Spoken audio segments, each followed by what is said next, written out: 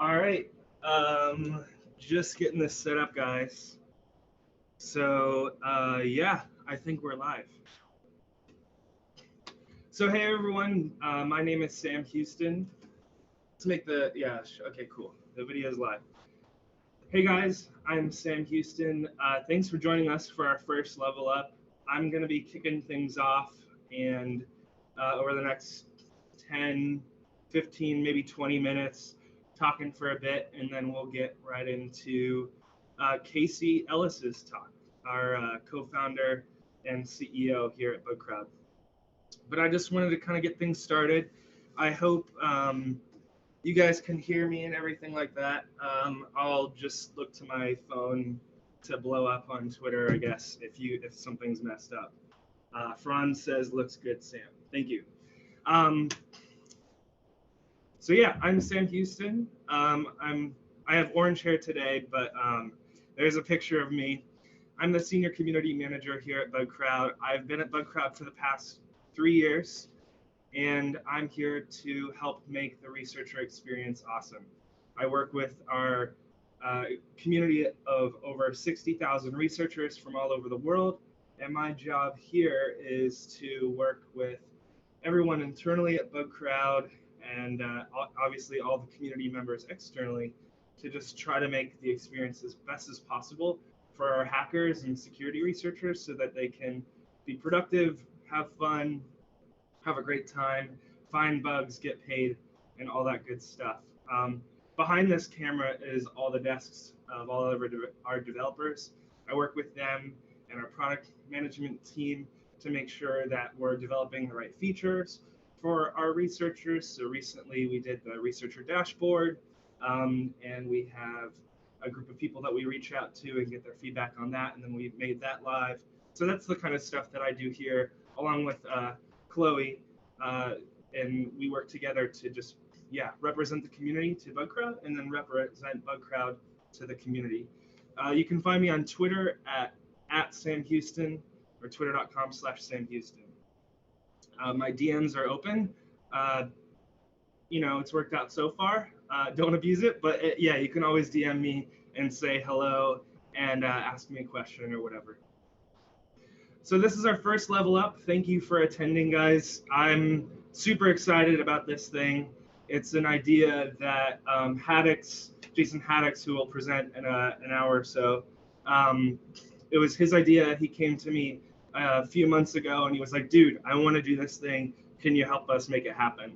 And I was like, yeah, let's go. Let's do it. So I'm super excited. That all said, this is a giant experiment. I've never done a webinar with 19 presenters and 2 different streams. So if things get weird or there's weird technical difficulties or someone doesn't start on time or whatever, please be patient. I appreciate it. I literally have no idea what I'm doing. Not really, but we're trying as best as we can to get this rolling. So please be patient with us and have a good time.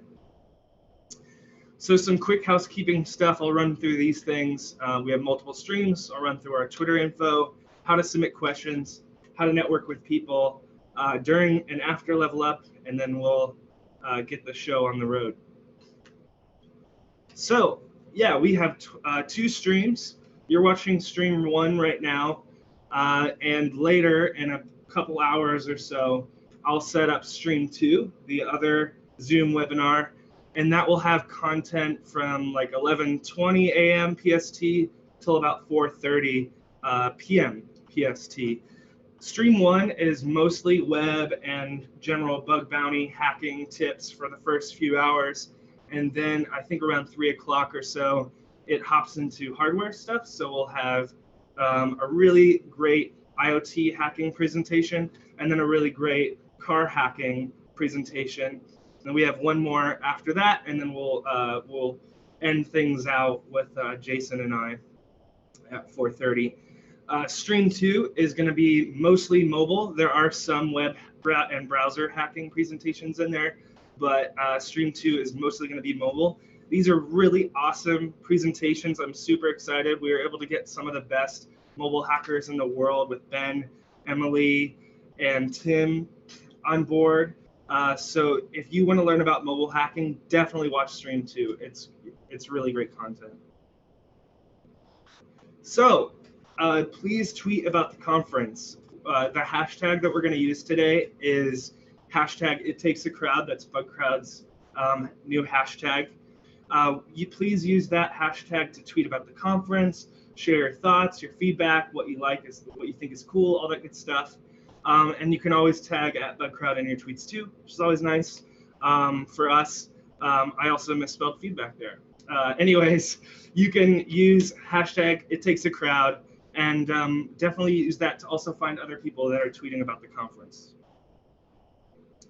How to ask questions. So time permitting, at the end of everyone's presentation, we'll take questions.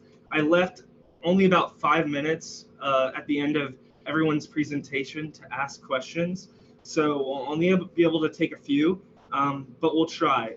You know, some people might end up taking a little bit longer than they thought they were going to take, so we might not be able to take questions, but we'll try as hard as we can to get them in there if we can. You'll be submitting your questions through the Zoom webinar software. I think a lot of you guys are using the chat, as I see behind me on the screen. You're using the chat. You'll use also the Q&A interface to ask questions, and we'll take questions from there. If you're watching on YouTube or the Facebook live stream for stream 2 later, you can also use Twitter. We'll try to take questions from there, again, time permitting. Make sure to use the hashtag It Takes a Crowd, and then also let us know who you're asking questions of, because we do have 2 streams at the same time. So yeah, you'll need to make sure that you identify who you're talking to or asking. So this is a new experiment that I wanted to try. I've seen it done in other communities that I'm a part of, and I thought it was really cool. So yesterday on the Bugcrowd Twitter account, I tweeted this tweet right here, which says, "Researchers, what are you most excited to learn about at LevelUp, and what would you like to help others learn about after the conference?" I think it would be really awesome if all, a couple hundred of you that are watching right now went to that tweet. I just pinned it to the top of our Twitter account at twitter.com/Bugcrowd. If you could reply to that tweet and say, "Hey, I want to learn more about mobile hacking, and I want to help other people learn about XSS," or whatever it is. I think that would be really great, because you could go through all those replies and you could find other people that can help you or other people that you can help. And I think this would be a really cool way to connect people in the community together. And so I hope you'll indulge me and try out this experiment, if you will. So how to network at LevelUp. I kind of just touched on it, but use the hashtag It Takes a Crowd on Twitter, and that way you can find other people that are watching the conference and find other bug bounty hackers, so you can connect and learn with each other. Networking is a really important part of conferences and just in general in the security industry. So networking, if you don't know, basically just means meeting other people, building relationships with them, and you can exchange ideas with them. You can learn from them. We have hackers all over the world that are tuning in today and presenting. So, and we have people of all different skill levels. We have people that are brand new that don't know how to hack, and they're using this as a way to learn to hack. And we also have super skilled hackers that know a lot of stuff, and they can share their knowledge with people. So let's use the hashtag It Takes a Crowd to connect with one another on Twitter. And I also would like to encourage you to check out this brand new Slack. I'm super excited about it. It's called Bug Bounty World Slack. Go to bugbountyworld.com and you can sign up, and then they'll add you in at some point. It's not immediate, but they'll add you in at some point. And there's a Bugcrowd channel in Slack in there, and I've been talking to a lot of people. It's open to everyone, so it's a really great way to just ask questions, chat about Bugcrowd or whatever other bug bounty programs or platforms that you're on. And it's been a lot of fun. It's only been open for like a week, and it's been cool to see all the interactions. So I definitely encourage you to check out that Slack and use Twitter. Those are the big 2 ways that you can connect with people in the bug bounty community. We also have the Bugcrowd forum at forum.bugcrowd.com, and we'll be using that. I'll touch on that in a couple of different slides. So yeah, there will be recorded videos. Everyone's asked about it. There will definitely be recorded videos. We're recording this right now, and it's also going up to YouTube, and we'll have the other stream go up to Facebook Live. That will also be recorded. After this event, we will I'll cut them up into the different presentations, and I'll upload them to YouTube. And then in the YouTube description, I'll include a forum thread for that specific video and presenter so that you can ask questions, and we'll try to get the speakers to come in, and they can answer those questions, or we'll get other people to help out. But anyways, there will definitely be recorded videos, and we'll use the forum to facilitate questions. So we need awesome hackers. We always need awesome hackers on Bugcrowd. We have a lot of programs launching right now and launching in the future. We also have programs that they add different scope, or we add more people to them because we're trying to scale them up. Atlassian is a really great example. We just launched their public bounty a few days ago, and what we did with them over the last several months to get them ready to go public is we add new people to their bounty to find different bugs, see how the program can handle more people and all that good stuff. So anyways, we need advanced web hackers, mobile hackers, reversers. We are really looking for reversers right now, whether that's like desktop apps or binaries. And we need hardware hackers, so IoT, car hackers, all that good stuff. These are all most of these topics that we're going to be covering later today. We need people that hit these marks. So I'll send out a survey after this conference, and probably on Monday or Tuesday. And that will, one of the things that I'll be asking about is we'll be asking for feedback so that we can know how we should improve this thing, and if you liked it and what we could do better and all that good stuff. But we'll also be asking questions about your skills, and we'll use those skills in the Bugcrowd platform to figure out who we should invite to different bounties, because we have all kinds of different customers that have different needs, and we need hackers that fit those needs. And so this survey that we'll send out will help us match you to the bounties that really need your skills. So let's have an awesome day today. We're at about 9:12 right now. I'm really excited. Thank you so much, everyone, for joining me and the rest of the Bugcrowd team today. Everyone in the company is really excited. I know Casey's excited, and he'll get started in a little bit. But yeah, thank you so much, everyone, for joining me. I'm gonna turn off the mic and the camera for a little bit, see if we can, if we have any questions, and then we'll get Casey going in just a few minutes. But thanks, everyone. Definitely tweet again. It's hashtag It Takes a Crowd. And yeah, let's have an awesome day today. Thanks, everyone.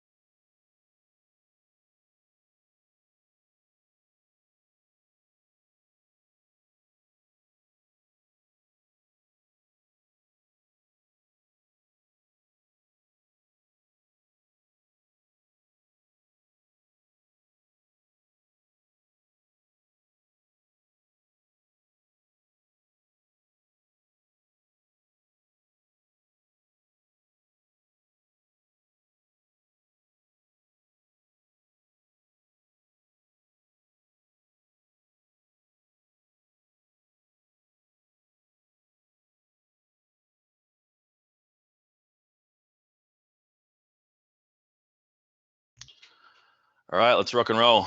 Hello, everyone. It's Casey Ellis speaking. I'm the founder and CEO of Bugcrowd.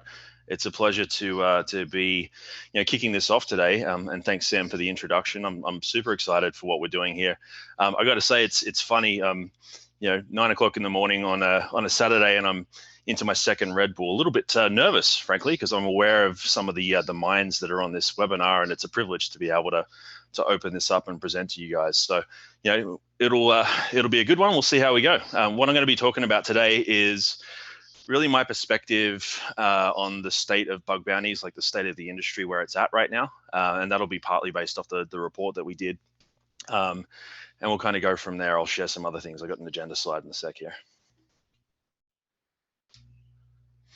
But first things first, massive thanks to Sam and Jason Haddix for putting this all together. It's been really cool seeing the buzz coming together around this from the hacker community and within the office as well. I think everyone's really pumped to see how this all goes today, see what gets learned, see what kind of value that we can give back to the community, and see how that kind of plays out over the next period of time as we continue on this bug bounty journey. So many thanks to you guys.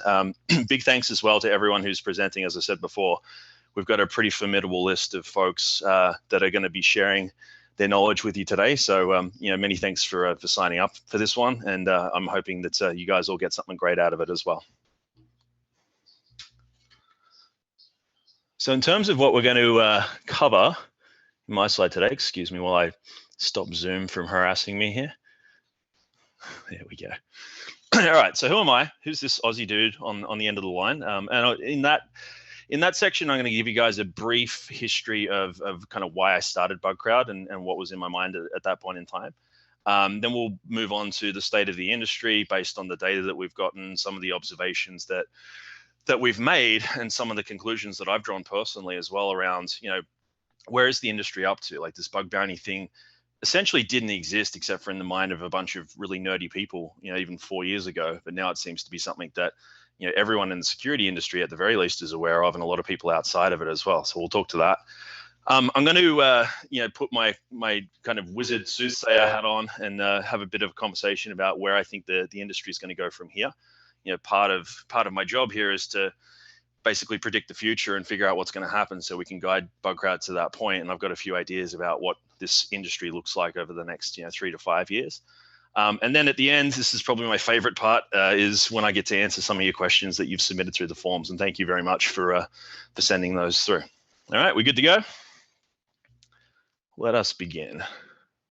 So I've kind of preempted myself a little here and already told you I'm Casey Ellis, but here it is again. I'm on Twitter. Casey John Ellis is my handle. If you follow me, I apologize, and you're welcome all at the same time.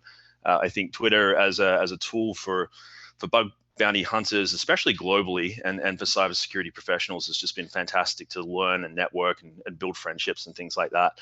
And a fun fact there is that the first, I would say, probably 1,500 people that joined the Bugcrowd platform back in 2012 were as a result of a couple of tweets that I sent out, basically saying, hey, we're going to try this thing out. If you want to sign up, come here. So if you're not on it, you should get on it. I think it's a really awesome tool for security people. Outside of that, I'm a husband of one and a father of two. My backstory is that I basically dropped out of college to join a IT engineering job and started hacking stuff pretty much straight away. And that ended up turning into a pen testing career for a period of time. Then I made a bit of a weird shift across into sales and solutions architecture because I wanted to see what it looked like when you not only solved a technical problem, but then were able to communicate it and actually connect it to the market where those problems were, finding solutions that needed to be solved. So it's a bit of an unconventional shift, but at some point that back of house experience and the front of house experience got together and had a baby is kind of how I express it. And I got it in my head that I wanted to be an entrepreneur and do startup things.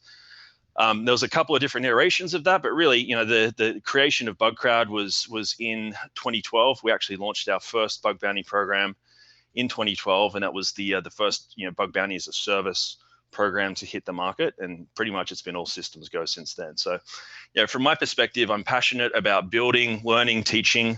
I'm passionate about the community. I love, there's I would say the thing that is most rewarding for me out of this whole experience with Bugcrowd is seeing the the personal and professional growth in all sorts of different members of the community and from all different walks of life and parts of the world as well, which is part of why, when Haddix and Sam were cooking up this idea of an internet-based conference that wouldn't rely on someone actually jumping on a plane and flying to a particular place, I was down for it and understood it straight away. It's something that we really value as a company, and it's a personal thing of mine as well.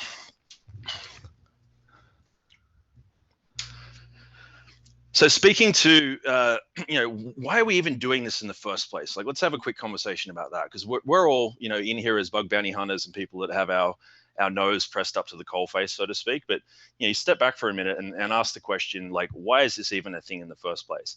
The guy who's up on the screen right now is Jeff Truhaff, and he was the guy who basically set up Netscape's bug bounty program in 1995, which is, generally recognized as the first security technology bug bounty program in existence. We have the vulnerability annihilation thing that actually goes back to a lock-picking bug bounty program back in 1851, but that's a little out of scope of what we're doing today. So, but yeah, with Jeff, one of the conversations that I got to have with him was the fact that, in the early days of Netscape, security wasn't top of mind. It wasn't even really a thought that they'd had yet, because the whole idea of having an internet that you could, use and have used to attack what you're doing was foreign. It hadn't been created yet. And when they started seeing people messing with Netscape software and basically damaging the trust of the users that were using that software, what they realized was this actually threatens the potential future of the internet itself. And that's why they decided, yep, okay, what we're going to do is we're going to go out, leverage as much creativity as we can from the people that are outside the four walls of our business and get them to help us make this stuff more secure. And that was, I think, incredible foresight for 1995. It's definitely come in handy over the past 4 years as the cybersecurity jobs market has gotten pretty crunchy and as the bad guys have gotten more active. So let's jump into the, really the present, the things that we're seeing. If you haven't seen our State of Bug Bounty report, it's something that we've done for the last 3 years. And it's really, the exercise is to, partly, one of the goals is to be transparent as a business and actually share what's going on, because we think that's important for you guys in the hacker community and that side of the business, but then also on the demand side in terms of the customers that we're working with as well.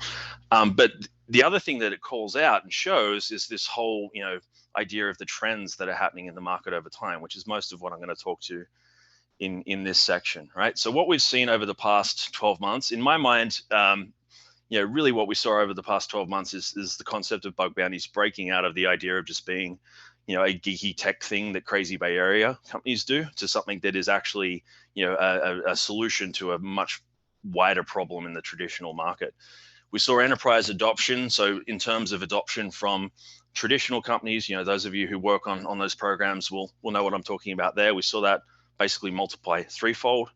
And what we also saw was this trend for interest in bug bounty programs starting to come more from larger companies. It started off with tech companies and I think small to medium businesses, but what we saw over the past 12 months is this very strong trend towards like the larger organizations looking at all of this and saying, hey, this is a good way to do this. Like, yeah, and seeing that, that was the thesis. That's actually the picture that I had of the market when I first started the company. So to actually see that start to play out and start to see data that supports that, it's pretty rewarding and very exciting, I think, for all of us that are involved in this industry, because I think it's going to grow and I think it's going to continue to grow for a very long time and become quite a big deal.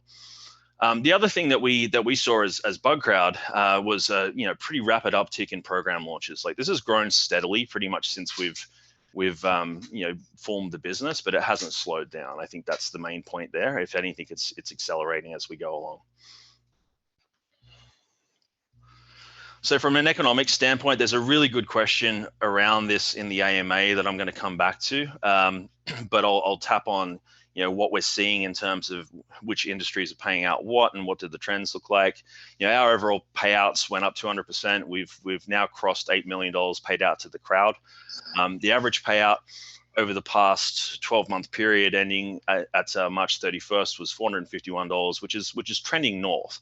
And that's exciting. That's really good, I think, for everyone involved, because you guys as hunters, guys and girls, apologies, as hunters need to be in a position where, this is rewarding for you. Like, you're getting rewards out of the intellectual asset and the opportunity to hack new things, and just the fact that hacking is what you would do, anyway. But the whole economics of the fact that, people need to eat, to me, that's going to become more and more critical to this industry as it grows. So to see, the rewards that we're paying out trend north in a way that's more rewarding and more economically stable for the people that are doing work on these programs, that's a really good thing. But then at the same time, there has to be like a logical, cap to that. One of the things that I always talk about is if a cheeseburger cost $1 million, then no one would want a cheeseburger anymore. So there's a logical, I think, normalization point that we're starting to trend towards, but I'll come back to that a little bit later. In terms of where we've seen the payouts trend from an industry standpoint, automotive has been, very much the standout in terms of, the size of the vulnerabilities that get paid. And that's mostly because of the complexity of the issues that get found. They're actually, it's difficult to hack a car, as you'd imagine, and there's not a whole lot of people that can do it. So when there's critical things that come through, that's seen as incredibly valuable by automotive manufacturers. But then I think also because of the safety impact of those vulnerabilities, right? You're talking about, at this point, a 2-ton mobile phone that can kill people. So, the whole idea of making sure that it's secure from a cyber safety standpoint is something that, the automotive industry has really lent in on very hard over the past 12 months. And that's been exciting to see. To be honest, I haven't seen a vertical, like an industry, adopt the whole concept of vulnerability disclosure and crowdsourcing at such a rapid pace as the automotive industry. It's almost like they all just kind of switched on to the idea at once and jumped in the pool, which is a really cool thing to see. Because you think about it, as we go forward, we're moving into a period of connected vehicles, and pretty soon we'll be in a period of autonomous vehicles. So this whole idea of making sure that the software that powers these things is safe, that's something that they as an industry are getting ahead of, which is brilliant. I mean, I think, as a security professional that's been in the industry, pretty much for 18 years now, I think the thing that's been really interesting about the past 4 years is, prior to that, it was people like us, basically standing on the street corner, yelling at people and trying to get them to care about security, because they always have the option just to ignore it and see what happens anyway, right? But over the past 4 years, I think starting off with some of the leaks and some of the awareness that happened in 2013, and then this increasing cadence of really large scale impactful breaches, security has become something that is top of mind in enterprise, and really what they're starting to think about it as is something that their customers are going to care about as well. So them getting proactive about that is a really good thing for risk, and it's going to be a good thing for them as businesses as well. I think beyond this, leisure travel and tourism and software, those two are kind of neck and neck. And I think, when you look at what they're doing, it's a similar kind of story. Like the criticality and the complexity of the issues that get found that are high impact, they're difficult, and they want to pay well for those. But then also the impact of what you can actually do if you find a critical bug in those sorts of spaces, in terms of, the impacts on privacy, impacts on customer data, and then impacts on the business themselves and their ability to actually function is quite high and quite obvious. So they're paying out quite well too. And there's others in there, and it basically trails off from there. You can sort of see there's this outlier in automotive, leisure and tourism, and then computer software kind of neck and neck, and then it seems to go down, but it's a fairly gentle curve, which speaks to what I was saying before about this whole concept of normalization of bug price. But I'll come back to that a little bit later. So in terms of the vulnerabilities that we've seen come through the platform, we've seen a pretty strong increase in P1s. And for those of you who bug hunt on Bugcrowd, you know that we don't award a P1 easily. We actually think that's basically overhyping the criticality of an issue is a pretty swift way to get a customer to switch off to real risk. So that's one of the reasons that we do that. But if you find a P1 and you're being rewarded for a vulnerability as a P1, it means that you found something that's really important and is quite high in its potential for impact to the business. And you guys understand how this works. Like the first to find each unique vulnerability is the one who gets paid. the more severe the issue is, or the more critical the issue is, the more the payout is. So given that incentive model, and I think given the influx of new and more developed skill sets into the community, that's really all contributed to this increase in critical issues that we're seeing come through. In terms of the number of vulns, we've seen 57,000 valid vulnerabilities submitted to the Bugcrowd platform, which is tremendous in terms of what it says about the performance and really just the intent and the creativity and the drive that exists within the crowd. I think that's a good number to have. And the other thing as a business is that we work very hard to basically make the conversation between the customers that we have and the hackers that are working on their programs as smooth as possible, and keeping in mind that these are two groups of people that are historically terrible at getting along and traditionally treat each other with a fair amount of suspicion and distrust. So we got ahead of that and got very proactive about basically smoothing out that process and making sure that it runs fairly and efficiently. And part of that is making sure that when folks in the community submit a vulnerability, they don't feel like they're shouting into a black hole. I think that's a really important thing, because regardless of whether you're doing that for payment, or you're doing it just because it's interesting, or you're doing it because you want to make the internet a safer place, the thing that you don't want as a researcher is to feel like you're being ignored. So what we've done is we've really put a lot of effort into accelerating our time to first touch. And that's primarily driven by the ASC team that sits under Ryan Black and those guys in the tech ops crew. And we've seen that decrease quite dramatically over the past little bit. So this one's interesting, and I think it's relevant to the people in the audience. We saw the crowd size double. It's now roughly 60,000 registered on the platform, or actually it's over definitively 60,000 people registered on the platform, with about 20% active. And there's a lot of conversations and questions that I get from people around how many of those people are actually active users as opposed to people that have signed up. It's absolutely true. Not all of them that sign up for an account and come in and check Bugcrowd out end up submitting a vulnerability. But when you think about it in terms of a marketplace that's connecting a community of people with potential for demands, like that number is very relevant, because it represents the overall available pool of folk that are basically in a position where they put their hand up and said, I'll contribute to all of this. Another thing that we saw last year was that the US surpassed India for the largest number of security researchers signed up for Bugcrowd. India's always been like incredibly active and on the front foot in terms of people just catching the concept of bug bounty programs, getting really enthusiastic about it, and then telling their friends, which is good. And we're expecting to see that continue. But then to see, I think, North America increase in their participation on the platform, to me, that's mostly a function of the fact that the job deficit around cybersecurity in the US is tremendous. Like, it's 209,000 unfilled roles in our industry right now. And I think if you're a technologist and you're smart and you have any kind of appetite for hacking, like, you look at bug bounty programs and think, okay, that's a really like low friction on ramp for me into this industry as a career. And there seems to be a lot of opportunity there. So I think that's what's actually driving that increase. It's interesting to see, on this graph here, like the tendency for priority based on geography. We threw that in there because, frankly, I just think it's fascinating. One of the things that we've seen as a general trend is that people who approach bounty hunting as a subsistence mechanism, so they're using it to basically pay the mortgage or pay the rent and eat. They'll tend to go for volume instead of going for criticality, because the risk of putting all of your effort into finding a critical issue, potentially not finding anything, but then also getting duped out or whatever else is higher. The more difficult that issue is to find. And the people that can do that and really want to do that, they'll go after it and crush it because that's what they love.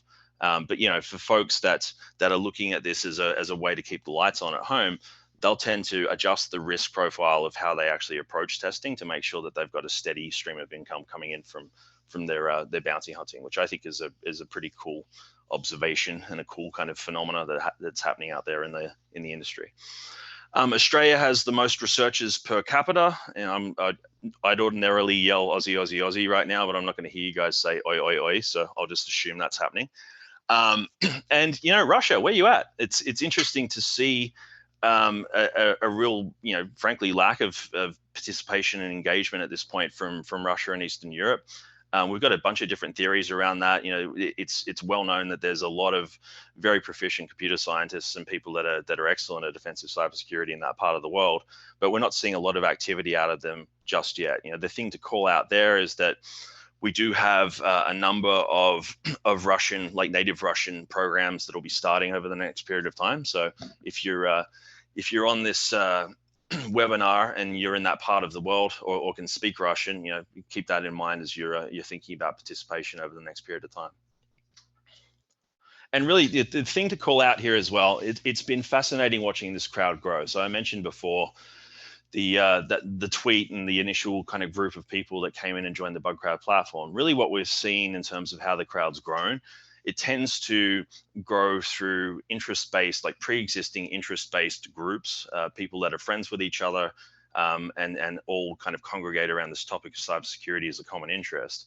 And one of them will go out and do a bug bounty program, they'll get a reward, or they'll have a good experience and they'll tell their friends about it, and then their friends join and start participating as well. And what happens as a result of that is you see this kind of land and expand community growth thing in different parts of the world, because it also tends to be bounded by geography because of language. Like people that are speaking the same language are more likely to be talking to their same language friends about these types of things. So we've actually seen that influence how the crowd's grown. It's been a really interesting thing to watch. And it's an interesting thing for us to leverage as well as we go forward and figure out how to get more people into the mix and productive in bug bounty programs. So, all right, this is my crystal ball session. And as I said before, my primary job at Bugcrowd is to basically predict the future and try to get the timing right in terms of how Bugcrowd executes on how it's going to exploit that future and make that future better. And so far we've done a pretty good job of that as a business. And this is some of the stuff that I think is coming around the corner at this point.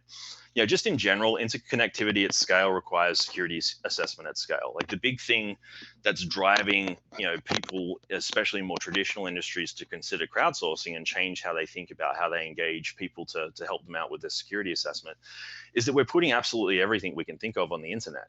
If you consider like what I was saying before about cars, you talk about IoT, you talk about the whole trend to push things out to the crowd, and this is even before like IPv6 becomes a properly adopted thing and increases the attack surface as a result of how that whole system works.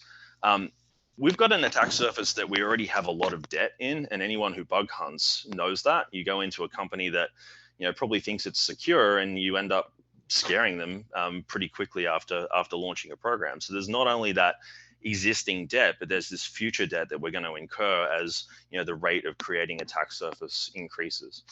Then there's the fact that there's not enough people to go around, and this whole idea that the existing economics of security assessment are basically flawed. Like I ran a pen test company prior to starting Bugcrowd, and that was really what gave me the idea for the business in the first place. This concept that one person with one skill set being paid by the hour is economically and mathematically disadvantaged if you're expecting them to compete with a group of people that have lots of different skill sets and are being incentivized by results. Like the math there doesn't stack up. The consultant who's being paid by the hour is going to fail at some point, and that failure is going to come faster unless you balance that equation out and start to level the playing field. So in my mind, all of these things together actually position crowdsourcing as really the only solution for being able to deliver human creativity to security problems, and that makes its ubiquity in terms of how it's applied across all sorts of different industries basically inevitable at this point. And as a side note to that, like I actually think this way about a lot of different industries. You look at what 99 Designs did to the design industry. There's a whole bunch of different examples where the gig economy and competitive crowdsourcing has actually come in and basically made skills-based markets more efficient and made up for some of the deficits in lack of resource and so on. I think over you throw this thing out 10 or 20 years, that model is going to touch pretty much every market. The whole idea with Bugcrowd was I saw the trend around bug bounties and just decided, yep, cybersecurity is the next to adopt that. So next point, adoption is increasing threefold year on year. This will continue and most likely accelerate because of the network effect on both sides. And by both sides, I mean on the hacker side of the fence and also on the company side of the fence. Like, we see two mechanisms of growth here. Like, when hackers have a positive experience, as I said before, they'll talk about it, and that attracts more people into the mix. But then on the demand side, on the customer side, we see a very similar thing. We see, when people do public launches, or they talk publicly about their private programs and start to, basically, position the value and the benefit they're getting, and also the fact that it's actually not as scary as a lot of people, I think, assume it is. Their peers jump in. They basically see that as validation and get a level of comfort. It's like a bunch of people standing around the pool waiting for the first person to jump in. So that network effect, I think, has driven a lot of the adoption in the market over the past 4 years, and I expect that'll continue, and it will probably accelerate as well. I mentioned this before a little bit, but bug pricing will continue to normalize, and I think in that mix, there's always going to be outlier companies that are going to put up like really high rewards to get very specific outcomes, and I think that's good. I think that'll be a feature of this economy for a long time to come. But there's consensus forming around what business as usual should look like from a pricing standpoint, and ultimately, I think this is a good thing for the long-term viability of the industry. One of the concerns that I've had, and I've had a bunch of conversations with different people about this on Bug Bounty Forum and Twitter and in other places, is this idea that we should pay as much as humanly possible out to the crowd for everything that they find, and the intent and motivation should be to just purely maximize that amount of payout. I actually don't think that's true. I think there's a balance to that. I think it should be as high as it possibly can be, but still be sane to the people that are actually running these programs. So there's a balance to that. And what I don't want you guys to hear me say there is that I don't want to see researchers get paid as much as possible, because that's not it. It's, going back to that $1 million cheeseburger analogy that I use, tends to confuse people because it doesn't make any sense. But, this whole idea of, if you're trying to sell something, there's a logical point at which the price will actually discourage buyers and you won't be able to sell it anymore. So, if this thing is going to take over a decent chunk of the security assessment market as it exists today, and if it's going to grow to become ubiquitous across the, pretty much the entire internet, it's actually like almost a necessity that there becomes some sort of consensus around, what bugs are worth.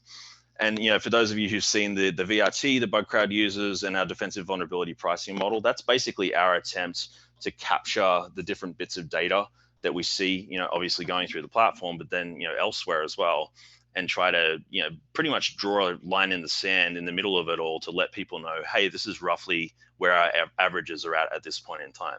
And that's early. We're only 4 years into this. I think the assumption is that everyone's running a bug bounty or a vuln disclosure program. That's not true. There's only thousands. It's in the thousands the number of companies that are doing this right now, which means there's millions that aren't. So logically, if it's going to grow, that needs to happen. As the community grows, better matching and program tailoring will reduce the sting of duplicates and make life even more rewarding for both sides. There's an interesting corollary that you hear from researchers, this whole idea of, if the crowd grows, then I'm going to be competing with more people, which means I'm more likely to get duped out or to have to work harder to be able to earn. That's a function of the model, and that is fundamentally true. But the way around that is to make sure that you're basically tailoring and matching the right people to the right targets with the right incentive, and then setting it up in a way where there's enough opportunity for them to be able to have a successful experience and deliver value to the program owner, but also is inclusive enough to allow the whole thing to grow. So that's how I'm thinking about that one. The right incentives will continue to drive researcher engagement and ultimately more and better vulnerability submissions. This is not just talking about cash here. I think cash is kind of the primary and the most obvious incentive that's in the mix. But when you think about things like job opportunities, the ability to develop skill sets and actually build out a career, like the ability to build future revenue potential and future intellectual happiness as a hacker, by coming in and engaging in these different programs that run, and also forming community around yourself. Like that to me is actually as much of an incentive as cash. And obviously everyone needs food to eat at night, and you need cash to pay for that. So that's not to I think that's king in this equation, but those other pieces I think are going to become more and more relevant as we go along. And part of what Bugcrowd a big part of what Sam Haddix and the team do is look at, how can we deliver as much value as humanly possible to every hacker, regardless of whether they're being paid or not. And ideally, you want to get them paid as well, but you understand what I'm getting at there. So that'll continue to be something that we evolve and grow. And what I expect to see happen is that those incentives will make things more and more rewarding and sensible for people as the market grows. And yeah, I kind of already alluded to this, but the trend around using bug bounty programs as a hiring on ramp will accelerate, and that goes back to what I was saying before with the deficit in job. The ability to fill jobs, particularly in the US, but there's, I think there was a Cisco report saying that there's 1 million unfilled cybersecurity roles worldwide at this point.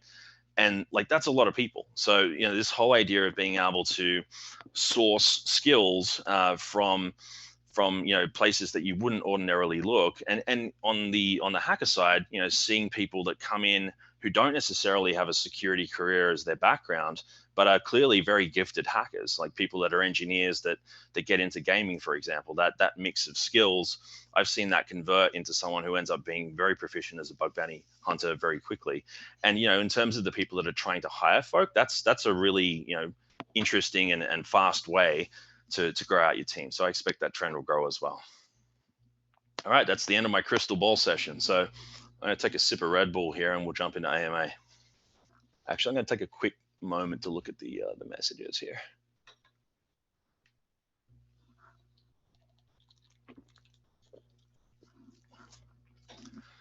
I see that comment. Jamaica is going to get on board soon. I'm looking forward to that, man. I'll keep an eye out for you. Yep, Africa is well represented. Yeah, it's an interesting one. They as a continent didn't get engaged until I think maybe 2 years ago, but it's grown pretty rapidly since then. Cool. All right, we'll keep going. Okay, why the name Bugcrowd? Great question. It's because it's a crowd that finds bugs, and that's really the main reason. When I was thinking about the folklore around and the actual story around when I came up with the idea and actually kicked off Bugcrowd, it was actually on a flight from Melbourne to Sydney after I'd had a bunch of conversations with pen testing customers around bug bounty programs, and was starting to form a really clear picture of the kinds of things that would be required from a platform and a service to actually allow those sorts of organizations to engage this model. So there was sort of this light bulb moment that happened on that flight. I actually came up with the name Bugcrowd on that flight and cooked up the original Flex reward model. And then pretty much, drove straight home, got on the internet, registered the Twitter handle and bugcrowd.com as well. So if you do a who is, you can actually see what day that was. And that was really the day that the light bulb went off and all of this started to come together. But, the big thing about it was at that point in time in particular, the hot topic was bug bounties in the circles that I was running in and tapping on. So I wanted to have bug as a feature of the name to be able to have it connect back with the concept of bug bounties. So that's the reason why. Plus, I think it's cool. I like the name. I've always liked the name. So there's also that. Naming a company is hard, by the way. If any of you guys are doing the startup thing out there or thinking about it, it's one of the most annoying parts of it. But once you get it right and once you feel like you can be comfortable, it's almost like naming a child at that point. You can kind of bond with them after you've done that, which is a cool thing. I like this one. Do you feel like you hack even when you don't hack in your daily actions? I can relate to this. I can actually answer this from a personal standpoint because, frankly, I don't spend a lot of time on the tools these days. Like Bugcrowd has 110 employees, and I've spent the last 4 years figuring out how to transition from being a founder to being a CEO that actually runs the place, right? So a lot of my day is taken up with business stuff, quote unquote. So management, talking to people, helping make decisions, thinking about like strategies and go to markets and what does the future look like and all those sorts of things. And less time spent on actually breaking into stuff. Like I'll do a bit of threat research in my spare time if I'm feeling kind of compelled to do that. But otherwise, I'm not really on the tools that much anymore. That said, I still feel very much like there is a strong parallel, and I actually share this with a lot of security entrepreneurs that I speak to and do like mentorship stuff with. There's a lot of parallels between building a startup and offensive security, because you think about it, you start at point A, you've got a limited set of things at your disposal as tools. You've got a bunch of different things that are basically trying to prevent you from doing what you want to do, and you want to get to point B. So the goal becomes, how do you create that path? It's the same. To me, that's fundamentally, like, that's the essence of hacking. Like, the whole idea of challenging the status quo and actually trying to get things to bend to your will, in spite of their design. That's really the true essence of hacking in my mind. So I definitely feel like I hack even when I don't hack. And both of those, I'm doing air quotes for both of those while I'm saying this. So hopefully that answers that question. I really enjoy that topic, by the way. So, you folks that are out there that have the startup urge, make sure and feel very welcome to hit me up on Twitter and ask questions about that side of things, because it's something that I'm actually quite passionate about now, in terms of sharing all the crazy shit I've learned over the past 4 years with other people that are looking at getting into the same thing. What's your favorite color? I changed the background of this slide on purpose. I love our orange. Actually, I would say my favorite color is blue. But I love our orange. The funny story behind this is I actually picked orange for the express purpose of being the most obnoxious color in the different submissions to StartMate, which is the accelerator that Bugcrowd started life in back in Sydney. I wanted to be in a position where, when the mentors and the panelists were kind of getting together afterwards and deciding which ones they'd accept, if they couldn't remember me or couldn't remember the name Bugcrowd, they'd remember it was the one with the orange color. So that's why we have it, and it's stuck with us since. And I actually quite like it. This is a great one. How do you measure, or do you measure, the societal impact of bug bounties in any way? If not, why not? And how might you measure this? So it's an interesting question. We don't have like a societal impact dashboard in the Bugcrowd office. I think that's not something that we've like put a bunch of effort into, like, monitoring and measuring on a real-time basis, if that makes sense. But what we do pay a lot of attention to is the kind of personal impact we're having in the lives of the security researchers that actually work on the platform. And there's a couple of examples of that. Like, there's people that I know that are fantastic, like, very skilled, trustworthy and brilliant people as bug bounty hunters who've run afoul of the law in the past, right? So you've got people that ended up in a position as they were growing up where, in general, their technical capability to do bad stuff, outpaced the growth of their moral compass, and they ended up wandering off into shady territory and getting busted for it. To see, people come out of that background and basically use those same, security superpowers, but actually use them in a way that gives them a legal and a productive and a happy career path and really path in life. Like, to me, that's incredibly rewarding, and I think we'll see more of that. The whole idea of making sure that we're giving opportunities to understand the bright side, or the light side, so to speak, for young people that are getting into cybersecurity and hacking. That's going to become even more critical. Like, I've got a daughter who could unlock an iPhone when she was 6 months old, and the kind of technology acceptance that you see in, like, the next generation is frightening. Frankly, it's incredibly promising and brilliant, but it's kind of scary at the same time. So this whole ability to route that creativity and that passion into something that has a productive output that's going to keep people out of jail, I think that's something that we do see. It's something that I pay close attention to when I do see it. I wouldn't say that we're observing it as a core company, key performance indicator, but it is something that's near and dear to our hearts. I think the other piece that I look at, well, there's actually two more. The second piece is around people actually developing career paths and getting into the cybersecurity industry.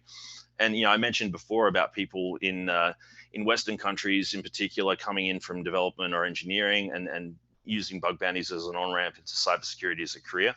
One of the things that I find really cool is seeing people from developing countries or countries with lower purchase power parity actually using bug bounty programs as a way to earn and pay their way through college, convince their parents that being a hacker doesn't mean they're going to turn into a criminal, all sorts of different things like that. And there's a lot of different stories that we've gathered over the years where that's actually happened. In fact, we just had a Twitter conversation about this with a couple of folk from India this morning, and that's exactly what I'm talking about. I think, the third thing, just briefly, is that we make life harder for the bad guys. The fact that we're reducing risk in the companies that we're finding issues in, like, that's actually disrupting or making more difficult the criminal enterprise that wants to exploit those types of issues and really cause harm in doing so. So I think that's probably the most obvious in terms of the overall thing that we're doing as a business. I think the stuff that happens in the crowd is cooler, frankly, but that's a big one too. Why are Aussies so awesome in cybersecurity? I promise I didn't write this one. So look, I think there's a couple of things there. I've actually put a bit of thought into this. I think we're overrepresented in the bug bounty industry, partly because of Australia's technology kind of attitude to technology as a country. We tend to lean into this stuff pretty quickly. And also the fact that Bugcrowd started there, like the industry as a platform kind of model. It kicked off first in Australia with a bunch of my buddies basically jumping in and joining the platform. So it's not just Casey's friends in this mix. It's what happened after Casey's friends joined and how it kind of grew out there through network effect. So I think that's part of it. The other piece, and this is a little bit tongue-in-cheek, but I actually believe it's true. We kind of got there as a convict colony, right? We got busted stealing stuff in Britain, put on a boat and basically dropped on a rock and told to figure it out. As a culture, I think those roots are actually pretty strongly evident still today in how we approach troubleshooting, how we have this general kind of disrespect or disdain for authority, or skepticism is probably a better word there, and just how we approach life in general. So I do see some pretty neat crossovers between those cultural features of the Australian people, and especially offensive hacking. What are your thoughts on black box versus white box testing? Which do you prefer and why? They both have their place. I think the straight answer to that question is I always prefer white box testing, because I think it's not just about adversarial simulation. I think if you're being tasked with doing as comprehensive a job as possible of assessing the risk of a target, the more you can know about that target, the better. It's going to make your job easier in doing that. So that's why I always prefer white box, and it's also why I always prefer testing against production versus testing against UAT or staging. That said, both of those things aren't always possible, right? Like for companies to actually release source code into the crowd to allow white box testing, they have to have a level of trust of the people that are being engaged that basically allows them to do that. And I know of many organizations that won't even let their source code out to a third-party pen test firm that spends half their year sitting physically in the office, let alone out to this kind of new model and crowd of people. So I do see a lot of organizations do that. We've run programs where source code's been let out the door for the sake of the exercise. We've run programs where there's been prototypes that have been shipped out and different stuff like that. And I think as this grows and as we get even better as a company of basically attributing trust to the different people within the community, the demand side and the people that need their stuff tested will actually engage that more and probably lean more in that direction. The one thing I will say about black box testing is if you're looking at it as, I just want to get an attacker's view of what my risk is, without any kind of a head start, because I want to see what someone on the internet is capable of. There is a time and place for that. But, as I said, the more information we can get out to you folk to actually do your work, the better, in my mind. Hi, Casey. Can you add the feature to disclose at least some reports public? So this is a good one. Basically, the reason that we haven't done that yet is because it terrifies the vast majority of the market. We sit in the middle of this industry as bug bounty hunters and people that philosophically and ideologically believe in vulnerability disclosure. And I think that can breed the assumption that everyone else is okay with it too. But the thing that I've always tried to balance out as we've grown the business is, okay, how do we push as hard as we can in the directions we think these things should go without pushing so hard that we freak people out and the whole system breaks, right? So that's why we haven't actually done that on platform yet. And part of it is as well, when there's programs that allow disclosure, or they have a coordinated disclosure policy, or a disclosure on request policy, put it on your blog, like drive traffic to your own website. This is as much about you guys being in a position where you can share your knowledge and actually market yourself as experts and professionals as it is Bugcrowd driving traffic to our website. So I don't see a huge problem with the current state of things. That said, you will notice that I said yet before, so watch this space over time. What is the worst customer experience, or the worst experience Bugcrowd has had with a customer? Why, and which lessons were learned? Like, I was stoked when I saw this come through, because this is actually one of my favorite stories. When we were, maybe a month and a half old, we'd run 2 programs at that point, and the third program was basically for a organization called Project Futures, which raises money to combat sex trafficking in Asia, which is a fantastic cause and a really cool business. And I was introduced to the founder of the company, and they wanted help assessing their risk, because obviously that's a risky thing to do, right? So okay, cool. I asked them, what can you pay the crowd, because we need to create an incentive for them, and they weren't in a position to offer anything from a cash perspective. So basically what I said was, okay, this is a pure experiment. I don't know if this will work or not, but let's create the concept of charity points on the platform and actually give people badges if they're working on charity programs for which they know they're not going to be financially rewarded, right? And then kind of went off from that. Yep, cool. Let's give it a go. Keep in mind, this is the third program that we ever ran. We let people within the community at that point in time know the nature of the organization and when the bounty was going to start. And when it kicked off, we released the targets to the folk that had put their hand up to participate.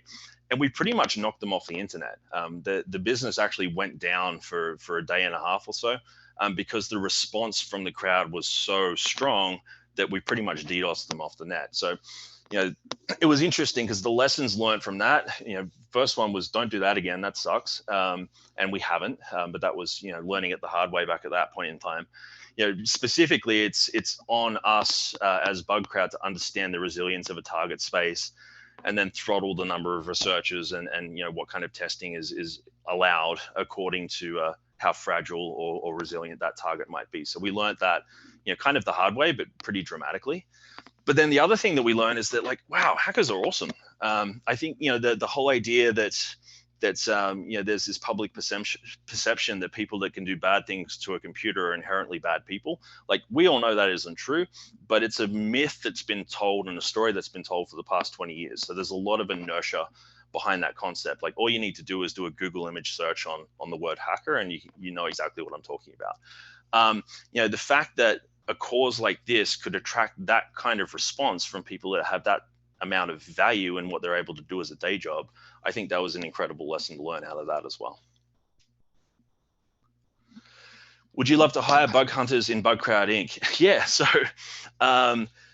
Jay Cran and I first met through his participation on the platform. He was actually the first person to join the company here in the US. And he's an example of this. Jason Haddix was our #1 researcher just before he joined. A number of people in the application security engineering team and in custom success and other places of the business.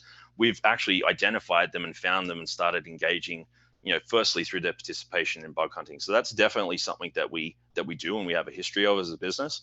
It's also something that we actually encourage our customers to do, because at the end of the day, that's a win for everyone. Like, you guys who are doing the participation piece get the benefit of those introductions and potentially landing a new job, and for our customers it's goodwill. Like, they're getting access to talent, we're facilitating the conversation, we're making it work, and overall that feels to me like wins all around. So yes, we do, and yes, others do as well. In order to find low-hanging fruit, beginners have to find creative bugs, which comes with experience. How do you mend this gap and make it easy for beginners? Community. What we're doing today is all about essentially, not just answering this question, it's answering it for people that are able to find really difficult stuff and just want to expand their skill. But it's also for the newbies, like people that are coming in that are passionate about this but aren't necessarily in the position yet in terms of their sophistication to be able to find these creative issues. So I think engaging with the community, keeping an eye out for what Bugcrowd's doing, like making as many friends as possible as you can within this group of people, because it's a phenomenal community. That's the fastest way to learn and mend the gap, so to speak. And one thing I will say is that what we're doing here is trying to find things that are not meant to be there in the first place. So the whole idea of how do we make this easier for people, like that's a little bit antithetical to the idea of trying to make the internet more secure. But in terms of what you can do with your personal skill and your personal approach to bug hunting, get on forums, get on the different Slack channels that are out there, like listen to talks and conferences and stuff like this, and just ask your friends dumb questions. I think that's one of the really big things that professionals of all types are generally quite hesitant to do, but is incredibly powerful if you can humble yourself to the point where you can find people that know what you want to know and just ask them stupid stuff. But then, do it in a way where you're trying to add some value back to them as well. That can be a really fast path to learning a whole bunch in a very short space of time. And that is it. So I am going to ask Sam what we've had come in by way of other questions here. And otherwise, it's been fantastic chatting with you all. As I mentioned, Casey John Ellis on Twitter. My DMs are also open. So like Sam said, don't abuse it, but feel free to contact me, because I think most folk who follow me on Twitter know that I am very chatty and happy to engage with people that want to learn stuff or want to pursue things, especially in bug bounty hunting and this whole hacking piece. But as I mentioned before, also in the entrepreneurship and startup space as well. So here's a question from Shogun Lab, who asks, what are you guys doing at Bugcrowd to foster a good culture and encourage companies/researchers to work with each other in a productive way? Yeah, for sure. I mean, the big thing that we do around that, and the big thing we've done right since the beginning is not treat it like it's just a platform. Because I think there's two groups of people in the mix here that are historically terrible at getting along and have a high amount of suspicion for each or towards each other. It's something that I mentioned before. So like to be able to facilitate that conversation and make that work, we don't just treat that as a technology problem. That's actually one of the reasons why the teams that run researcher operations, technical operations, and customer success are quite large, frankly, within Bugcrowd, because we know that that's a difficult thing to do. And a large part of what we do is focus on treading that line between the hacker side of things and the customer side of things. We don't want to be in a position where we're falling over in either direction. We actually want to walk that tightrope and get it right, because to me, that's the thing that's actually going to allow this whole concept and the whole bug bounty industry in general to grow to become very large in the future. So Oliver Dunk asked, and I know Peter just said your mic is bad. So my mic is bad, and I should feel bad. Sorry. My mic is bad. Oh, okay, cool. So you'll just repeat the question, basically. Oliver Dunk asks what you do day to day. Are you interacting with companies? Are you doing bug hunting? What do you do day to day as the CEO? Yeah, sure. So the question is, what do I do day to day as CEO? It's a blend of management, company stuff. Like there's a degree of like just general admin stuff that's kind of boring to talk about, but that is part of my day. The more exciting stuff that I get to do is spending as much time as I possibly can talking with customers and with bug hunters, and just learning stuff, like getting ideas, sharing my opinion and getting feedback on it, like just in general taking this industry forward as quickly as I can and learning as much as I can about it at the same time. Outside of that, I spend a lot of time with different all sorts of different people within the company. The majority of my time in that regard spent with my executive team, which is the core kind of VP and C-level folks within Bugcrowd that report to me directly. So they're they're my generals, and really my main job within the business is to actually make them look good and support them as we grow the company. So that's, hopefully that answers that question. Plus, I spend a bunch of time on Twitter. I'm usually like, that's actually not so much during the day as it is like if I'm traveling to or from work, or getting kind of bored or like insomniac late at night. So if you catch me kind of on a run, that's usually when I'm sitting there just wanting to chat to people, and that's a good time to reach out and say hi. Someone asked, what would you advise students going into college to study as a major? Ooh. So, wow. I'm a really terrible person to ask that question, because I did exactly 6 weeks of a science degree before I dropped out and took up an IT engineering apprenticeship and basically learned everything on the job. So, and even funnier, I was originally going to get into radiology, so I was planning to become a nuclear physicist or a nuclear doctor in that sense. So, like, I don't know. I actually don't have a good answer to that question. I think CS degrees and cybersecurity degrees, they're challenged because of how quickly everything changes. Like, I think what you learn at the beginning of a 4-year degree is quite likely to become out of date by the end of it. There's core computing principles and core history around how the internet was born and stuff like that I think is really valuable to know. But yeah, I actually don't have a good answer to that question. I'm sorry. This is an interesting question. What type of businesses do you think will pop up around the existing bug bounty ecosystem? What type of businesses will pop up around the existing bug bounty ecosystem? Yeah, that's a really good question. There's a ton of things, and I'm trying to work out how to answer it, because half of them are Bugcrowd ideas that I probably shouldn't share on a webinar. Look, I think the kind of the lateral or the adjacent opportunity for customers and for the people in the hacker crowd to use this as a recruiting tool, or actually a career on ramp. And I'm not talking in like an annoying pestery type of way, and I'm talking in a way that's actually quite slick and productive. I see that as being something that will pop up as we go along. I mean, there's a lot of different technology methods and techniques that bug bounty hunters are kind of triangulating on because they're effective and there's a gap, that I think are going to start to pop out as products in the industry. Yeah, I mean, there's a bunch of stuff, but there's some stuff that we'll be working on that I can't talk about right now, and there's other things that I see just as a general trend in the industry that will probably happen as well.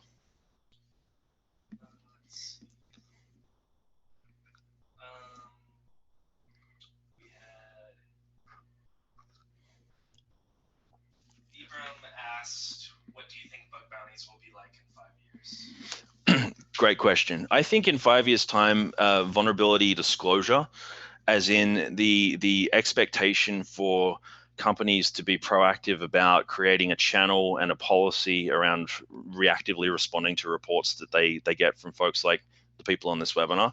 I think that'll be ubiquitous. I actually think that's going to tip as something that weird companies do to something that you're weird if you don't do over the next 2 years or so. And most of the driver of that will be, the increasing pressure from consumers for organizations to actually prove that they're taking appropriate measures to keep data safe and so on.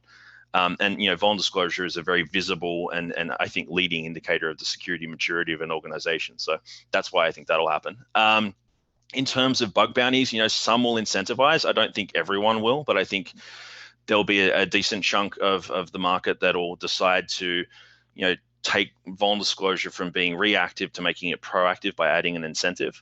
But then also, I think that the piece that I've really focused on from the start with Bugcrowd is this whole concept of taking the bug bounty concept and using it as basically the future of work in a lot of ways in cybersecurity when it comes to testing in particular.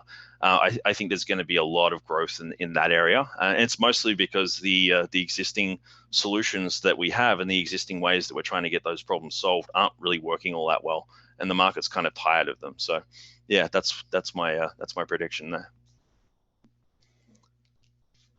What are your thoughts on someone being a full-time bug bounty hunter versus doing the regular job thing? What are your thoughts around So what am excuse me? What are my thoughts around someone being a full-time bug bounty hunter versus doing a regular job? I mean, porque no es dos. I don't think there's a dichotomy there. I think the people that end up developing skill sets and methodologies in terms of how they test that leverage their unique creativity and their unique kind of preference.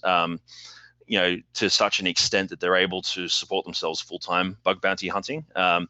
Great. If you can do that, go for it. And I do think there's going to be plenty of fresh demand, as this whole thing moves forward, as the market, adopts the model and new targets get released. In terms of people that work full-time, one of the things that I got asked about a little while back was this conflict between, people that run pen test firms, going out to the people that hunt within their firm and saying, no, you're not allowed to do that. That's competing against us. That's bad. That was a really big thing in the first probably year and a half of Bugcrowd, because I think at that point everyone kind of shat themselves and realized, wow, okay, this is actually a disruptive. This at least causes the question of disruption to how we do what we do in our industry. It's settled down since then, because I think the thing that kind of took over is, in some ways it is, but in a lot of ways it's also not. And also, if you've got people upskilling themselves, of their own initiative and on their own time, like that actually is good for your business. So that's I've seen that wind back. But you can do both. I think, if you can get yourself to a position where you can maintain your personal burn rate and have enough money to go and have some fun out of how you approach bug bounty hunting, then go right ahead and do that. I know a lot of people who do. I don't necessarily think that everyone's capable of that. And also, I don't think the market's at the point just yet where there's enough supply side to support it, but I do think that'll shift over time. So I guess this could be our last question. Sure.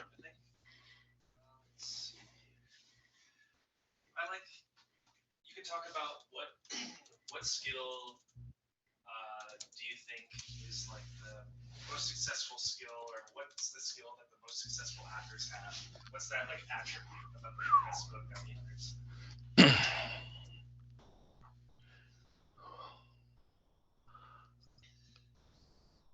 Yeah.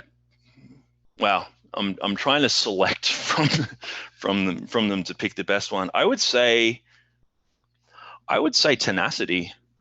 And tenacity as applied to how they pursue the development of their own creativity, tenacity in terms of how they pursue vulnerabilities, and just you've got to look, and it's the same with startups and entrepreneurship as well. I think there's another good parallel here. You've got to in some ways be the kind of person who will stare at a brick wall and say, you know what, I'm going to headbutt that thing until it falls over. Knowing that you actually can, because like if you can't, then that's stupid. But you get what I mean. It's a weird metaphor, but hopefully that paints the picture. And that applies to all different skill levels. So the reason why I was taking a bit of time to answer that is, some people are incredibly gifted at what I would refer to as more QA style testing. And the reason they're gifted at it is because they're thorough and they know how to go looking in places that other people are going to miss. And that's actually where their creativity comes out. And that's different to someone who can reverse a kernel on a mobile device, right? Like there's kind of different levels of creativity and skill that are being applied.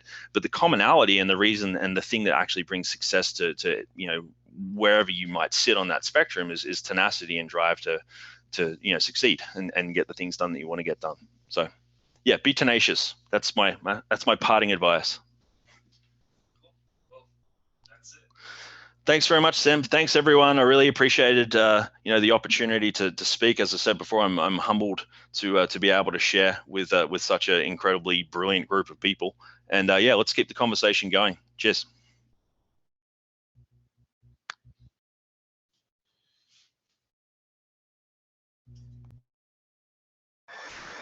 Thanks, everyone.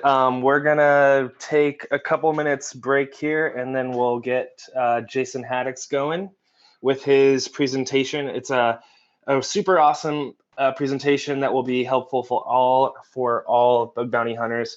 We had questions coming in during Casey's Q&A about how to get started and all that good stuff. And so basically, my tips are stay tuned into this webinar throughout the day. Watch all of our videos, and definitely watch Jason Haddock's talk that's going to start in just a couple minutes.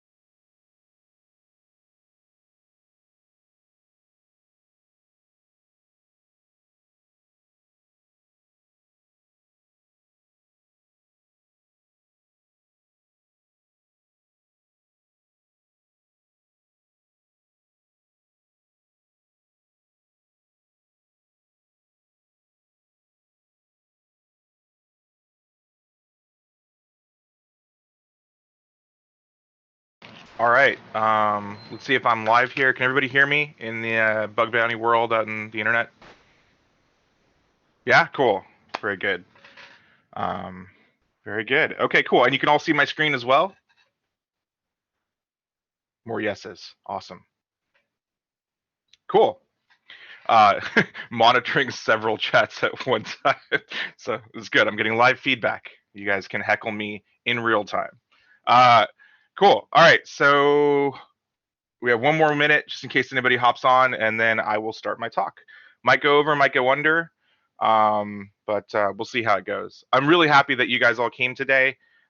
Like Sam said, like this conference, this idea was just something that I was inspired to do. Actually, by if any of you went to the Walmart virtual security meetup they did, their security team, which I know a couple guys over there, are super elite, and they did one very similar to this. It was much smaller, and I was just like, man, let's just do that. That sounds awesome. Yes, I did say Walmart. Yes. So yeah, you know, and I just went to Sam. I'm like, Sam, we need to set this up and just do it. Like, and so yeah, it's been a total success. I'm really excited to learn from everybody today. You know, I got the opportunity to do the CFP review and review the slides and just kind of see who was coming on and submitting, and super humbled by the amount of interest, the amount of submissions we got, the people that submitted, and then the content of the slides themselves. They're all over the place. The topics are great. They're spread out across different types of testing, different skill sets, and I think there's a lot for everybody to learn today. So cool. Well, it's 10:26, and I will get started. Let's see here. Controls work. Yes, they do. All right. So if any of you don't know who I am, my name is Jason. That's me on the upper right-hand side there with my son. We decided to wear matching T-Rex shirts that day. So we do I do some hacking here at Bugcrowd. I'm also the head of trust and security, but I do a little bit of everything around here. I was a bug hunter on Bugcrowd in 2014 and 15. I was the top spot for about 8 months to a year, I think, and I'm top 50 currently. I'm also a dad first, a hacker, a blogger, and a gamer. And if you guys play games, those are the games I play referenced below. Would love to hang out and just chill. So so what is this talk about? So this talk is called the Bug Hunters Methodology 2.0, and it's a follow-up talk to one I did 2 years ago at DEF CON 23 and then gave a couple times after that, which was called How to Shot Web, or what was the other name? It was How to Shot Web or the Bug Hunters Methodology, right? There was a couple names for it, but it was the same talk. And it basically had what I had parsed from the community the last couple of years in blog posts, in disclosure notices, monitoring chat, asking people about what kind of tooling they were using, what kind of bugs they were finding, what stuff was basically relevant to bug bounty hunting, and then converting it into a presentation that could help level up a lot of new people. So the talk is about hacking stuff better and practically. So the last one, the Bug Hunters Methodology, the How to Shot Web of DEF CON 23, had a lot of stuff in it. So I focused on the philosophy shift from pen test to bug bounty. I focused on discovery and mapping, parameters often attacked, useful fuzz strings, filter evasion, memes, and then all that filtered into a couple of vulnerability classes. So subdomain finding, SQL injection, cross-site scripting, file uploads, CSRF, privilege auth, and IDOR bugs. So we're actually not going to talk about anything that we talked about in version 1. So if you haven't seen version 1, this is a direct sequel. You're missing out on a ton of context. I try to talk a little bit about it, but really we're moving forward to advents in the last couple of years since this talk has been given. So you can click, or you can Google, actually I don't think you can click over Zoom, but you can Google the Bug Hunters Methodology or How to Shot Web and see that video later and kind of check out the previous research. So version 2, more discovery, more XSS stuff, SSTI, server-side template injection, server-side request forgery, code injection, command injection, some advancements in fuzzing, tooling to go around all this kind of stuff, some ideas and kind of basis and overview of our infrastructure and configuration vulnerabilities. And then I wanted to get to you guys API testing, object deserialization, and XXE, but I just didn't have enough time before this presentation, so that'll be out in V2.5 of whatever this presentation looks like. All right, so the first part of the last presentation in the Bug Hunters Methodology 1 was an introduction and to say that the Web Application Hackers Handbook and the OWASP Testing Guide were the two primary resources for anyone new who's getting into this that they should probably go over, right? There are a lot of resources. There are a lot of blogs that you can follow, but those two print resources will help you get started in understanding hacking web apps. Now, since I gave the last talk, there have been 3 new additions to kind of the list I recommend reading. So one is Peter Jaworski's Web Hacking 101, which goes over, Peter does a great job of kind of wrapping introductions to vulnerabilities and then citing to public disclosures of vulnerabilities and showing you how they really manifested in actual web applications. Then we have Breaking into Security by Andy Gill and Mastering Modern Web Penetration Testing by Prakhar Prasad. Those are both really good. One's a soft skills book and then one's a technical book, and they have some of the information in my slides, but really it's a little bit of light reading. If you can go front to back with the Web Application Hackers Handbook, the OWASP Testing Guide, and those 3 new resources, you're on a really good start towards application security testing if you're new. All right, so the first section of this talk is about discovery, and discovery is my favorite thing. Probably like actually more hyped about discovery than anything else. I mean, I do enjoy hacking sites and getting paid, but I just geek out over discovery because I like finding things that people haven't found before. So if you go into kind of the discovery world and what we talked about previously in the Bug Hunters Methodology 1, we talked about scraping for subdomains. We talked about a tool and how we do this called enum all, which is a wrapper around ReconNG, the framework for OSINT information gathering, and AltDNS, which is a permutation scanner that looks for subdomains. So ReconNG and enumall, and the ideas there were to scrape Google and search engines and all kinds of stuff to pull back subdomains that you could add to your scope, right? I mean, the idea behind this is to not only be able to hack the main site, but if it's in scope, go after stuff that's unknown. And then we covered Nmap standard and stuff like that, like how to not forget to port scan stuff. In the new version, we're going to talk about more sub-scraping, sub-brooding, and port scanning. So we'll go right into it. So this is sublister. So sublister is kind of one of the new defaults for everybody doing subdomain scraping. So it scrapes Baidu, Yahoo, Bing, Google. Here we're running it on a sample of Tesla. They have an open scope bug bounty, so nothing wrong with this. So you can see the output of it scrapes all of the search engines and public sources for any time that Tesla is mentioned. And it's really good. I like sublister a lot. In fact, I would say I enjoy sublister more than the wrapper I wrote around ReconNG for multiple reasons. The problem lies when you're doing discovery is you want a complete kind of view of sources, right? The tool is written better, but the sources aren't the same. So if you look at the ReconNG/enumall tool that I put out the same year I did the last talk, and sublister, the sources are a lot different. So you can see on the right-hand side, sublister, or in the middle column, those are the ones that are covered by both. So scraping Google for subdomains, scraping Bing for subdomains, gathering from cert.sh, gathering from ThreatCrowd, and gathering from Netcraft. So it'll go out and take a top-level domain and look for subdomains off that top-level domain from all those sources. Now, independently, sublister adds Baidu, Ask, DNS Dumpster, which is scans.io, VirusTotal, and PT Archive. And then independently, ReconNG can parse SSLtools.com, HackerTarget, and Shodan.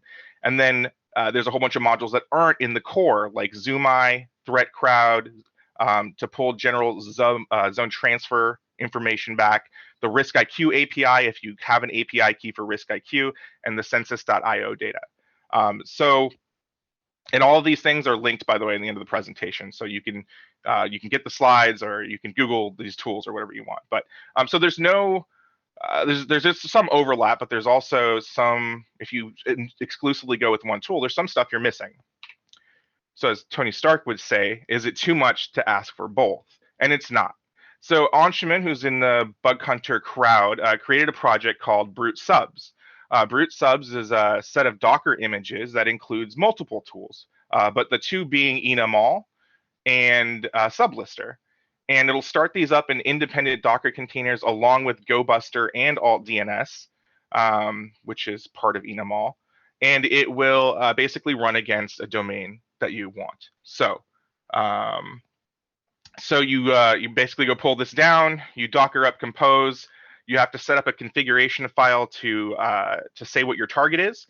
And then if you want those not core ReconNG modules, you have to modify the Docker scripts, and you have to modify some of the config file. And then you also want to disable brute force for enumall, because that is slow. Don't do that. I made that tool. Don't brute force via enumall. Not the best way to do that anymore. And I know Franz did a whole presentation about some of this stuff recently. I didn't know about it until very recently. Some of our stuff is very much the same, but hopefully you guys will learn anyway. So, all right. So there he is in chat. Good. So that is subdomain scraping in those two tool sets. Now there are some bespoke subdomain scraping things, two that I like. I haven't tested these yet, but I like the ideas behind them. So Cloudflare enum is the idea of scraping subdomains from Cloudflare, and census.py, which is also by Anshuman, is in a Get, which is a bespoke tool to scrape the census.io data. So you can see on the right-hand side, this is the Cloudflare kind of deal. Hopefully these are easily portable into something like ReconNG or sublister, and putting that data in there. And if either of these tools has been updated in the last week and has any of these modules, I apologize, but I'm pretty sure this is pretty recent. Anshuman didn't realize I wrote that. Yeah, it's on your gist, man. I'm stalking you. All right, cool. So we talked about scraping and kind of adding stuff to our scraping kind of arsenal. We can use brute subs to do both, or we can use brute subs to do both. So that's scraping. So now the next part is for discovery is subdomain brute forcing, and this is the idea of taking a word and adding it to your top level domain to check for a subdomain. So if I'm going after Coca-Cola.com, I'm going to check if their admin.coca-cola resolves. I'm going to check to see if qa.coca-cola resolves, right? And that was in the first presentation, we kind of showed how to do that. Well, I put out a couple tweets on subdomain brute forcing. Traditionally in pen testing, when I did this a lot, this is actually one of those things that takes a long time to do. And so I put out a tweet a while ago about what is this is a slow process. What are we doing? And so I got a lot of good feedback back, and some people yelled at me for not knowing about tools, and that's absolutely awesome. So what I did is some independent research on subdomain brute forcing tools. And so a lot of you use Subbrute or GoBuster, Mass DNS, and then Black Sheep Wall. So these are the 5 kind of main tools I got back from feedback when I told people basically about DNS Parallel Prober. So I was really impressed by DNS Parallel Prober. It ran through a 1 million line subdomain dictionary in 42 minutes, which was, to me, pretty fast. And then a whole bunch of people were like, "You're an idiot, use GoBuster." And I was like, okay, so I'll try that. And then some other people were like, "Yeah, I heard of this thing called Masscan, it's pretty cool." So actually, Masscan is awesome. So Masscan's technology, written in C, leverages Subbrute, but also the big thing that allows it to be so fast. Here you can see it did a 1 million line subdomain dictionary brute force in 1 minute 24 seconds. Basically distributes the resolvers, or distributes this work across multiple resolvers. So Mass DNS will work the fastest. The problem is that not all the resolvers are reliable sometimes. Even when you use them in Subbrute, which Mass DNS wraps around, you can see that the found domains are 213, right? So there were some false positives with that tool. GoBuster had more manageable output written in Go, and took 21 minutes to complete. So basically, I would use either one of these. I don't care, because in my recon methodology, 213 gets pared down anyway later on when I do visual inspection of all the domains I find. And so I actually use Masscan just to save that 18 minutes or whatever. So, but both of those tools are awesome. You can see the infrastructure I ran these benchmarks against on the bottom. And so if you have any questions about this, trying to save you guys some time. So that's subdomain brute forcing. That list that you saw, all.txt, which is referenced in, you can see the exact command line runs I use there. That list is a combination of everything I could find. Every DNS tool since the dawn of DNS tools. I went out and conglomerated them into one master file sorted and unique. So this includes Bitquark's DNS research, which is really recent, the top 1 million popular subdomains, DNS Recon, Boluto, which is a blast from the past, Deep Magic, Reverse Raider, if any of you have heard of that one. I took all the Fierce list, Knock, the Recon NG list, every subdomain brooding tool you've ever heard of got basically combined into all.txt. There's the gist for it. You can just grab it. And so with Mass DNS, why don't we just do the whole list, right?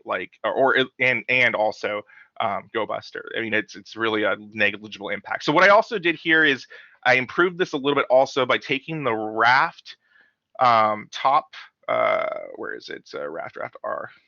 Yeah, the Raft lists, which are usually URL brute forcing or content discovery lists, and the top 1 million robots disallowed project, and those are 2 URL brute forcing, which we're going to talk about in a couple seconds, lists. I pruned them. I did some basically regex magics on them, and then I took those words and added them to this list as well. So this will hopefully take care of all of the word list needs.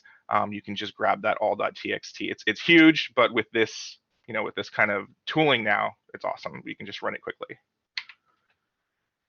All right, so we talked briefly in the last presentation about acquisitions, and we talked about using, what did we use? Wikipedia, and we used some other stuff as well. But really the end all be all for acquisitions, just for any kind of purpose, is Crunchbase. So Crunchbase If you go to crunchbase.com, organization, the business name of the business you're attacking, and then acquisitions will give you a chronological list for all of their acquisitions, and those are linked, and then you can get to their websites, and those are top level domains you should then feed back into the beginning of your discovery loop. Now, these things have to be in scope. Please check to make sure they're in scope, but these are things that you should start doing. Now, Crunchbase itself, I would normally want like a command line tool so I could string this together with my normal discovery stuff. It's protected by distill bot protection, which means like normal methods on command line will not pull this page down. You'll get like a weird status error code. So working in Phantom.js right now to make a script to pull down this page. But definitely manually do this in the meantime, or if somebody beats me to it, write a script to parse the acquisitions from Crunchbase. And because Crunchbase gets used for like stock and like all kinds of other means, this is really well updated for any of these companies. All right, so the next section of discovery is port scanning. So we've started to pull in subdomains. We've started to maybe get an idea of an IP range from like an ASN for some of these targets. So I just took a target that I hack against normally, a really large target, a brand name, household brand name, and I searched their ASN, and the ranges gave me back about 65,000 hosts that maybe could be registered. So the thing I should do is port scan these. Now, as someone's saying, just do everything. Well, so what's on here is actually Nmap and Masscan, right? So the last talk talked about Nmap, and Nmap is awesome, but if you try to scan 65,536 hosts with Nmap, with the default port list, it sucks. I mean, it takes forever. Like, it's just not going to work out for you unless you're wait a really long time. Even if you tune the parallelism in Nmap, it still does not do the job I want. So Masscan is kind of the tool for scanning the whole internet. The problem with Masscan is it's written in C, it's super fast, that's not a problem. And it is super fast, you can thread it as much as you want, but the problem is it doesn't provide like a default port list. You have to specify every port. So this super long command line syntax here is actually the Nmap default ports list. So you could just copy this, and then they do take an input list for targets. So at this point, we pulled down a whole bunch of subdomains that maybe do or do not exist because we've scraped them off of places on the internet. We have a ASN range for our targets. We have a whole bunch of inputs, and then we can feed them all with this input list into Masscan at the max rate of a lot of threads into a standard Nmap output. Yet that syntax does not work. -p through. Oh yeah, I mean, you could do that for all ports. Yeah, this is just the default Nmap thing. So I'm not trying to scan all ports right here. I'm just trying to do the defaults of what I would normally get with Nmap. So time to run on this, 11 minutes, which is pretty darn good for 65,000 hosts. So do that, unless there's a faster way, and then tell me. Okay, so now I have a whole bunch of IPs. Really, I'm interested in scope that has web assets on it, unless it has like remote administration portals or something like that, or services that are in scope of the bug bounty. But at this point, I also have a lot of data that's been scraped off of the internet, right? Search engines and all of these data sources. So at this point, some of those could exist or could not exist, right? Because basically, they may have been taken off of line but been cached by Google. They may redirect to the main domain. They may be DNS redirects. So I need to get an idea visually of what I want to go after. So Eyewitness is a tool called, or Chris Transfer makes a tool called Eyewitness, and it helps me visually identify, after I have all of this data, what I actually want to go after. So I feed it the list output of my previous steps, and it will go take screenshots of all of those sites. And he actually built in a feature for me, because when I get the scraped data from Google or any of these other places, it doesn't include the protocol data. I don't know if these sites are HTTP or HTTPS, so it'll check both for every entry in my list and then take a screenshot and only provide me screenshots that actually like resolve for the web page. On top of this, it also checks for, just as part of the tool, it can check for RDP and VNC services running on these hosts, and it'll take a screenshot using libraries. So I actually see an RDP screenshot if services are found for this. So I really like Eyewitness. I know there's some other tools out there to do mass screenshotting of a list, but I think I like Eyewitness the most. So this gives me a good idea of what to go after. I'll just kind of, HTTP screenshot is another good one. I'm going to stick with Eyewitness for right now. So looking at the screenshots folder, I then can kind of visually identify what I want to hack. If I see admin portals here, if I see like QA portals or backend things that shouldn't be up, customer integrations or referrals pages, these are all things that are less tested than the main domain. So I want to go ahead and start looking at all this scope. All right, so the next step is, now that I have a whole bunch of websites I have found that exist that I want to hack, now I have to do some identification of the platform and see if there's any existing CVEs for these platforms. So in the previous version, we talked about retire.js, which will tell you out-of-date JavaScript frameworks that are running. And we talked about identifying with Wappalyzer and built with. And in the bottom left, you can see a screenshot is just like those buttons exist in your browser. You click them and it tells you what the server side is running, all the way down to like ad and analytics frameworks. Built with is very verbose. Wappalyzer just keeps it on the web server and programming language level usually. So these tools I still use. They're great. They haven't changed at all since the last version of the talk. Now, something that has come up was in the last couple of days, the last week or something, it's called VulnerScanner. And Vulners is a site that basically conglomerates vulnerability data and CVE data and exploit data. Kind of like some of the old sites that have now gone offline. They've come up and started to be like one of those sites that will aggregate all that data and releases and CVE notices and exploits and stuff like that. So they created a burp extension. They'll basically go over domains that are inside of your scope, find the version numbers either through headers or other methods, and then depending on what the version number is, anything that's not up to that version number, it will give you links for vulnerabilities that are lower than that version number. And so you'll see in the end of kind of this workflow that start getting a list of CVEs that might be associated to your target. So this is an easy way. You can also just Google, right? Like, I mean, that's like the manual process that everybody does. But this uses a little bit. So in the right-hand side, you can see there's some CVE data. You can click on those right outside of burp and then kind of review vulnerabilities there.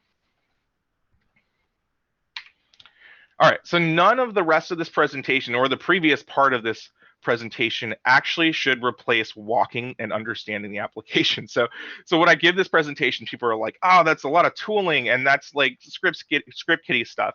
And I'm trying to give you the tooling to help automate some parts of the process and also give you an idea of like exploitation things and saving you time. But none of this should replace just general web hacking. In fact, I went to a talk last night by Mark Litchfield on input validation testing, and his talk is all about like bespoke input validation testing, putting things in boxes and parameters and changing get to post and putting negative values and actually understanding what the application is doing to a level where you might download a copy of the COTS software that is hosting your target and reversing that. And this doesn't replace any of that, right? This is just on top of it. It's hosting your target and reversing that. And this doesn't replace. All right. So let's see here. Someone's got mic on, so there's a little bit of an echo. But okay, so now that we have we've done subdomain scraping, we've done some port scanning, we've done platform identification. Now that we have those sites, we also want to do content discovery or directory brute forcing. So content discovery and directory brute forcing are things like you used to hear about in books like Dirbuster, or you use WFuzz or Potador. But now GoBuster, since it's so fast and supports both DNS and URL discovery, is kind of my default tool to go here. We used a project called Robots Disallowed, which Daniel Miesler writes, and he went out and found the Alexa top whatever, I think, maybe million sites or 500,000, I don't know. He went up to an Alexa, parsed all of the top sites, then went out and spidered their robots.txt files, the stuff that they don't want you to spider or maybe see, and then he put them into a word list on Robots Disallowed. The same idea that Raph did a couple years ago, except for his project is updated. And so we can load those into GoBuster, and you can see here running that 119,000 word list against a domain. And let's see, the completion time looks like, one sec, doing it, 40 seconds. So pretty good. So 40 seconds or 40 minutes, yeah, either way, whatever. So GoBuster, super fast with content discovery and directory brute forcing. Burp had content discovery inside of Burp Pro re-upped like 6 months ago. It's really good. I just can't get on board, unfortunately, yet because it kind of bogs down the Java-ness of Burp for me. So 40 minutes to do that whole large word list. And so I just prefer to do it in a separate tool and then manually go back and add it into Burp when I find stuff. This also gives me a lot of options in GoBuster to filter by status code, pipe it in other command line tools, so your mileage may vary. You can also do this not with just directories that you're brute forcing with, but also scripts or files that may be left over that are like config files that you're looking for. Okay, so now I have unknown paths. I've done some content discovery. I've got a good list of apps that I'm looking at from all of my other discovery. What about the idea of that I find maybe a file or a script, but I have no idea what parameters to pass it, right? It's not COTS software. I can't figure out what parameters to pass this thing. I've tried all request methods. Can I brute force parameters? Absolutely, you can totally brute force parameters. So there's a tool called parameth by Mako, and basically what he'll do is he'll do some brute force on parameter names for certain scripts or paths. And so he actually has some heuristic learning logic inside of the tool for content size that's returned, for keywords and stuff like that inside of the script. And so it'll give you some idea of, maybe I found a valid input vector for this script that I'm supposed to be sending data to. This can be combined with the list inside of /powered scanner for port trigger, which is the top 2,588 parameter names parsed off Alexa as well. So you can pair these two together to get some decent results. All right, so this is the whole thing kind of visualized. So this is kind of the discovery, I don't know, workflow I work in, and it's just me. I don't know if it's what you guys do, or like there's some discovery ninjas in the chat actually right now. So this is just me, but this is what I do. So identify IPs and main TLDs, usually from the bug bounty scope. Also look up the ASN for your target and reverse whoas information and acquisitions.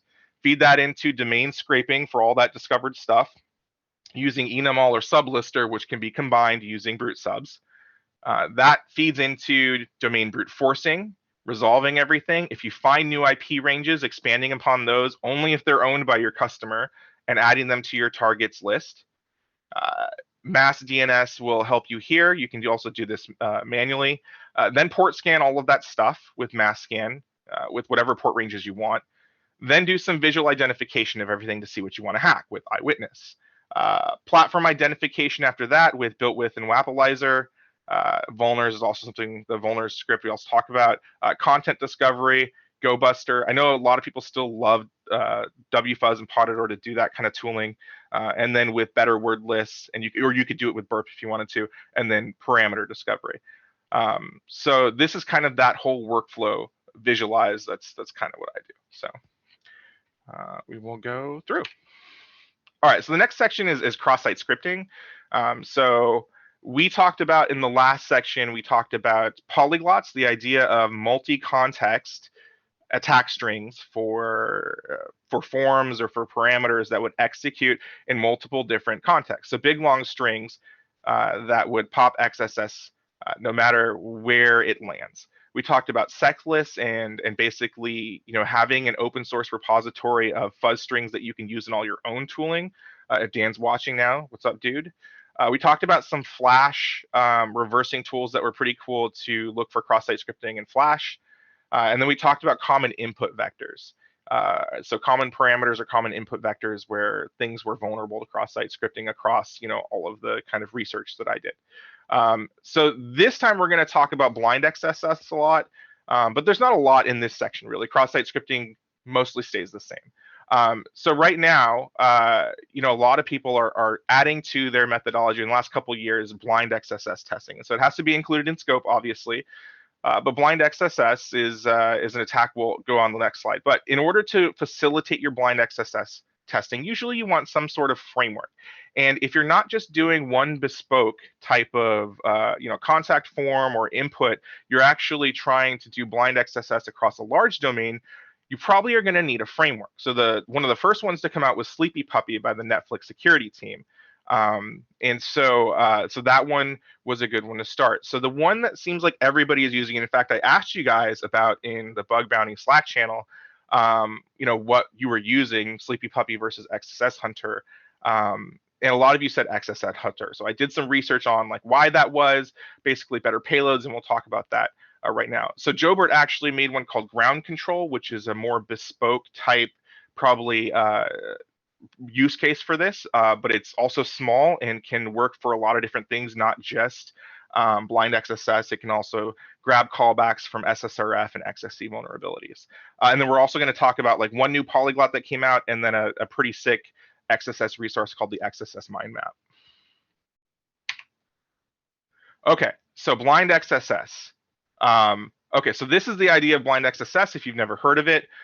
Franz goes to a site, he inputs this attack string, right? It goes through a series of tubes, and it goes to the back end of Jamie. Jamie is an admin, and he's monitoring this contact form or whatever it is, and he really enjoys having super admin access. He can do a lot of cool stuff from his backend portal. It's not the same web application. You know, the web application in stage one was you know, Franz didn't get any immediate cross-site scripting alerts with his regular cross-site scripting attack. It might be totally safe, but his input eventually ends up on Jamie's application in the backend, and so his cross-site scripting attack is referencing a JavaScript payload. So this JavaScript payload eventually makes its way to someone and executes somewhere, and it calls back. Now, so Franz needs one of these servers to catch it. And so the framework comes back to Franz's server, and Franz really enjoys his new super admin access he's borrowing from Jamie. So that's kind of the gist of blind XSS, if anyone hadn't heard of that before. Out of band XSS as well, it's called. Great. So this is XSS Hunter, and I did a little bit of research on why people like XSS Hunter versus Sleepy Puppy. So it falls mostly with the payload. So if you look at the tools as organizational frameworks, Netflix's Sleepy Puppy probably wins because it handles campaigns of blind SQL injection better. You can basically organize campaigns and stuff like that. But XSS Hunter, which is also open source now, you don't have to sign up for it on the website anymore. It's open source, so you can host it yourself. It's got a pretty badass payload generation system, and it's open source, so it's pretty cool. So here's the idea, right? So the payload has options to parse a vulnerable page's URI, find the origin of execution, give you the IP address of where it's executing from, give you the refer, which gives you more information about the internal network and sites, gives you the victim's user agent, all non-HTTP only cookies, gives you the full DOM of the page, full screenshot of the page, which is super useful, and then gives you some HTTP request stuff. So this is the kind of stuff that you would see back in the old days when we weren't doing blind XSS, but we didn't know we weren't doing it, was the stuff with Beef and XSS Shell. And I would like to see some of those modules in Beef and XSS Shell in the pen testing kind of tools to get integrated into this payload and XSS Hunter, because I think that a marriage of all that kind of stuff would be super cool. But here is an example of the alert you get inside of this framework. It says, yo, somebody got hit with your payload. Here's a screenshot of their page, the victim's IP. You get an email. So if you're off having lunch, you know, you're hacking while you're having lunch, and then you get an email report that someone executed a blind XSS attack. And then you can see there's a nice list. It's on mobile. That's the only screenshot I could find. But you have a list of every screenshot that's come through from your custom payload. So you have to register a domain and settle this stuff up. But once you do, super cool. Make sure this is in scope. There's a lot of discussion around whether blind XSS should be considered, you know, in bug bounty scopes, right? Because you are sending data through the application that is in scope most of the time. but then it ends up on a completely different application. So is that in scope? I mean, you sent attack strings through a valid one. Did it? So this is a discussion that we're still having as an industry to figure out, like if blind XSS should be allowed. My personal opinion as a tester, I think it should. I think that the whole ecosystem of where data ends up should be thought about in this kind of thing, but not all people are ready for this, right? Like customer service agents aren't ready to get hit with cross-site scripting attacks, and internal applications are always less secured than on the internet applications. So make sure that your target is cool with this. All right, so we talked about XSS polyglots. We went over 3, I think, in the last version of the Bug Hunters methodology. So this is the one that came out right after, which was called Unleashing the Ultimate XSS Polyglot. The idea of a polyglot is an injection string that executes in multiple different contexts, as well as might be able to bypass certain filters, all with one string. So the cool thing about this is these things have actually started to be integrated into a lot of web scanners now, right? Like, because web scanners send bespoke attack strings to sites and then see how they respond with limited logic. And they actually caught on to this after the last presentation and started using these in their scanners because it saves them a lot of requests to do this type of testing for XSS and some other vulnerabilities as well. So this is the new one that came out. It's called the Ultimate XSS Polyglot. I actually find, honestly, that out of the 3 that I mentioned last time, I think it's a charge of VEDS that works for me the most often. Just no data behind that, but it's the one that works the most often for me. And then the CTF that they had for polyglots, how to execute in the most contexts. There's a couple on the top of that list, which is referenced in the previous presentation that I use a lot as well. So, all right. So this is really cool. I have actually used this a couple times to just reference. So if you're new to XSS, or you just like XSS, or you like organization, or you're OCD like me, Jack Massa is a researcher who came out with this XSS mind map that formerly used to be just in Japanese. And I saw it and I was like, this is awesome. This mind map breaks down attacks based on context, gives you proof of concept for each one of those contexts, gives you ideas for info collection, for bespoke technologies, for file formats, everything that you could possibly, not possibly, but anything that you want to know about cross-site scripting. There's a chance it's referenced in here with an attack string and the context that you're putting into. It's a huge image file, huge. It gives you triggers and stuff like that. And so previously only available in Japanese, he ported it recently to English. Now I can see all the right characters, at least most of the places. And I've used this a couple times to find cross-site scripting in certain contexts. So it is an SVG, yes. So all of these links will be in the presentation. And cool. So that's cross-site scripting section. So now we're going to talk about server-side request forgery. So this is one of those bugs that provides RCE most of the time. It only applies to applications that use a templating engine. So you can see some examples of templating engines on the right-hand side. How do you know if an application is using a templating engine? Well, Wapalizer built with VulnerScanner may be able to tell you if you know the application server and you've been playing with it for a while. You can tell if they're using a sampling engine sometimes, but really some of the ways that you're going to find out are just test fuzzing this type of stuff. So you're going to have to send some like template injection, just basic strings to maybe see if something happens. So we'll go over that next slide. So we're going to talk about some tooling around this, and then we're going to talk about some other stuff. So some resources to go along with this. So this is the basic idea. This page uses a templating engine. It's associated to their error page here. And the generic idea is we send some math inside of our mustache braces, and that will evaluate, hopefully, and we will know if we are using a templating system. And then in step 2, if we know we're using a template ingestion, I think this is Jinja or Flask. I probably should have put it in here what this is going as. I think it is Jinja or Flask. And then this is eventually, once I know that I'm attacking a templating engine to see if it's vulnerable, and I can use read to pull out the Etsy password information, That's what the second attack is for. What can you do here? What is like some automation to do this injection testing or something like that? If you don't know what subclasses to use to read or something like that, there's a pretty baller tool called TPL map. So TPL map is an automated kind of SQL map or comics specifically for template injection, and it covers a lot of the templating frameworks out there. Here you can see me running it against just a sample Flask application where I found a parameter called name. Immediately identifies that it's a vulnerable template injection just by using the injection of mustache braces and stars. And then you ask for an OS shell, which is kind of what you do. So just like SQL map or comics or anything that you've used, it gives me a mock shell and I cat out etc password. So if you want to get really in depth with SSI tool or SSI kind of methodology, you want to start looking at the source code of TPL map. It gives you a lot of information and injection strings for each one of the templating engines that it's attacking. So it's kind of where I learned to do this manually is by reverse engineering the tooling that they're doing here. Or you could just use the tool if you wanted to.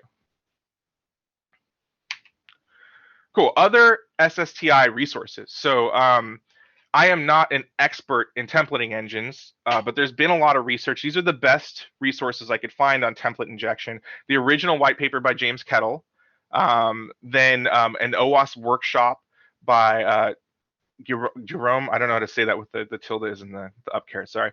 And then some articles on Flash Jinja, and then a couple of public disclosures of how this took place in either a CVE or on a HackerOne program.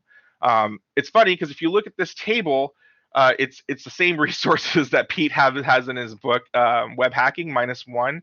So I guess great minds think alike. I really love Pete's book, so I just gave him a little thought bubble right there. What's up, Pete?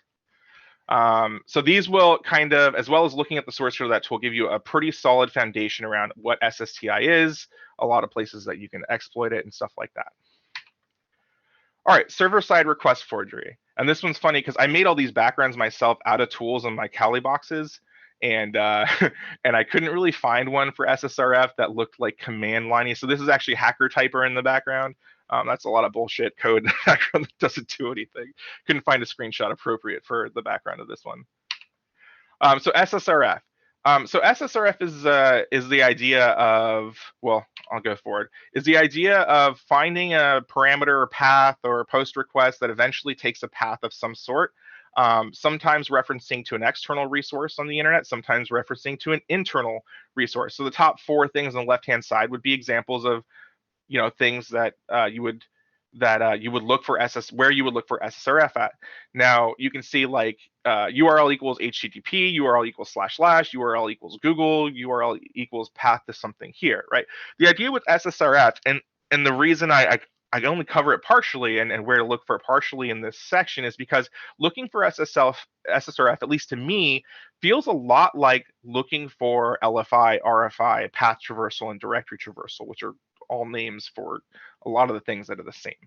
So it's kind of a remix of that kind of testing, right? You're going to look for any path or any URL that's referenced in any type of request or response across, right? So what are some resources here? Because if you find a good SSRF bug, you can actually get RCE, P1 RCEs out of this kind of stuff. So some common parameters, this is from the old presentation. One of the things that you're going to realize is that some of these I didn't give parameter tables for, where we find these things most often. And that's because my DEF CON talk is going to have a tool that alerts you of the common parameters where these vulnerabilities are found, and that'll be released in a week. So if you guys could just wait a week, you'll get all that data in a week. But we'll talk about some resources here in the SSRF world. So here's the idea at the bottom of now we're using a different URL handler. And we're able to do things like file : / etc password to return the data of the etc password, or TFTP. There's all kinds of protocol handlers you can use here. There's also some resources here that help you get around filters that are built for these parsers or the backends that are handling these paths, right? This is a presentation by Nicholas Roy.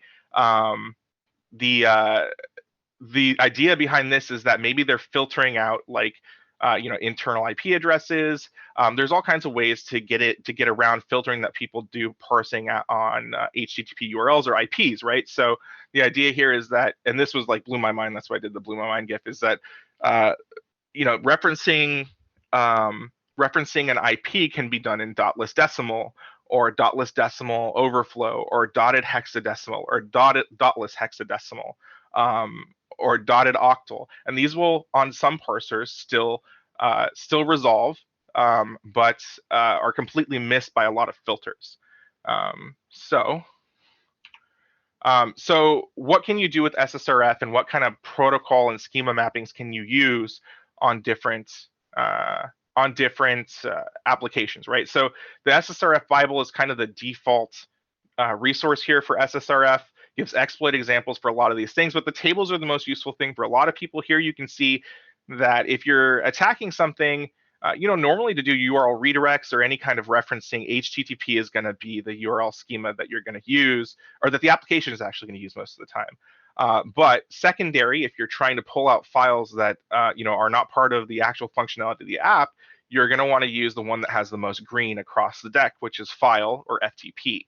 And so this paper has all of the URL schema support. It has examples for exfiltrating data using these schemas for a lot of different technologies as well. As you can see, the columns here are PHP, ASP.NET, Java, curl, etc., whatever your target is. But there's a lot more data in this presentation, and this is a whole presentation in itself if you were to go over SSRF. Okay, so SSRF resources, basically there's a couple here. So pivoting from blind SSRF to RCE by Peter Adkins. There's one from Seth Art. That presentation called Server-Side Browsing Considered Harmful by Nicholas Grigori, I think. Jobert has a article on server-side request forgery. Zayat has a thing on it that he just published, and then Bishop Fox has a whole bunch of stuff on how to see this stuff when it comes back via Burp Collaborator. So a lot of the times these days, since you guys now have Collaborator, a lot of us didn't grow up with Collaborator, we'll see the Collaborator alerts in Burp. So Burp Collaborator will alert you and saying there's external service interaction, right? It's that it's either DNS or HTTP based, right? So the website, we fuzzed it with a path or a URL for Collaborator, and then it actually called out to us, and so we alert you of it in Burp. That's the idea. And so this kind of goes over how to use Burp Collaborator, then take it to a complete maybe exploit of SSRF. So pretty good article there. All right, so am I almost on time? Oh, that's not good. 11:15. I am almost out of time. Okay, let's try to go through some of this. Okay, so code injection, command injection, and kind of the future of fuzzing. So before we talked a lot about SQL injections, SQL injection polyglots, how to use your own fuzz lists and sec lists, SQL map and advanced usage, top parameters that were vulnerable to code injection, tooling, resources, etc. So for pivoting to code injection and then command injection as well as other fuzzing stuff, I have really been enjoying comics recently. So comics added support for code injection quite a while ago, but I don't see it talked about a lot. So PHP code injection is supported in comics. I used it on a pen test or a bug bounty recently, and it was able to find a method of code injection that I wasn't able to find manually. So super cool. And then unknown identification of injection vulnerabilities. I am really excited about / powered scanner, which is a new module to Burp. So let's talk about those. So this is comics. So the comics pros I really like for exploiting command injection are that it supports PHP code injection now. It also supports custom exploitation modules or just custom injection modules. So it couldn't just be for command injection. You can actually extend the framework to do anything you want. But on the kind of Metasploit vibe it gives off, where you can tell it to use your own shells, is actually really useful. So they're able to deliver back shells from command injection or code injection as a Python shell, as a PowerShell shell. There's a couple of versions of shells that you can actually return when you're doing data exfiltration through some of these things. There's multiple methods to get a shell if one doesn't work. And also they have some slides for comics, which I really enjoy because they've got a lot of memes, just like mine. So backslash powered scanner is part of a BERT project that Albino Wax is working on as well. It's the idea of going back to kind of our roots where you just put in a tick and see what happens to the application manually. The problem is that doesn't scale across a large site and every goddamn parameter you have to test, right? So the idea of backslash powered scanner is to try to emulate that methodology, but in an automated way. And then tell you not that something's vulnerable, but that you need to go look at something. So it's the data-driven kind of thing that we're going to do with Hunt, where we give you parameters that are syntactically vulnerable, usually because people make parameters that do certain things, and we recognize that we should probably look at those.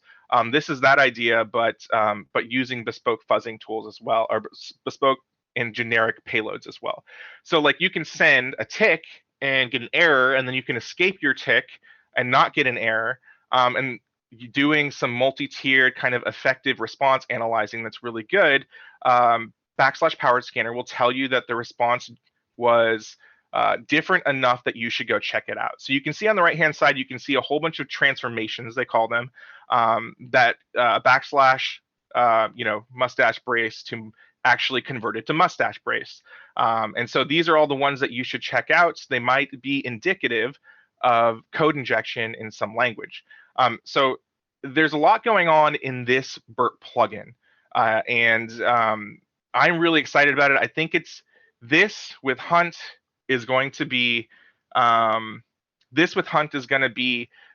probably the future of a lot of testing. So watch the video first, which is the first link, to get an overview of the tool, then read the white paper.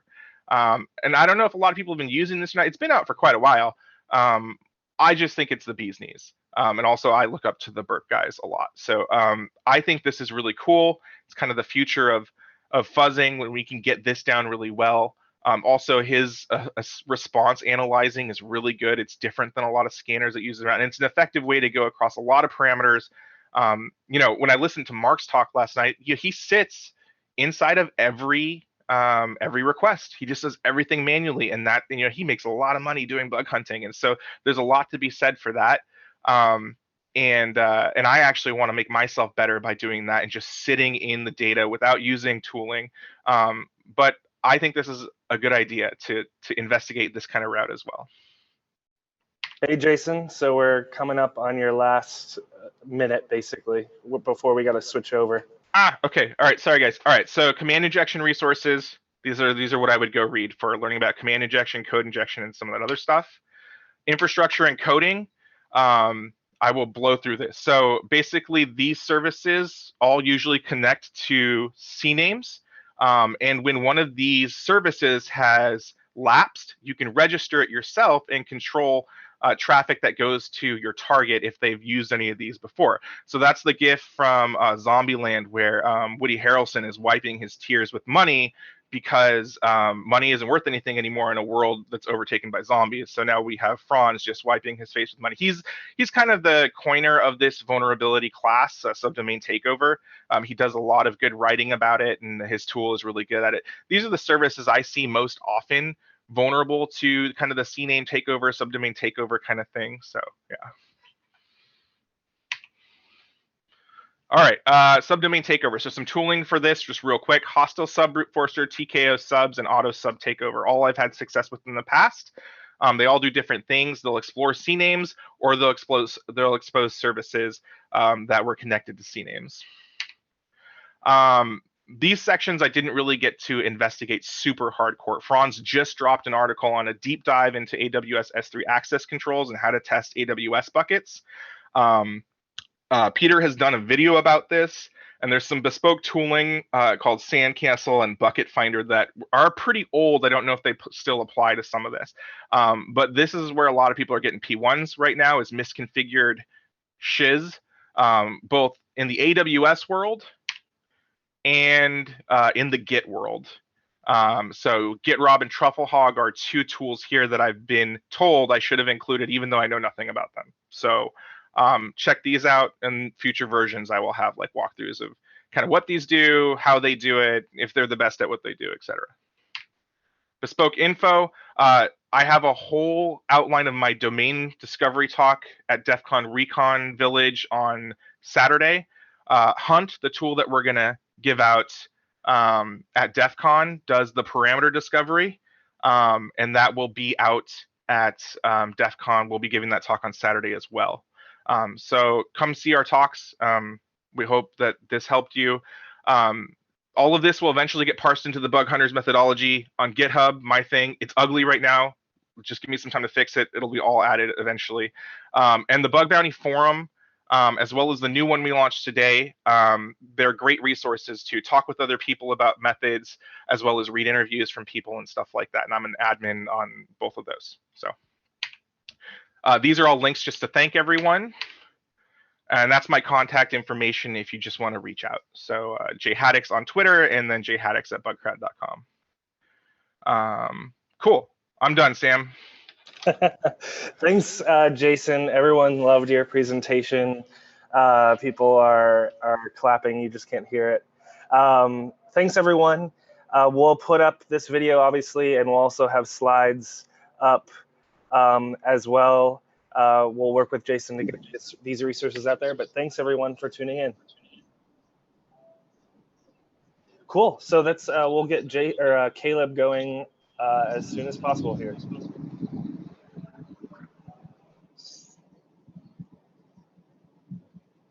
Hi, everyone. Let me get my slides up.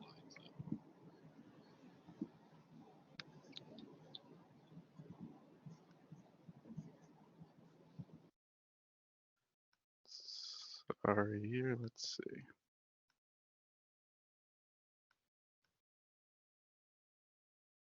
All right, can everybody see that?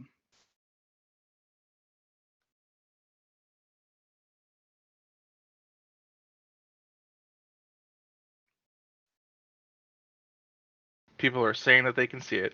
Okay. Okay, great. Thank you. Sorry about that. How you doing? My name is Caleb. So I'm going to talk a little bit about how to fail at bug bounty hunting.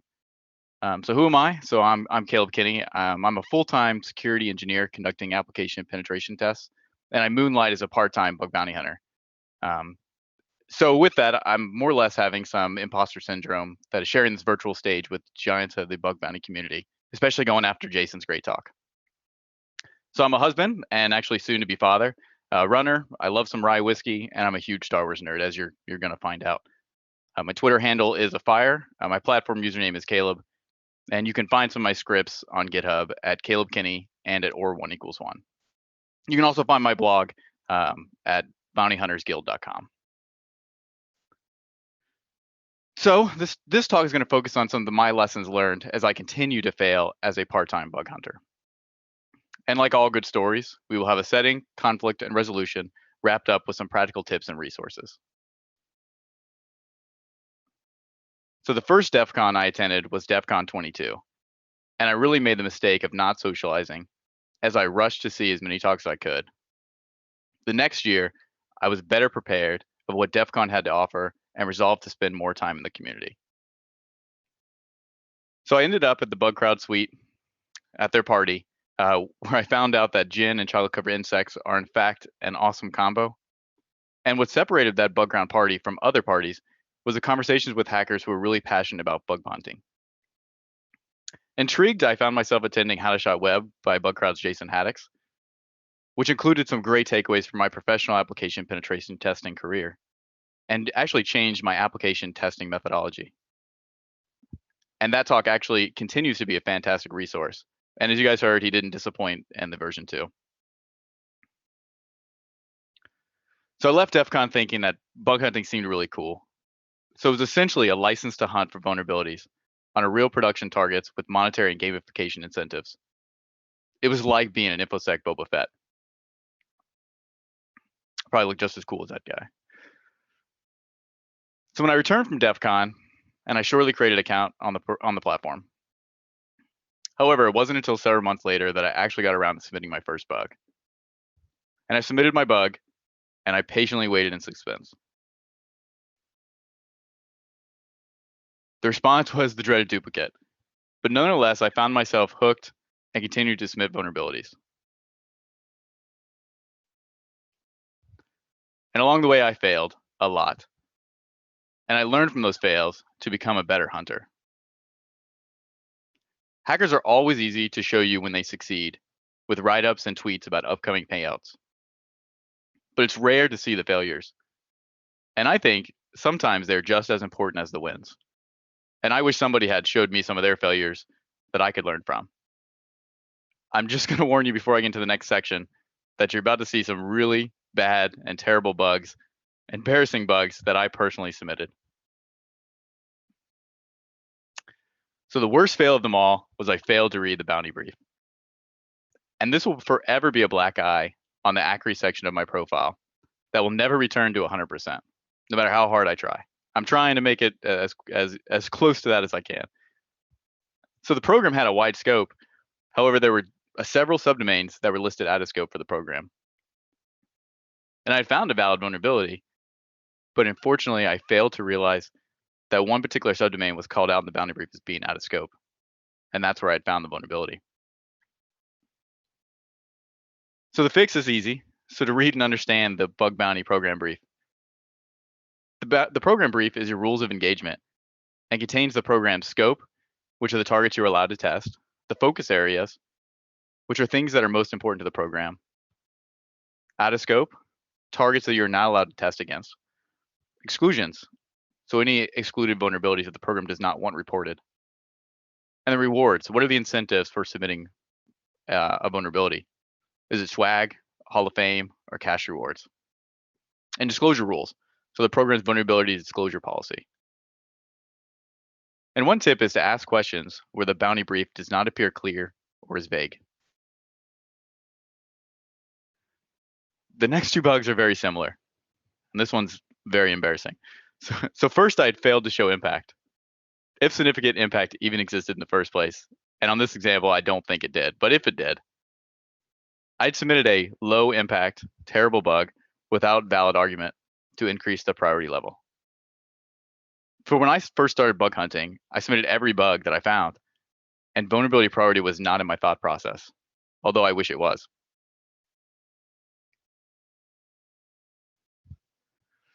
So the fix for this one is to understand vulnerability prioritization and explain impact to the program owners. So P1 is a critical vulnerability, usually privilege escalation, remote code execution, sensitive data exfiltration. A P2 is severe and affects the security of the platform. P3 is moderate, so it affects multiple users and requires little or no user interaction. P4s are lows, which affect single users and require user interaction. P5s are informational or won't fix and include non-exploitable vulnerabilities and usually will not be fixed by the program. All of these correspond to platforms points and program rewards. It's also important to explain the impact to system owners. This might mean going above the simple proof of concept and clearly explain what an attacker could do to exploit the issue. But I caution you, you need to be careful and make sure that you adhere to the bug bounty program's stance on pivoting and escalation. Try to explain why the exploit is important for the bug bounty program to take action and remediate. Explain if the bug requires victim interaction. And if it does, are you able to bypass any security controls? Explain if the bug affects single or multiple users. And I know in my experience, maybe that P5 self-X success can be combined with a CSRF to become a P2 or P3 vulnerability. So the next fail is fail to understand criticality. And it really goes hand in hand with the last one. So I submitted a bug that was valid and reproducible, but did not have any security impact. And didn't require a fix from the program. With that, I sacrificed my average technical severity score by submitting a won't fix vulnerability. This really depends on your goal of bug bounty hunting. But after learning from my mistakes, I will typically not submit bugs that are lower than a P3 priority to increase my chance of being selected for private programs. This is also a pretty easy fix, and to utilize the Bugcrowd vulnerability rating taxonomy. So the VRT is a baseline priority rating for common vulnerabilities. It helps research identify bugs and assists in providing exploitation information that may impact a report's priority. It follows the same priority level, P1 through P5, has a broad category, which is the OWASP top 10, plus a few extras included by Bugcrowd, a specific vulnerability name, and the variant or affected function.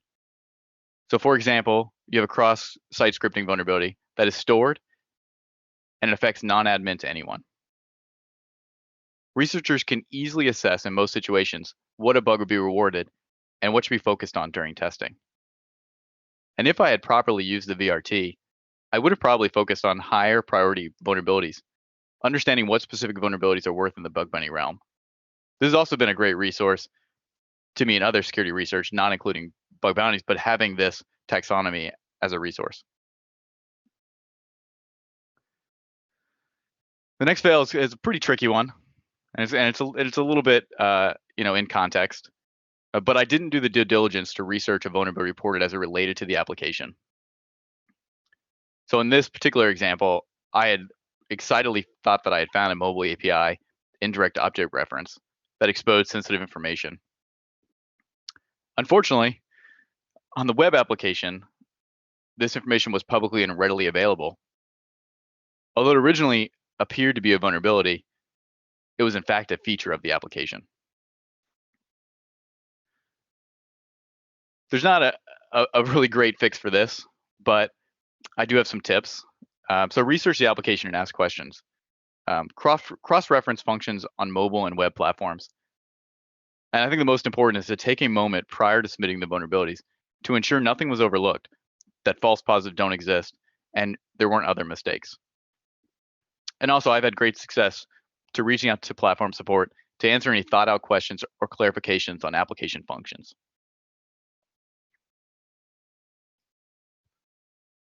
The next fail was to fail to plan for private programs. The very first private program invites that I received had specific times that a program would begin. And I made the noob mistake of ignoring the start time and instead participated when it was most convenient for me. Sometimes this meant days or weeks after the program officially began. And as a result, I received many duplicate submissions for valid vulnerabilities that had already been submitted by Bugcrowd researchers. Fix is obviously an easy one. Schedule time to work on the program as soon as it's published. In bug bounty hunting, it is the first to find that are rewarded. So make your best effort to hunt on a target as soon as it is made available, and you will benefit from fewer duplicate submissions.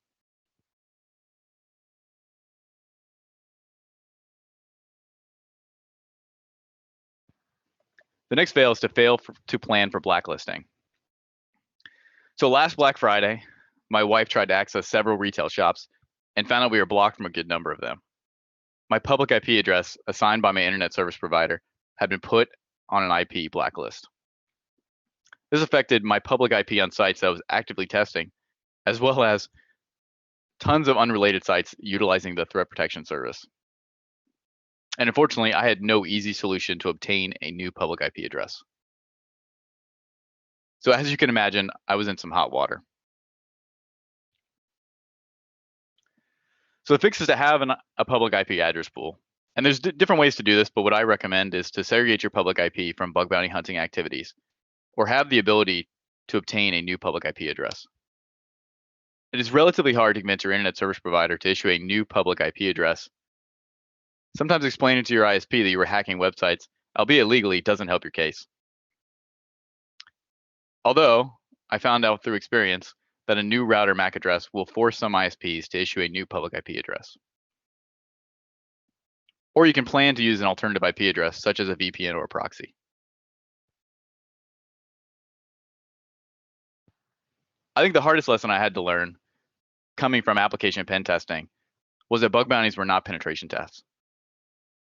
The vulnerabilities that programs were interested in differed, the rules change, and the methodology is not the same. For example, P5s may be reported on a penetration test where best practices should be enforced, but may be unwanted by bug bounty program owners. Pivoting or using certain automated tools may be prohibited on a bug bounty program. And the first defined rewarding changes how you approach an application and report on those vulnerabilities.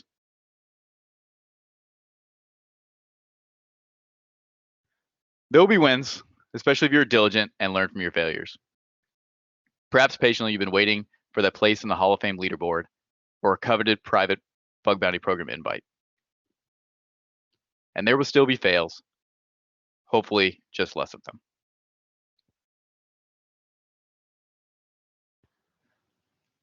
So these are a few of my tips for part-time hunters to help you on your journey. So wide scopes allow for more surface area and for more hidden gems to be found.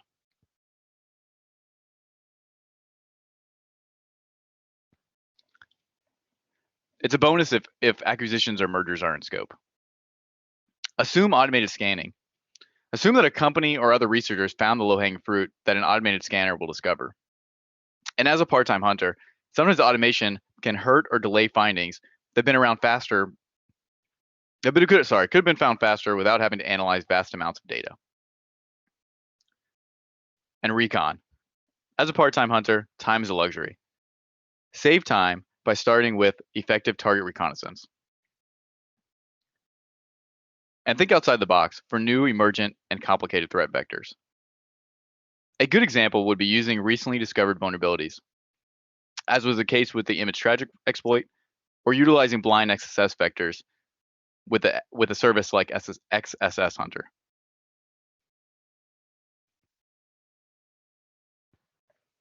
Like most of you, Burp Suite is my favorite tool of choice. So utilize your favorite Burp Suite extensions. There's an ever-growing number of them available. A few of mine are reflected parameters, which identifies request parameters reflected in the response. This can help detect cross-site scripting, open redirect, LFI, RFI, and other vulnerabilities. BurbKit, which incorporates WebKit used by Safari and other browsers to better render the responses in Burp. And it also includes JavaScript detection. And CO2, which is a suite of modules. However, my favorite is SQL Mapper to quickly create SQL commands from requests. And payload lists, including polygon payloads, consisting of vectors that are fire in multiple contexts. These will allow you to quickly identify potential vulnerabilities with a handful of payloads. And the bug bounty community is my biggest asset. Most of the hunters are willing to selflessly share knowledge and help out their fellow hacker. So make sure you're plugged into the community in some aspect.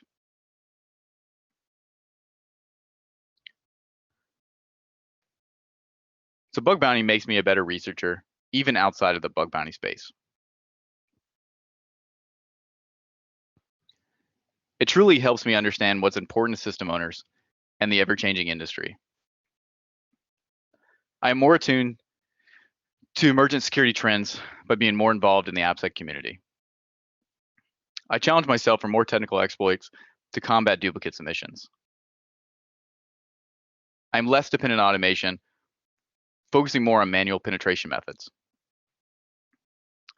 The first defined model incentivizes me to find bugs faster and evolve my methodology.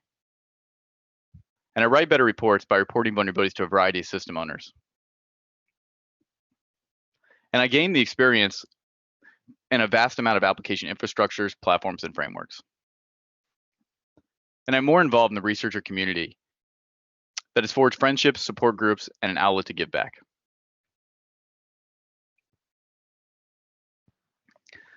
So I think what's most important is having some mobile recon, or having the ability to do some mobile recon. So I currently use an iPhone with Blink Shell. Blink Shell is an SSH and Mosh client for iOS, and it doesn't require a jailbreak. Mosh is similar to SSH as a remote terminal application, but it supports roaming and intermittent connectivity, which is perfect for mobile users. So I set up a port forwarding with dynamic DNS on a Raspberry Pi that was running DiaPi as my jump box, which allows me to pivot to any machine on my internal network.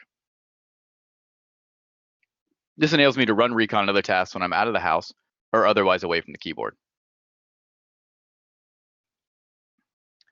I also wrote a recon script to help automate some of the subdomain recon and bug bounty targets for wide scopes. So I wrote a simple Python wrapper around 3 subdomain tools. So first is Sublister by Ahmed Abu Allah, Domain by Jason Haddix, which utilized the Recon NG framework, NocPy by Gianni Amato. And these are all combined to create a unique subdomain list. And it passes that list to Eyewitness by Chris Strunzer, which will compile the report with categorized screenshots, server response headers, and signature-based default credential checking. I wrote it to be a one-stop shop for wide-scoped recon and added some easy functions such as simple proxy and VPN detection. My goal is to continue to evolve and explain the recon capabilities of the script. And I've already started working on the next iteration to evolve into a Flask app to run recon and review reports as a web application.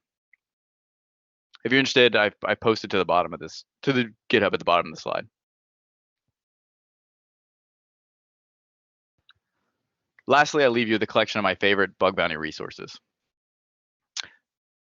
which corresponds to a lot of things Jason talked about. So the Web Application Hacker's Handbook. So the industry standard full-sized in-depth resource and methodology for web application pen testing, which is co-written by the co-creator of Burp Suite. 2 books by my fellow bug bounty hackers, Web Hacking 101 by P. Worski, which analyzes real-life bug bounty submissions, and Breaking into Information Security by Andy Gill, aka Zephyrfish, which is a guide for beginning penetration testers and bug bounty hunters. Payload lists, which are perfect for importing into Dirtbuster, Burp Intruder, or your tool of choice.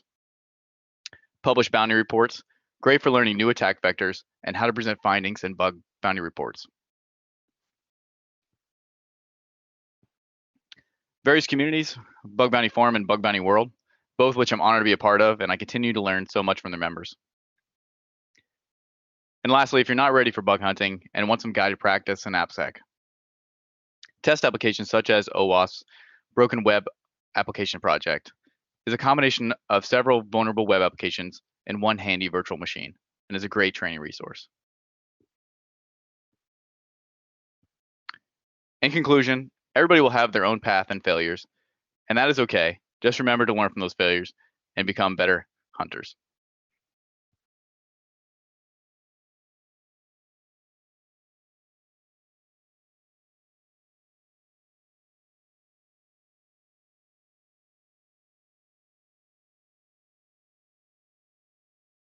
Awesome. Thanks so much, Caleb. Oops, sorry about that loop there. Thank you so much, Caleb. Really appreciate your presentation there. That was awesome. Thank you. So next up, everyone, will have Z Shano giving his chat about presentation about giving back to the bug hunting community.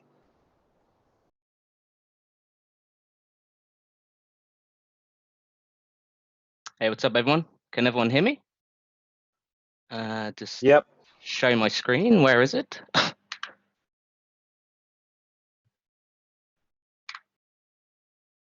There we go.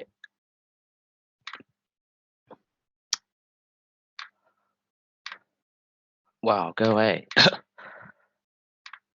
How do you move this thing down here? There we go. Okay, cool. Can everyone hear me and see my screen and that? Oh. Can everyone hear me? I can hear you, man. Coming through loud and clear. All right, brilliant. You can see my screen, yeah? Yeah, absolutely. All right, cool. Yeah, so hi, everyone. For people who don't know me, I go by the name of Zed Shauno online. I'm 25 years old from United Kingdom. I do bug bounties full time, so I have the privilege of waking up when the hell I want and smashing as many bug bounties as I possibly can and working usually to the late hours.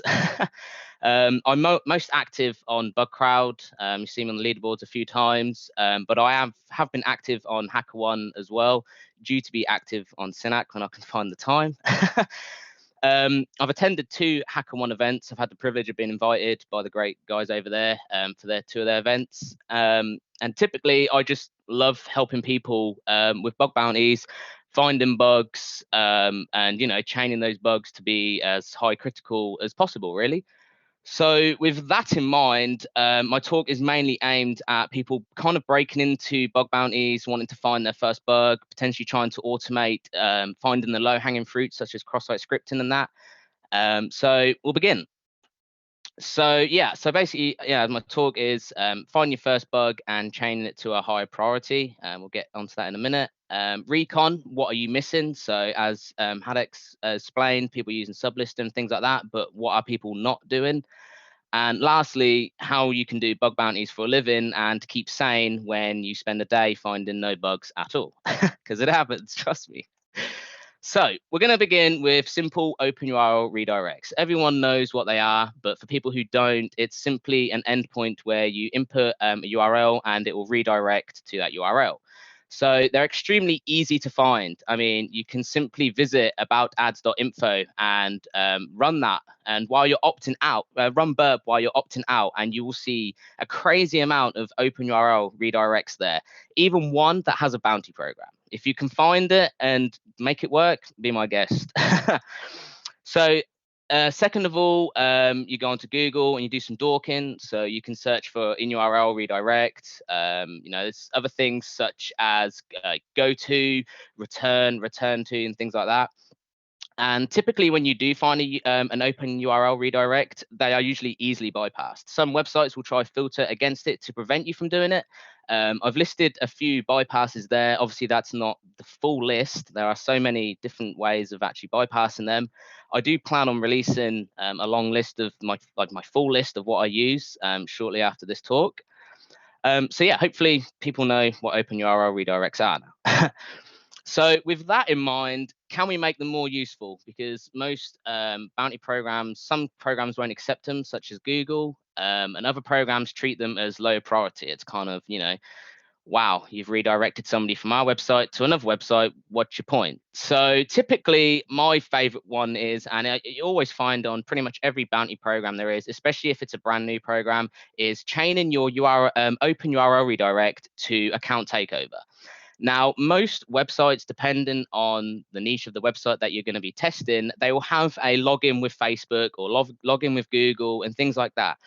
Typically, even though the options are there to actually secure their apps, people will not whitelist their Facebook apps, and you can chuck any URL as long as it's their domain in there. So, for example, if we had an app, Bugcrowd.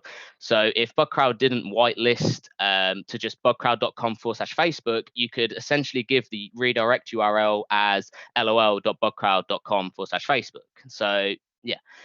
So typically with account takeover and open URL redirects, if you can find a Facebook application, and you've got yourself an open URL redirect, if you input the vulnerable URL into the Facebook app as a redirect URL and it redirects, it will redirect with the access token, as long as you set the response type to token. Now, typically, and especially on mobile apps, when you are logging in via Facebook, to verify who you are, you're only giving them your access token. So to basically prove who you are, the access token that Facebook has generated, it passes to their mobile backend and says, look, this is who I am, and it logs you in, it sets your sessions, and you're logged in. 9 times out of 10, like I've said, every website I've tested, they've all been vulnerable to this. You can easily find an open URL redirect. They're typically on sign-in forms, register forms, logout forms, things like that. So easy to find, and essentially here, easy to exploit and make some money. The only thing to note with redirecting is to URL encode the redirect URI, because I've noticed sometimes Facebook will redirect to the first link, but the second, the URL that you wanted to go to, i.e. your open URL redirect, won't actually redirect for, I don't know why. Sometimes it works, sometimes it doesn't. But typically, I will URL encode that parameter, because when it gets decoded on the server side, it typically follows the redirect all the way to the end with the access token still on the end. So then obviously you've got their access token, you can now log into that user's account. And suddenly, depending on how this program treat account takeover, you've just potentially changed your simple open URL redirect to account takeover, which is, maybe P3 to P2, maybe P1 if you're lucky, depending how they're feeling. So yeah. Another thing is people find stored cross-site scripting, and I've been guilty of it in the past, and they report it just as stored cross-site scripting. They're able to steal a user's session cookies or something like that, and they get their bounty. What I've noticed people don't do is input where your stored cross-site scripting is located as the redirect URI. And so when it redirects to your vulnerable URL, you can have JavaScript run to basically take their token, and then you've just re-logged in. So even if this company, because 9 times out of 10, when I've reported open URL redirects to take over accounts, they will fix the open URL redirect, but they won't fix their Facebook application. They just will leave it, even though I add in my report that you should, hard code a URL in your Facebook app settings. So typically they don't do that, and you can go ahead and score a double bounty essentially. So that's one thing to note that I don't see many people doing. I'm not quite sure why. But yeah, so again, for people missing this, you've got your open URL redirect, and if they fix that, then redirect the Facebook app to the stored cross-site scripting endpoint. Your JavaScript will execute, you grab their OAuth token, and now you've simply logged into that user's account. And potentially they will increase the priority based on the fact that it's stored cross-site scripting and account takeover. But again, that is down to the program's discretion, and it's up to them. So carrying on. Yep, go reopen the report. So first of all, key things people miss, bypassing filters. So I've joined old programs and been hunting around and found open URL redirects because they're easy to find. People haven't been breaking filters as much as they should be. So the beauty of being a bug hunter is it's you and your computer, and you can chuck whatever you want at the web application. It doesn't matter whether it works or doesn't work. Chuck as many characters in as many variations as possible. Some might work, some might not work. The end goal is you're going to be learning something, and potentially you might find a nice bypass for many more websites. So yeah, fuzz as much as possible. I don't know if this is actually in the way here. So your favorite characters are going to be the backslash, /, the period, question mark, hashtag, equal sign, null byte, and creating a new line. So the reason I've picked those is so an example would be to use a null byte. Sometimes companies on the back end ignore this null byte, and you are able to inject your domain after their domain for some unknown reason.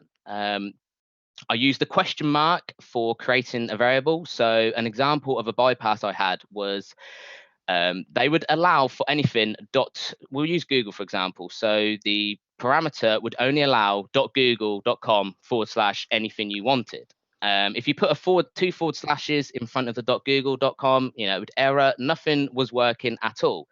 However, if I put the payload lol.com $C equals .google.com, it saw the .google.com and thought, oh, this is a valid URL. But in reality, it's redirected to lol.com, and the .google.com has been the variable. So that's one common thing that I've not seen people doing. I do plan an update in my website to include a section for bypasses. I want to eventually have I know there are giant lists out there already, but for my own same purposes, because there's too many things to look at these days, I want to create a section to basically have bypasses for different types of vulnerabilities, such as cross-site scripting, CServe, open URL redirects, etc., etc. Carrying on. Why is it not doing anything? Okay, so not checking for any OAuth systems in place. So this is where your directory scanners come in place. So typically, some websites will host their own OAuth system. Sometimes if you're logging in via mobile, it'll do a token exchange, etc. So again, check their mobile app, run a directory scanner, and search for common things like /OAuth, etc. Do some Google dorking, and basically just look around and see, can you use your open URL redirect to do something more interesting rather than just redirect? Because the aim of the game is you want to impress this program and this company, and in return, they're hopefully going to reward you very generously. And then it's a win-win for everyone. So another common thing is most people know that I report to the same program on Bugcrowd religiously. They have an enormous scope. Basically, there was one parameter that I seen throughout the entire application, like altogether. Now, some people will say this is a root cause problem, and I would agree, but depending on how their backend is coded, they might not be able to fix that root cause problem. So letting them know where you're actually finding these issues is probably going to help them. I mean, the worst they're going to say is, we know about this, it's a root issue, please stop reporting. But hopefully they'll accept your report, and you'll get a nice bounty and things like that. So yeah, there are tools out there to automate, burp intruder to run the burp spider, send it to intruder, append the parameter that you've found, and just run it against all endpoints and see how many you can find. I mean, I've personally done this and discovered at least 25 plus vulnerable endpoints in the matter of minutes from doing this. And luckily, every single bug was accepted. So I've already said this, but check their mobile app. If they have a web application, sometimes they don't have their mobile app in scope, and obviously you have to respect that. But typically they do have their mobile app in scope, and they always use things like OAuth, especially when logging in with Facebook and things like that. Typically, you can't use an open URL redirect on Google auth systems, I found. Typically, they're more secure. I'm unsure why Facebook aren't. But yeah, so yeah, check their mobile app as much as possible, and again, as I've already explained, redirect your OAuth to the stored cross-site scripting. I don't see many people, if any people, actually doing that. They may pay more for it, they may not, but there's no harm in doing it anyway. Because the reason I say that is because some of you, I'm not actually watching this chat, I probably should, but some of you may be saying that stored cross-site scripting can get you account takeover anyway. And yes, that is true, but what about if they have got their session cookies protected, HTTP only? Then you're not going to be able to. Whereas you can with the OAuth system, because as long as you can steal their OAuth token, you can then get account takeover if their application has the functionality for it.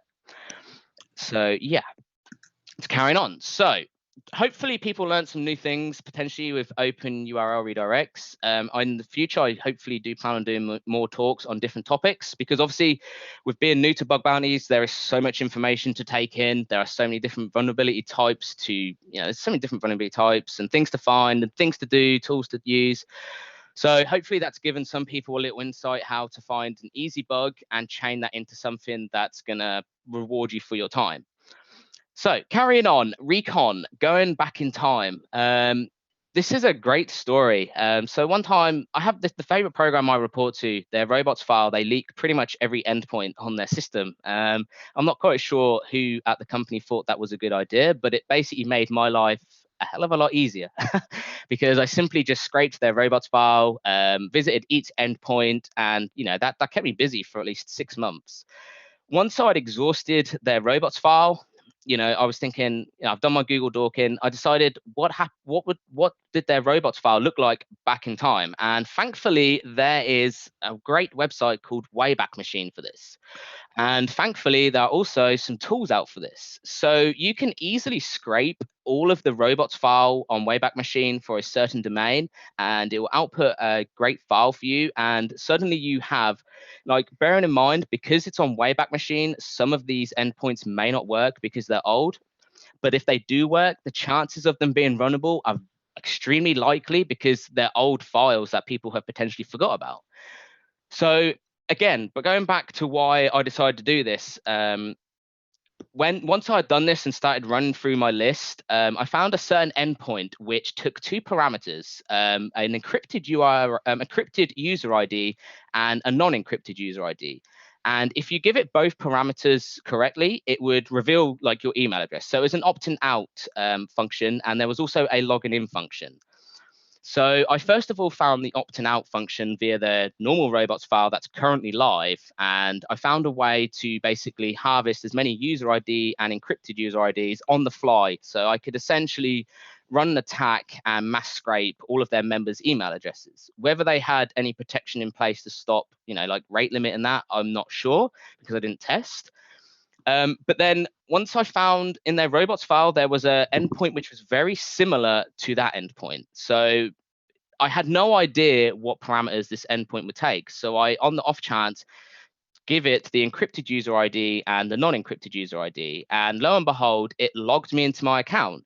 So I thought to myself, well, if I can reveal people's email addresses on this endpoint and they fixed it, and this new endpoint isn't currently listed in their robots file, but it's still live, have they forgot about this? And if I chuck if I chuck them parameters at it, can I log into anyone's account? And lo and behold, yes, I could.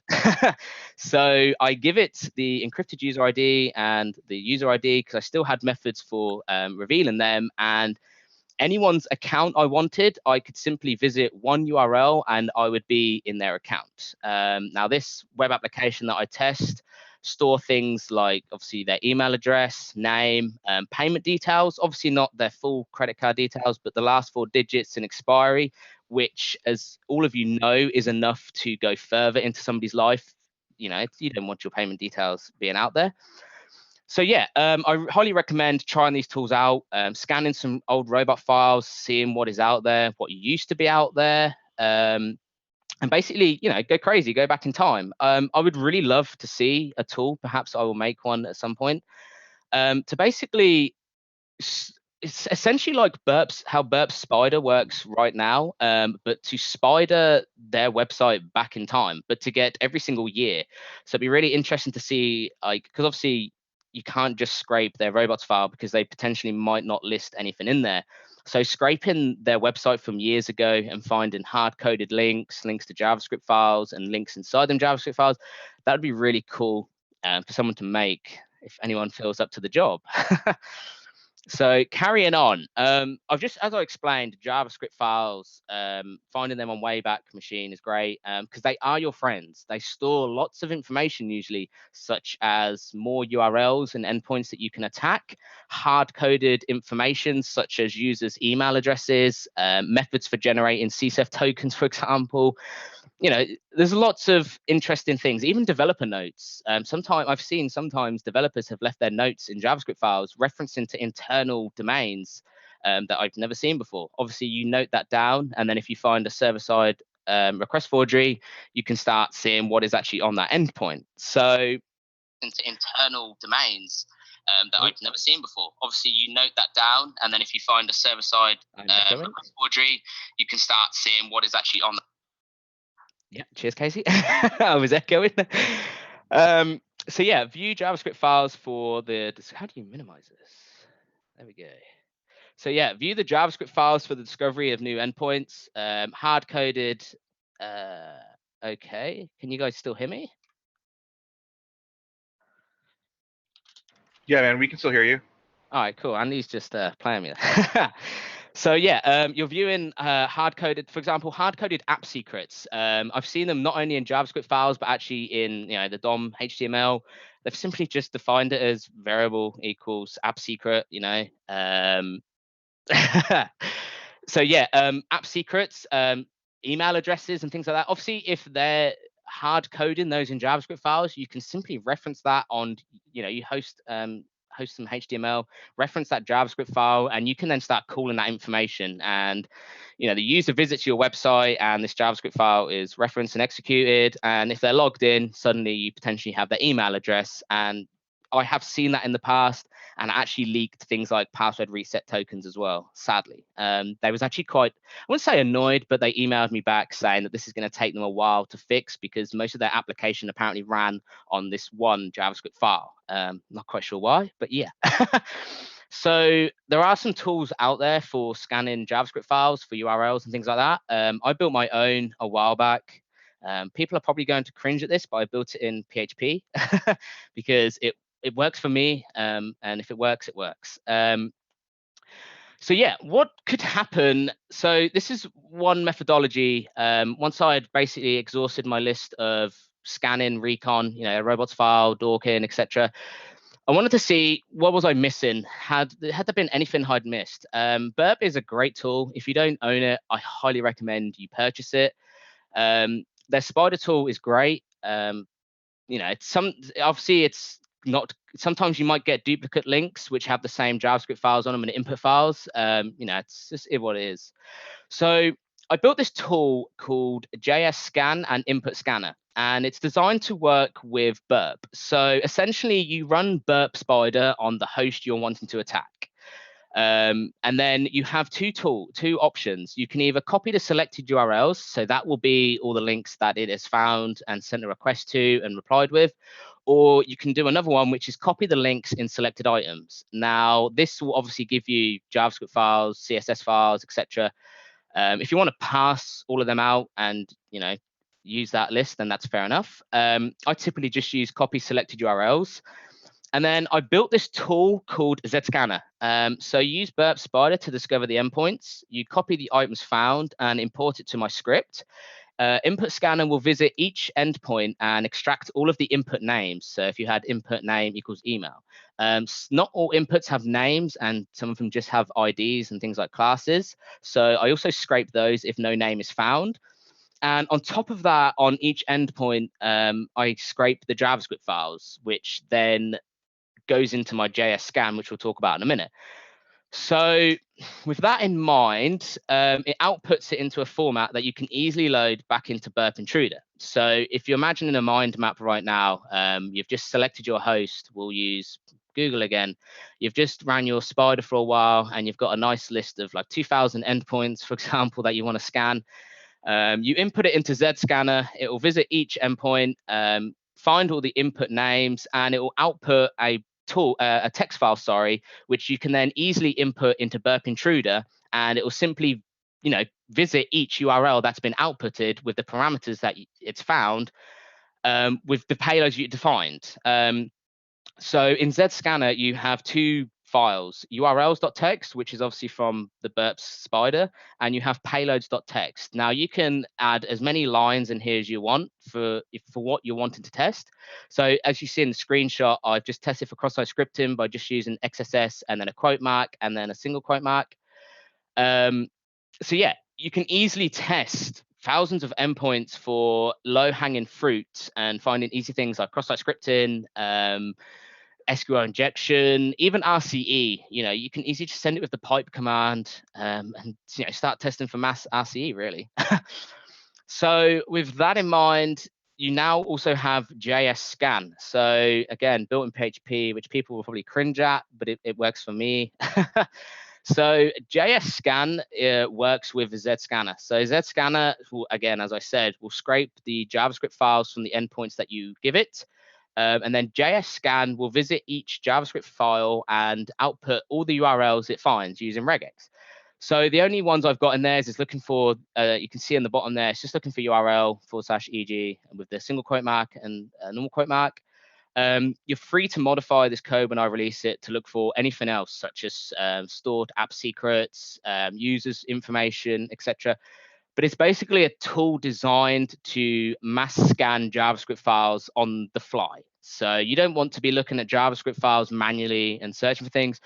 It's much easier, I find, to scrape as many JavaScript files as you can and then mass look at them basically, and see what is in those files, because so many times I found vulnerabilities in JavaScript files. I don't know if people are overlooking them or if it's new code being shipped, or I'm not quite sure, but it's happy days for me. So using these tools, I've managed to automate pretty much 80% of my low-hanging fruit. So with the Zscanner, I simply, again, going back to the recon and scraping Wayback Machine, I simply took all of their robots files, all the endpoints that I found, mass scanned for the input names, mass scanned for JavaScript files, and suddenly I was presented with like 40 plus vulnerabilities. People probably think it's a bit cheaty and skiddy, but it automates the process of finding cross-site scripting, so you can spend more time finding more critical vulnerabilities, such as RCE via like file upload or server-side request forgery, or you can go back to doing your recon and playing around manually, basically. So, as it says at the bottom, when the JavaScript scanner executes, it doesn't actually output anything. You're free to, because I didn't actually plan on releasing these until recently, a while back, so I haven't you know, it's probably poor coding. People probably think it's bad, but it is what it is. You're free to rip it apart, change it, do what you want to it. I'm keeping mine how it is because it works for me and I'm happy. So yeah, it doesn't output anything. I like a visual view, so it will tell you the endpoint that JavaScript was found on. That's one key thing I should probably note. So for example, if you scraped google.com/test and it found a JavaScript file, admin.js, the script will tell you, hey, I found this on google.com/test. So you know that this JavaScript file is being used on this endpoint. So it gives you more of an indication as to what is going on. And yeah, so yeah, feel free to modify as you see. Again, I don't know if this is in the way. I'm going to move it. I don't know if I can just see this. I'm just going to leave it. Yeah, so the Z scanner will output 3 files. So you have get output.txt, which is a list of the URLs in a get format, which you again just input into a normal burp intruder. It then also has post output and post host output. So those are 2 files that you can again load into burp intruder with the pitchfork attack type. You set obviously the post output as that they're the parameters. So you set that at the bottom, and then the post host is the endpoints. And so the reason for outputting two sets there, get and post, is I found in the past endpoints haven't been vulnerable via a get request, but they have been vulnerable via a post request. So that's one key thing to take away is even if you're sending a get request with this endpoint and you don't think it's vulnerable, send it with a post request and see what happens. And not only that, but change the content type, change it to XML, JSON, just again, reference back to the very start of this talk. You're in control of what you're sending their server. You cannot be wrong in this industry. Just chuck as much as you can and see what happens. You'll be surprised. So yeah, carrying on. Finding bugs full time. I've had the privilege of being able to work by myself and my own boss for all my life. I'm very grateful for it. It can get very tiring, especially if you're not finding any bugs. So, I've got bills to pay and things to do. People have, you want to find these bugs. So what can you do if you're not actually finding bugs, and how can you keep sane and keep at this basically? The first thing is, everyone was new, and everyone gets stressed. Everyone chucks things at endpoints. It doesn't work. The only thing is to remain calm and take a step back and potentially see if somebody else has found something similar. So for example, if you've got an SQL injection error and you can't quite get it to run, can't get it to execute, obviously try SQL map, try some SQL lists that people have released. And last but not least, but don't be afraid to ask people. People in this industry are extremely welcoming. Everyone wants to help each other. Hence why this conference is going ahead. So yeah, don't be afraid to ask for help. Be professional. So we all know what it's like. You report a bug. They take months to actually see your bug, months to triage, and then months to fix. And you end up waiting potentially a year to get paid. Yes, it gets annoying. It all depends on what program you are reporting to. So you need to be smart and learn where to spend your time. So don't get invited to a program and go crazy on it.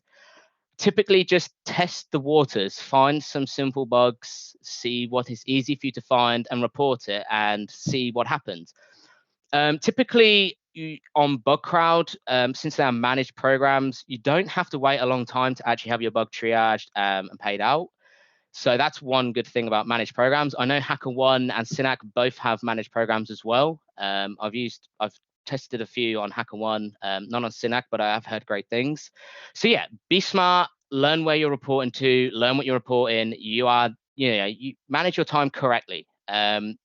And a great thing is to also look at disclosed reports. So obviously HackerOne disclosed reports. People will post blog posts and they post their timeline as to how quickly it was fixed, etc. See where other people are potentially getting paid within 24 hours or within a week. See if people are being paid fair, etc. So for example, if they're getting $50 for RCE, you know that your cross-site scripting will probably get maybe $1 or nothing at all.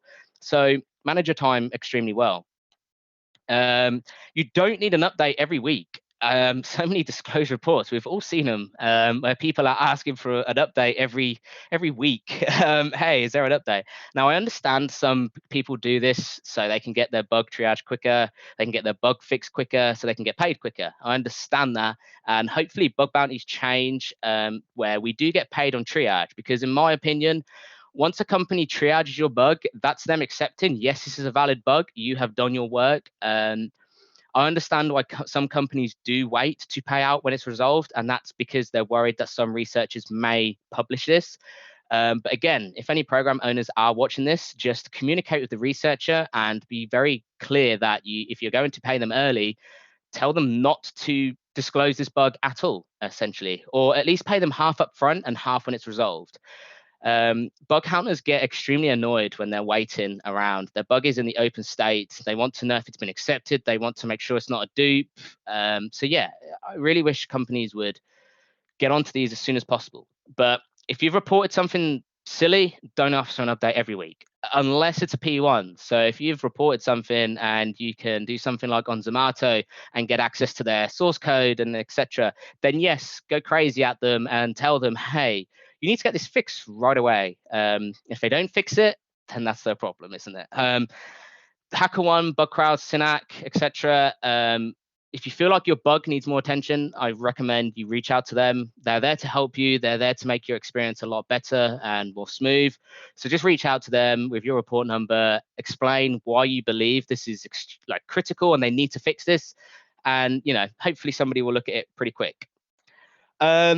Chain bugs to achieve the highest possible impact usually leads to a bigger payout. So as we saw in the open URL redirect example, we could have just reported it as a redirect and potentially maybe got $100. But if chaining it to an account takeover, I may potentially get upwards of $500. So even though bug bounties are typically a race to report the bug first, because you don't want to get that dreaded dupe, etc., the brilliant part of being part of small knitted private programs where there's only 20, 30 plus researchers is you can typically hold on to the small bugs until you need it for something more critical. It's also great if you are in any Slack channels or if you know other people running on this program to potentially collaborate and see if you could put your bugs together. As I've said at the very start of this talk, there is an open URL redirect on a program that has a bounty via the aboutads.info website. So again, if you can, I'm not going to list who it is here. It's up to you to find it because you have to chain two things together. But if you can make it work and do something good with it, I'm really interested to know because I have looked around. If you really do want me to give you just the vulnerable URL, then maybe talk to me. So you are going to have bad days, as I've explained. I've had them multiple times. I've come on my computer, I've ran scripts, I've checked endpoints. These endpoints are giving me weird errors and I just cannot get them to work and I get stressed. It happens to everyone. You will sometimes go weeks without finding bugs. It all depends on the programs that you are active in, the invites that you've got, your knowledge, etc. Just take time out to relax. Unless you are doing this full time, you don't need to find a bug every day. So take time out to relax, play some games, go do some exercise. There's nothing better than doing some exercise, letting some steam off to clear your head, and just really unwind and just collect your thoughts. Try and work out where you're potentially going wrong with bug bounties. Where are you spending too much time and not finding anything, etc. And one thing I really love to do is once the report has been moved to the resolve state is, go retest it. So depending on how big the company is and how big their scope is, different teams will fix different endpoints and different sections of the website. So I've had, for example, on this company, certain endpoints have been fixed fully. They've done a great job at fixing it. I've retried it. I simply can't get it to work. That bug is fully fixed. Whereas I've had different endpoints where they haven't fully been fixed. They've only sanitized certain characters. So I can just simply create a bypass, filter bypass, and suddenly I can now reopen this report and say you haven't made a good enough fix on this. Basically, I don't like doing that potentially because in my opinion, once you've reported a certain endpoint as being vulnerable and they know about it, it's kind of gone. I always ask for permission to re-report bugs. If I've broken it, I always get permission to do it. So if you do break a bug on a report, you can either go one way. You can either just report it on that bug that you've already reported and say, hey, look, this is broken again, and they may reward you more, or you can reopen a new report. Again, it's probably down to, you should probably talk to the program and potentially the program that you're reporting on. And it would also be based on the severity and how much work you put in to actually bypass the filter. So if you actually did some crazy magic and completely created something new within like 2 hours, then you deserve a bounty. It all depends on how much time you're putting in and things like that. So yeah, find a program that you love that will treat you fair. And then once you do, give it your all. So we all know the #1 hacker on HackerOne, Mr. Hack, also known as Try to Hack. Had the privilege of meeting him last year in Vegas. Extremely talented individual. Everyone knows he's found his favorite program, his niche. He knows how they work. So the benefit of finding a program that you love and treats you fair and well is you can really get a feel for how their program works. You can understand what they're coded in, common mistakes they're making with their coding. For example, if they're pushing like new code, you know exactly, if you found like 15 IDORs, to suddenly try IDOR because they might be vulnerable to it. True story that, by the way.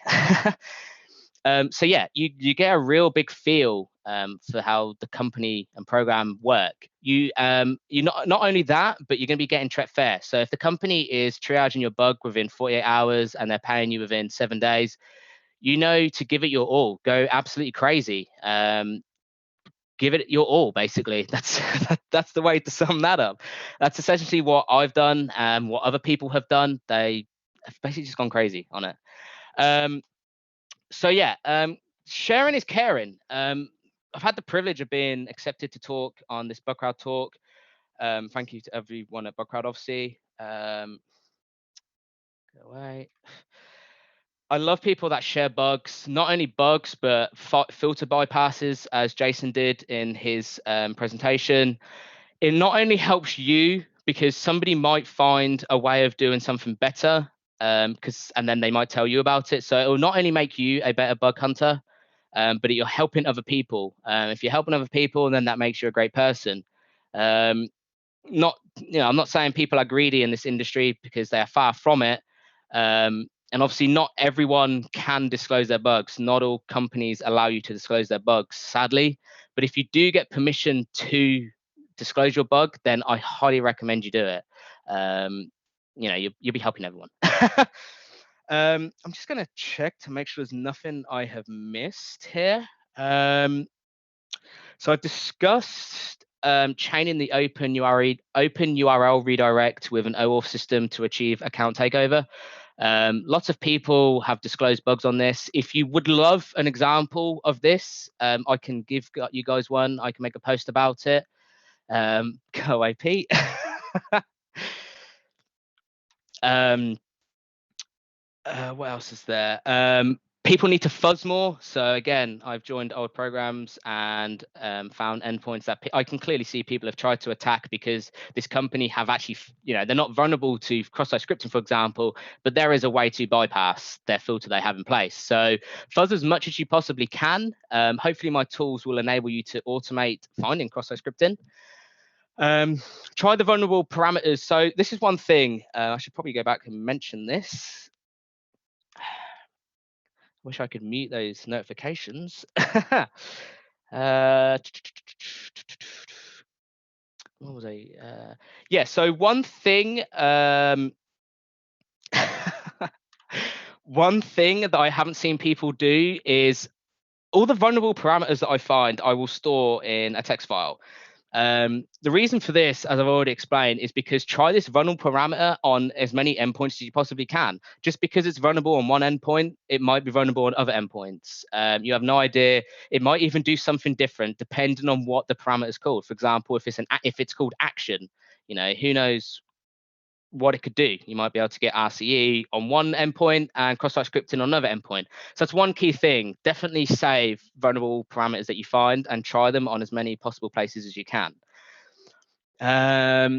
let's make sure I've not missed anything else. I've discussed using the Wayback Machine for scraping robots file. If anyone does take up the idea of making a tool to scrape a website, a complete website, and like, hard-coded URLs, JavaScript files, everything, then be my guest. I'd love maybe the Bug Bounty forum people in their Slack channel. We can get together and we can create something like that. Who knows? I've talked about. I'll go back to about my tools in case people missed it. So essentially, you pick your tool. I've used AutoTrader here. Hopefully, they're not watching this. You spider their entire program with whatever tools you have. There are lots of tools out there for spidering. You may have your custom tools, who knows? And then simply input it into my input scanner. It'll visit and then define your payloads in the payloads.txt. So depending on what you want to test for, and then just leave the script to run depending on how many you have inputted. Go out, have a meal with your girlfriend, wife, play with the kids, go to bed. I don't know. You might wake up to quite a few vulnerabilities overnight, as I have. So yeah, you run the scanner, input it into Burp Intruder, and then you can check using regex to see what has basically been found. As you can see there in the bottom, easily found quite a few cross-site scripting already. Had to hide the payload URLs there. Didn't actually intend to find those vulnerable parameters, but yeah. One key thing I should note is it may be noisy. So obviously, if they say no automated scanners, then you do have to respect their rules. I typically, in my Burp Intruder, will always add my username and the program I'm running on. So for example, if it is Bugcrowd, I will have in my user agent Bugcrowd-Z just so if there is any problems, they know it's me, they know I'm not here to cause any harm, and if I've accidentally broken anything, they can quickly link it back to who I was and realize, this guy's in our bug bounty program, he's actually found something he wouldn't have known otherwise, if that makes sense. So it's all about working with the company and they know who you are and what you are doing. And then obviously we have the JS scan. From the input scanner, it will scrape JavaScript files and then output a list of URLs found in that endpoint.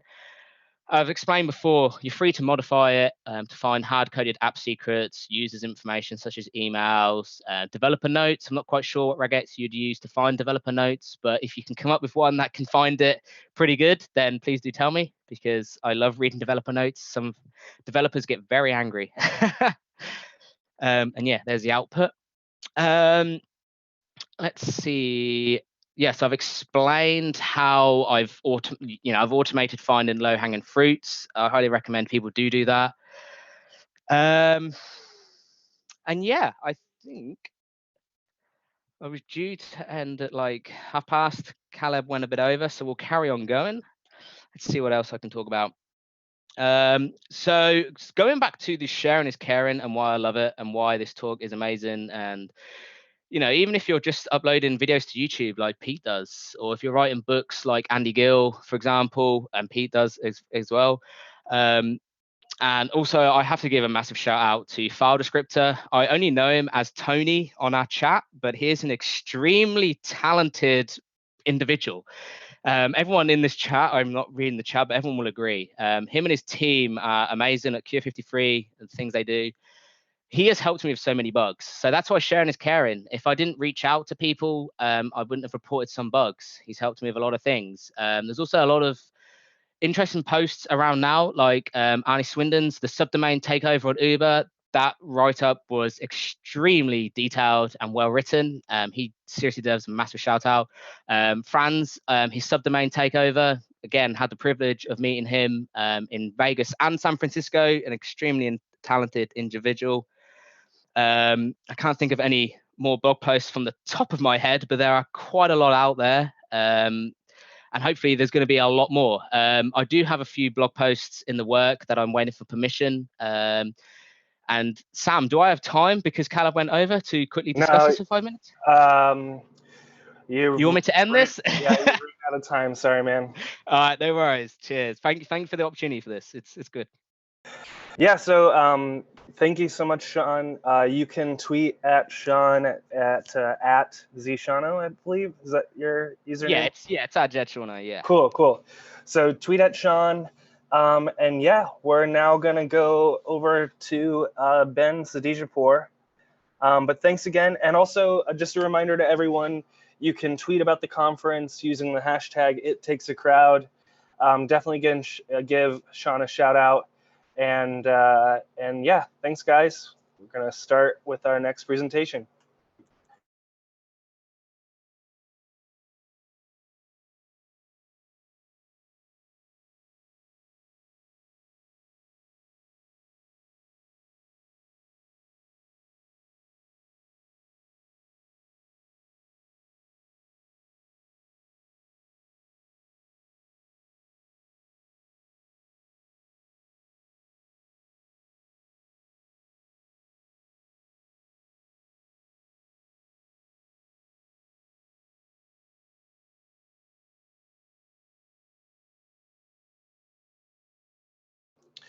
Hey, Sean, can you stop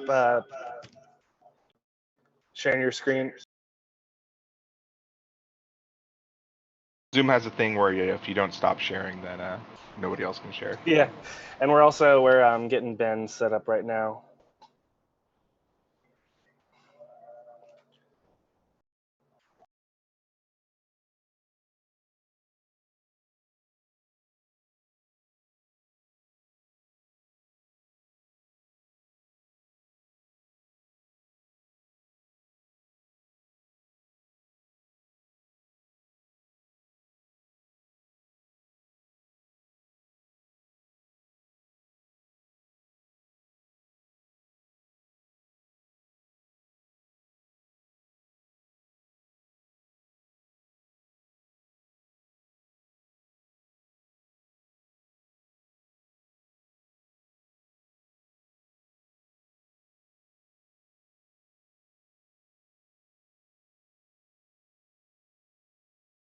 Sorry, guys, bear with me. I'm getting Ben set up in Zoom. Thanks for your patience.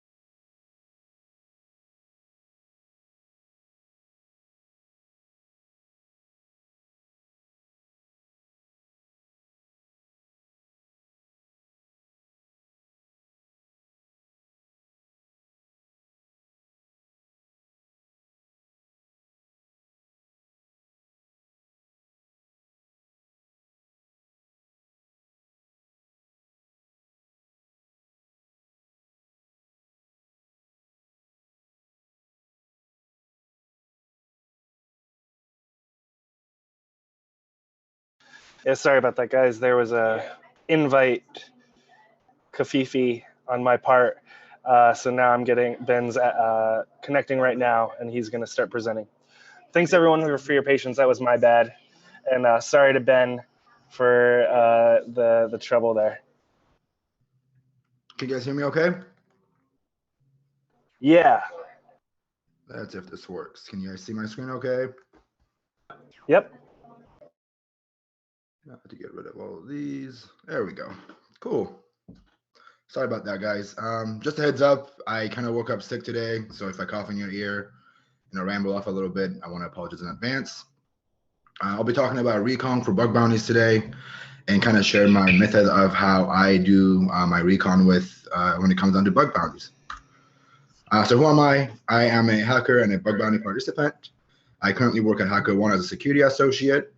I co-founded Bug Bounty Forum for hackers to get connected. We publish a lot of content for hackers, whether you're new or you're already established in the community. I currently hack on HackerOne and Bugcrowd, being number 15 on HackerOne and number 29 on Bugcrowd. So an agenda of what we're going to talk about today is I'm going to give you guys a quick overview of why we should do this, Then we're going to move on to the traditional way of how hackers are doing their recon, mostly with brute forcing. And then we're going to move on to different methods that I have done on my own that hackers are using currently to find more resources and more bugs. So one of them being using AWS, other one being GitHub, and then number 5 is where we use other third-party tools like Shodan and Census and a couple other methods. So why should we care about doing recon? First of all, it gives us a bigger attack surface. It gives us more bugs, which we all want to do, and we all want to have more bugs to submit to programs. More bounties. At the end of the day, we all wanted to find more bugs and get paid or get points, swag, or whatever it is that we're in this for. But at the end of it all, it's going to give us more problems. So the methodology that currently for a brute force of the website they want to recon on. So if you're looking for a subdomain, if you're looking for subdomains, your initial move would be to go to the brute forcing tool, just the ones on the right, like sublister, normal, mass DNS, alt DNS, and so on, and you pretty much brute force for it. So there's a little twist to that I like to do on the side is I like to find patterns. So if I see a corporate domain or a staging domain, I like to just go ahead and specifically subdomain brute force for that pattern. And then I can add different prefixes to the domains to find more different staging environments, actually. You can also use Google. You can go on there and, the traditional way of doing site.com and excluding the domains that you don't like or you already know about. I highly recommend doing the brute force and then moving on to actual looking for staging environments, especially if the bug bounty program is including all their properties, all the web properties in their scope. That kind of gives you guys a bigger overview of what you're working with. There are less limitations on development sites and staging sites. And obviously on the corporate websites, there's times where there's no login in front of some stuff, or you can do recon on those corporate domains to find more juicy information. So moving on to Amazon Web Services. Based on the research I did, and when I do my bug bounty hunting, I see a lot of companies relying on AWS. So as a part of my recon, these are a couple of things that I do just at the start. So first I look for S3 buckets. One of the ways of doing that is just going on Google and looking up s3.amazonals.com and then giving it a pattern, domain, whatever you want to look for. Second one is to go actually look for those instances without the S3 buckets. And looking at them, by doing that, you actually find I found a couple of internal domains where if you go to, domain.corporate.domain.com, it wouldn't work, but somehow when you go to the Amazon Web Services, magically opens up a new door. Again, you can do more Google Docs for those patterns. You can go on GitHub, which we'll talk about in a little bit, and you can also automate your work. So what I mean by automating your work, you want to find the most bugs in a smaller amount of time. When it's a new program that a lot of hackers are looking for, you want to speed up your process. Back to the right side of the presentation, you can see that I'm just generally working for Bugcrowd keyword on Google with doing Amazon AWS.com, which would give me Bugcrowd public, which I wouldn't have known it existed if I wouldn't have done that. On the right, I was doing Trello. You can see the same thing. I did Amazon AWS.com and the keyword Trello, and it gave me a ton of results. Not all those are unique, but a lot of them are stuff that I wouldn't have found if it wasn't just with that search. So automation. Instead of going and trying the AWS CLI and trying a million different patterns, you should automate that work. So how that works is you get a list of subdomains. We already have subdomain brute forces. You take that list, you make another list of different environments or prefixes, so prod, stage, dev, whatever you want to use. You automate it and you catch them all. And by that, I mean you literally look for different patterns. So not only I'm looking for website.asset.test for a company name test, I'm using it for test.com. I'm doing test before, after, putting S3 in the middle, and a couple other patterns. And it does that for every name in that subdomain list that you provided. And it finds all those different patterns. A shout out to Patrick and Tom from HackerOne. They both actually came up with this idea and we talked it through. Patrick initially published this, took it down, and we actually worked together to make this code. There's another one. There are other options you can use, one being Sandcastle. and Bucket Finder. These were both actually mentioned in Haddix's talk. And this tool in particular, it isn't the best tool you can find to do this, but it kind of gets the job done. And hopefully I'll have this out on my GitHub sometimes next week. And you guys could download it and play with it. It's super simple. It also tells you if a subdomain exists and you don't have access to it. So that way you know that that S3 bucket exists, but you can play with it for different methods of taking over that subdomain or that S3 bucket. So what could go wrong when you're doing the AWS recon? Sometimes you find S3 bucket names that sound like they're owned by a company, but they're actually not. You might actually end up going out of scope, depending on what the company rules are. So you may find a domain that you have read and write access on, but at the same time, that domain was taken out of scope. You can actually find S3 buckets that lets you list an entire the directory listing, but there's nothing really sensitive on there, and it doesn't really make a difference. And you can end up on third-party apps. And I've done all 4 of these, and I'm speaking on experience. Make sure that it's owned by a company, you're in scope, and you don't want to make the bug bounty program feel uncomfortable with what you're doing. So live and learn from this. So talking about GitHub. GitHub is another tool that I use a lot throughout my work. I think I spend more time on GitHub than actually hacking a program when it launches. And that's because you can find a ton of stuff that could help you find some really good bugs. One of them, again, I love patterns, environments. You can find how they're naming their environments. This actually has helped me numerous times to find staging domains that have less limitations, and you can actually escalate your bugs. Been a ton of times that I've actually found API keys that were supposed to be used internally. You can find Amazon Web Service secret keys, and you just have to get creative with these patterns. So you can just do company name and actually find a set of keys that you come up with for that parameter. The parameter name is up to you and guessing what the developer would have used. But when you do a couple of these, you eventually get a hang of it. The other one is you can find internal credentials. I can't stress this one enough. You will see a lot of username and passwords just leaving developers leaving them on GitHub, which we'll actually talk about that in a little bit as well. You can also look for API endpoints. There are times when there are old API endpoints that you may have not known that a developer worked on 4 years ago and they left on their GitHub, and it's still there. And again, talking about domain patterns, so you always find those as well. So some of the example bugs that I found by the methods in the last slide, I actually found some really, really weird Jenkins instance that was Jenkins dash some really long keyword. Then it was behind a subdomain that was really weird as well. And then it was under that site. And when I logged into that, there was no login required. I just looked at their builds, gave me all the Amazon Web Services, the key to it, and all their build info, and that was automatically paid out and fixed quickly. I've actually found a RCE on one of the programs that a lot of people know I hack on religiously. I was really bored one night, and I wanted to just see if they have made any mistakes on GitHub. On my first try, I found a file that was 1.5 years old that had FTP credentials. In the beginning, I didn't want to try it because of how old it was, but it's an FTP credential. It doesn't take that long to test it. So I plugged it in, I logged in, it worked, and I actually uploaded a file and got paid within the hour. I've also found internal, as I mentioned, employee credentials. That one actually gave me access to a subdomain that was designed to have all their mobile apps built in there. And there was a lot of CGI files on that subdomain that I don't think they wanted to be publicly accessed because of how crappy it was written. And that alone, again, gave me more bugs. And I was able to do all that through GitHub. So these are a couple of examples of what I would use usually. You could do site.com, domain.com, and put that environment you want to use.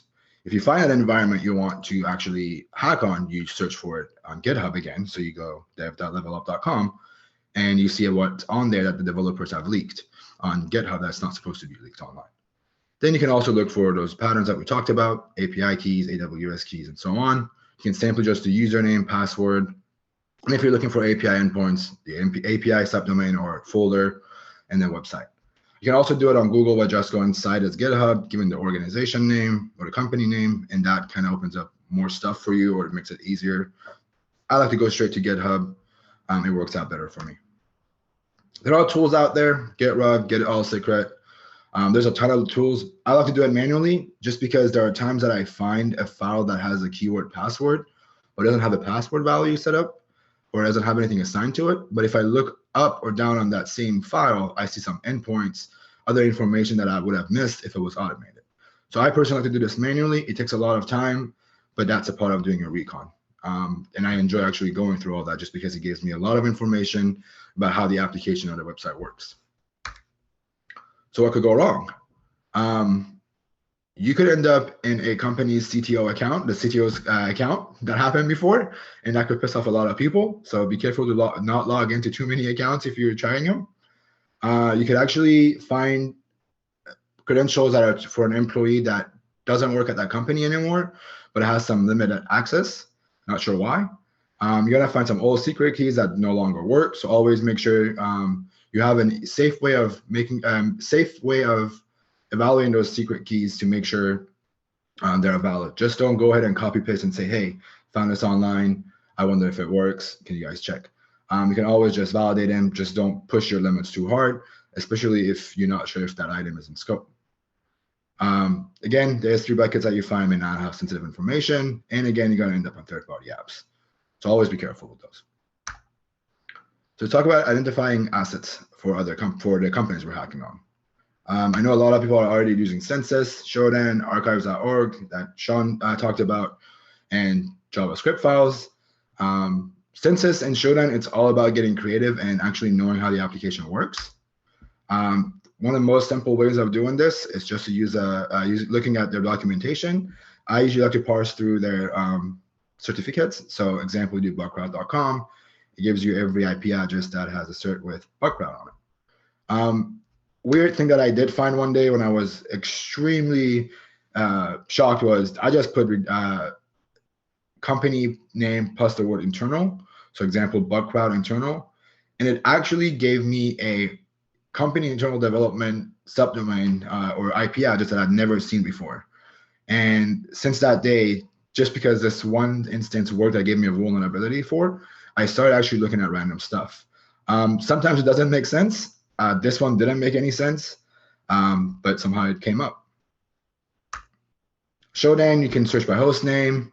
You can filter through it with different ports. You can put a title for that host, like, hey, I want to look for Jenkins. So you do the Jenkins dashboard title. You can look for products.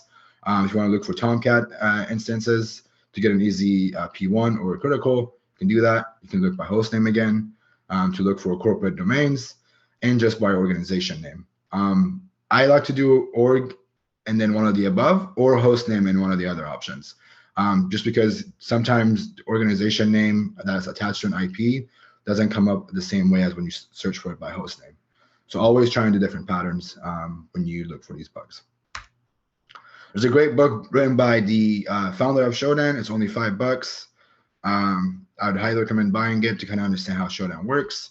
It pretty much gives you a huge overview of what you need to know about Shodan before you get started. This actually was another one that I found a weird pattern of a staging RabbitMQ environment that gave me access to, I actually logged into it. My search query was host name. It was corporate.site.com. Then I found the corporate domain. So I did host name, corporate.host.com. And then I actually just did a port number on there, which gave me that RabbitMQ instance. And then I did a whole port scan with Nmap. So I scanned all their ports. It gave me some other port number that was like 8180. Went on there was some log files that actually have the RabbitMQ logins, which ended up authenticating me inside of their instance. So I had full control of that as well. Yeah, and that was extremely easy. That actually took me about 20-30 minutes of recon, and it was 2 in the morning, and they were fixed by 3 a.m. So these are pretty much easier ways of finding critical bugs without digging too deep into the actual application itself. Archive.org, great way of finding old endpoints or functionality. So you toss in your target, you pick a date, you review their source, you look for functions and endpoints that are on there that are still working. You look for JS files, you parse through the JS files, and you explore them. And when I say you parse through the JS files, it's you look for endpoints just like Sean was mentioning. So as a part of doing that, I'm actually releasing another tool next week that Zaid and I have worked on, and we talked about it previously. That actually you give it a list of JavaScript links or files. So site.com/path to the JavaScript file. You can give it 20, 30, whatever. Parse through it. It would give you all the endpoints that are on there. Not only JavaScript files are good for endpoints, I've actually seen people put credentials or tokens in there as well. So always look for those. I've seen Amazon Web Services a couple of times being in the JavaScript files. Not sure why they would do that, but again, it's just looking for those and making sure you always are actively looking for it. And sometimes you'll find some internal subdomains, hosts that are not really easily accessible, or you can't find them with the other ways that you've tried. And then that also gives us more bugs, more bounties, and more problems. That was pretty much all I had for today. I want to thank you guys for letting me talk, especially with Bugcrowd for letting me do this. Everybody on the slide that's been helping me do all of these.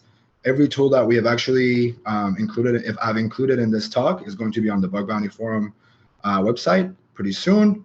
So you can actually go on there and grab them. And if it was a tool that I actually developed myself, I'll actually push this out all for LevelUp within the next week. And if I do have some time, I would love to take some questions. Once I figure it out. Yeah, there's the Q&A box. There we go. I think, yeah. So I have a couple more minutes. If anyone wants to ask any questions, feel free to do so. Otherwise, I will leave this up to the next person. Hey, Ben, can you hear me? Yes. Hey, man, good presentation. I really liked it. Seems like a couple of the presentations so far have been about JavaScript parsing, and Burp should do that already, right? It should be able to parse links and paths out of JavaScript. In my experience, it doesn't do a great job of that, and so that's why some of this tooling is coming out to do that. But do you have any thoughts on like why it doesn't, or maybe the methods it misses, so that eventually those things can end up in a tool that we kind of all use? I honestly don't know how Burp is doing. I think we actually had a talk about this same topic on Bug Bounty Forum with people that are behind Burp. But at the same time, for me, it's easier when you develop your own tool, just because you want something to happen your way, and not every tool that's out there is going to work with you. It's not going to cooperate with you. So that being said, the way we designed this tool was actually an idea given to me by Yobert. It's just a way of making it a lot nicer and clearer. This actually gives you, let me move this away. It highlights stuff to an easier way to read it. So if there's something that you may have missed, it's pretty much screaming at you on your screen. It just makes it easier to search for it. This is actually it runs on Python. It's just you can go to it's like a local host. You go to a local host and your port number, and everything's on the web. You can search for it easier, and that's kind of why we developed this in a different way than what most tools do it. Cool. I hope someone takes this file, the Python file that we're going to release, and actually develops an Burp suite plugin for it. I think it will be extremely helpful because of the abilities of crawling that Burp has. There's another tool that we may release sometimes next week as well with this. That's actually it's written by Schmiegels, Olivier. He actually wrote a tool that you just give it the website name, and it just goes and crawls with all the JavaScript files and downloads them to your local machine. That's kind of another approach you could have. But at the same time, Burp does all the crawling and gives you all the JavaScript files. It's just a matter of how you're going to go through those and how you're going to find those endpoints. Absolutely. Thanks, man, for the talk. Cool. Thank you, guys. Since there's no other questions, I'm going to hand this back to Sam.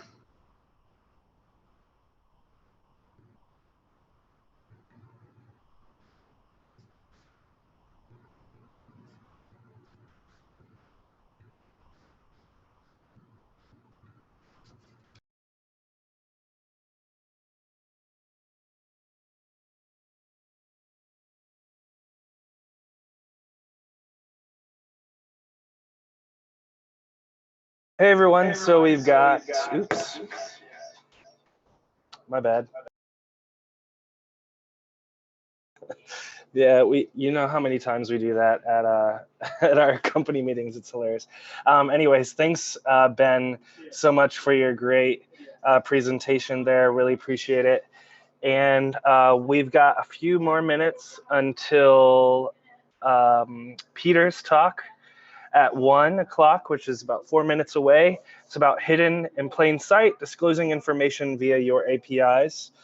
Now's a great time to get some food, take a bathroom break, and tweet about this conference. Tweet at us at Bugcrowd and use hashtag #ItTakesACrowd. Let us know what you're enjoying, what you would want to learn more about, or yeah, just share the love on Twitter.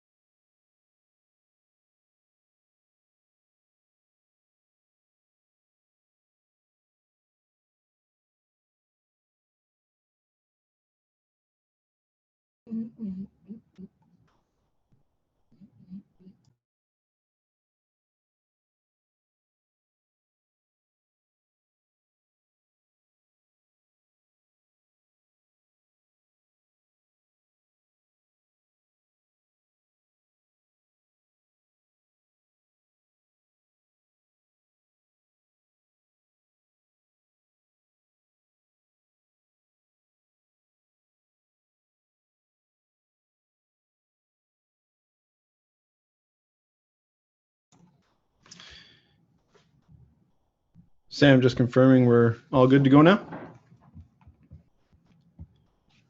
Perfect. Yep. Okay.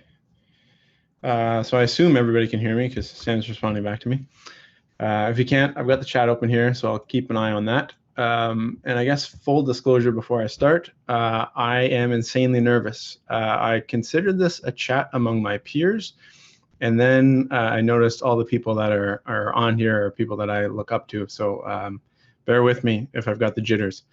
Obviously, I'm going to be talking about hidden in plain sight, disclosing information via your APIs. A couple of different things that we're going to cover there. But before I get started, I just wanted to give a big thanks to Sam and Hadex for throwing this out. Jason, before I was putting this together, Jason had reached out to me and thought it might be good for a good opportunity to make a presentation. And I didn't really think I had a topic to work through, but in the chat, we came up with something, or rather he kind of encouraged me to do it. So thank you for that. There's also been a ton of information that he shared with me in my interview with him. If you haven't seen that, I would encourage that as well when he sat down and chatted with Zed Shauna with me for hacking pro tips as well. So in terms of who I am, Pete Jaworski, at Jaworsk pretty much everywhere. I'm now part of the application security team over at Shopify. And that's largely because of bug bounties. Really, if it weren't for bug bounties, I wouldn't be there. So Casey was talking about that earlier. I'm definitely one of those stories, and I'd be happy to chat with anybody about that if they're curious how that came to be. I've also written the book Web Hacking 101, which hopefully in the new year will be real-world web hacking via no starch in print. I don't know when it'll be released, but pre-sales are up now. And I'm obviously also a bug bounty participant. So in terms of what I'm going to cover with you guys or girls, what we're going to talk about. So I'm going to kind of lay that out. So we got some groundwork. I'm going to talk about why we care about disclosing information, but I'm going to take a bit of a different track than others have, and I'm going to kind of go through why it happens. I feel it's important to understand kind of the mistakes that developers can make, because once you can get into that mindset, you can open the door to some great vulnerabilities that I think people without developer experience might miss. So my goal, hopefully one of the takeaways, is to give you insight into that and give you a framework to continue on. I'm going to talk about how you find these types of vulnerabilities. So that's hand in hand, kind of going off of why it happens. And then I'll share some examples from bounties that I've had. I've chosen 3, but I probably could have listed upwards of, I don't know, 10 or 15 or so. And of course, my slide doesn't want to go. So in terms of what we're talking about, I'm talking about APIs that are disclosing personally identifying information or application-sensitive information, right? So this is something that can be leveraged by an attacker to attack the application itself or its users.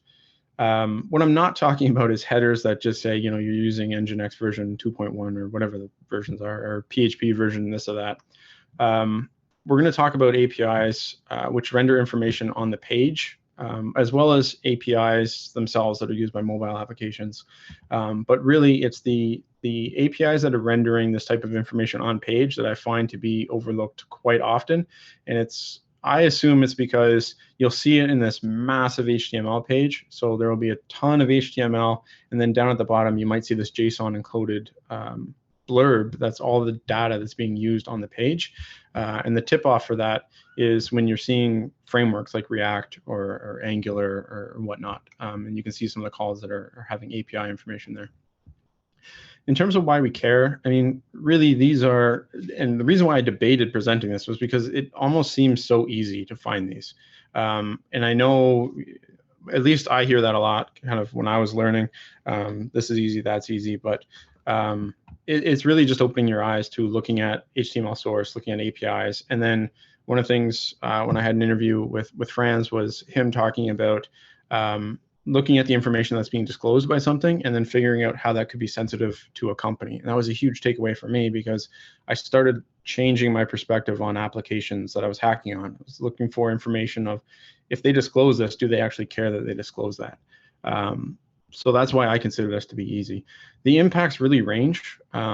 Like you can have something that's, you know, you might be disclosing something that the company doesn't really care too much about, but you can also be disclosing some critical information. And I'll show you that in one of the examples we talk about, where I found on page in the HTML source, users' IP addresses, birthdays, hash passwords, the salt for their hash password, a whole bunch of information, and you'll see it as one of the examples. And really, it was because I looked at the HTML source for the page, and there was a pattern on this application, and it seemed like they had a lot of technical debt, where this was a design pattern that they had used, and I'll try to explain why I think it happened. And then lastly, sometimes these information disclosures can be chained together. And so I recently had one that I reported earlier this week, a couple days ago, where it was exactly that. And if I have time, I'll talk about that because it's not part of the examples. But these are the types of messaging that I tend to look for. So here you'll see, your address won't be shared with anyone. That's a red flag for me, because if I can find the address, that's obviously going to be a problem for the application. This is one from the examples. The customer ID is 26 characters long. You'll never guess that. Well, if you leak it, I don't have to guess it. We won't show your postal code. Regular users can only see other users. And we use this data for analysis. We'll never share it. Again, it all kind of stands out. In terms of why this happens, I really think it boils down to two things. I was going to put a third, but I didn't want to be an ass, for lack of a better term.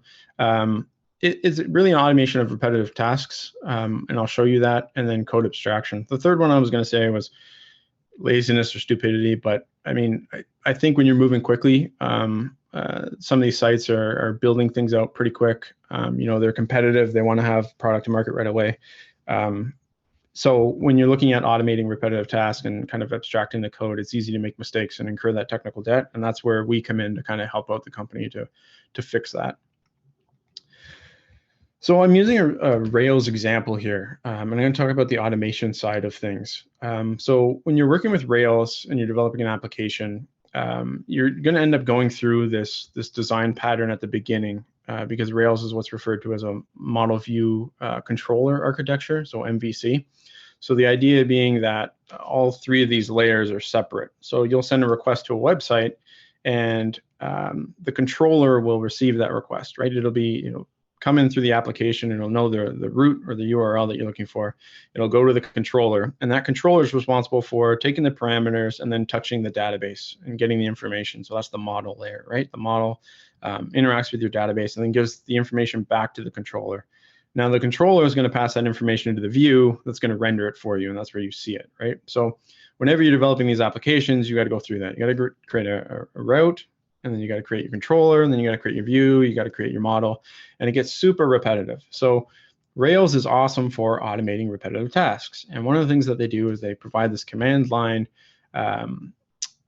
command that allows you to automatically do all of that. So you can tell it Rails, I've got Rails G scaffold here, but G is just a command which is actually generate. So it's Rails generate scaffold. And then the user is actually what I'm generating. So I'm going to generate this concept of a user on the site. So I'm going to have a users table. I'm going to have a user controller. And then for each user, I'm going to collect their birthday, their phone, their gender, their SIN, their name.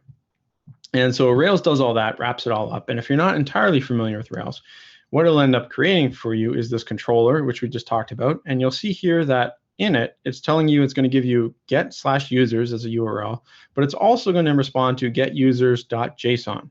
So really, it's going to give you an API.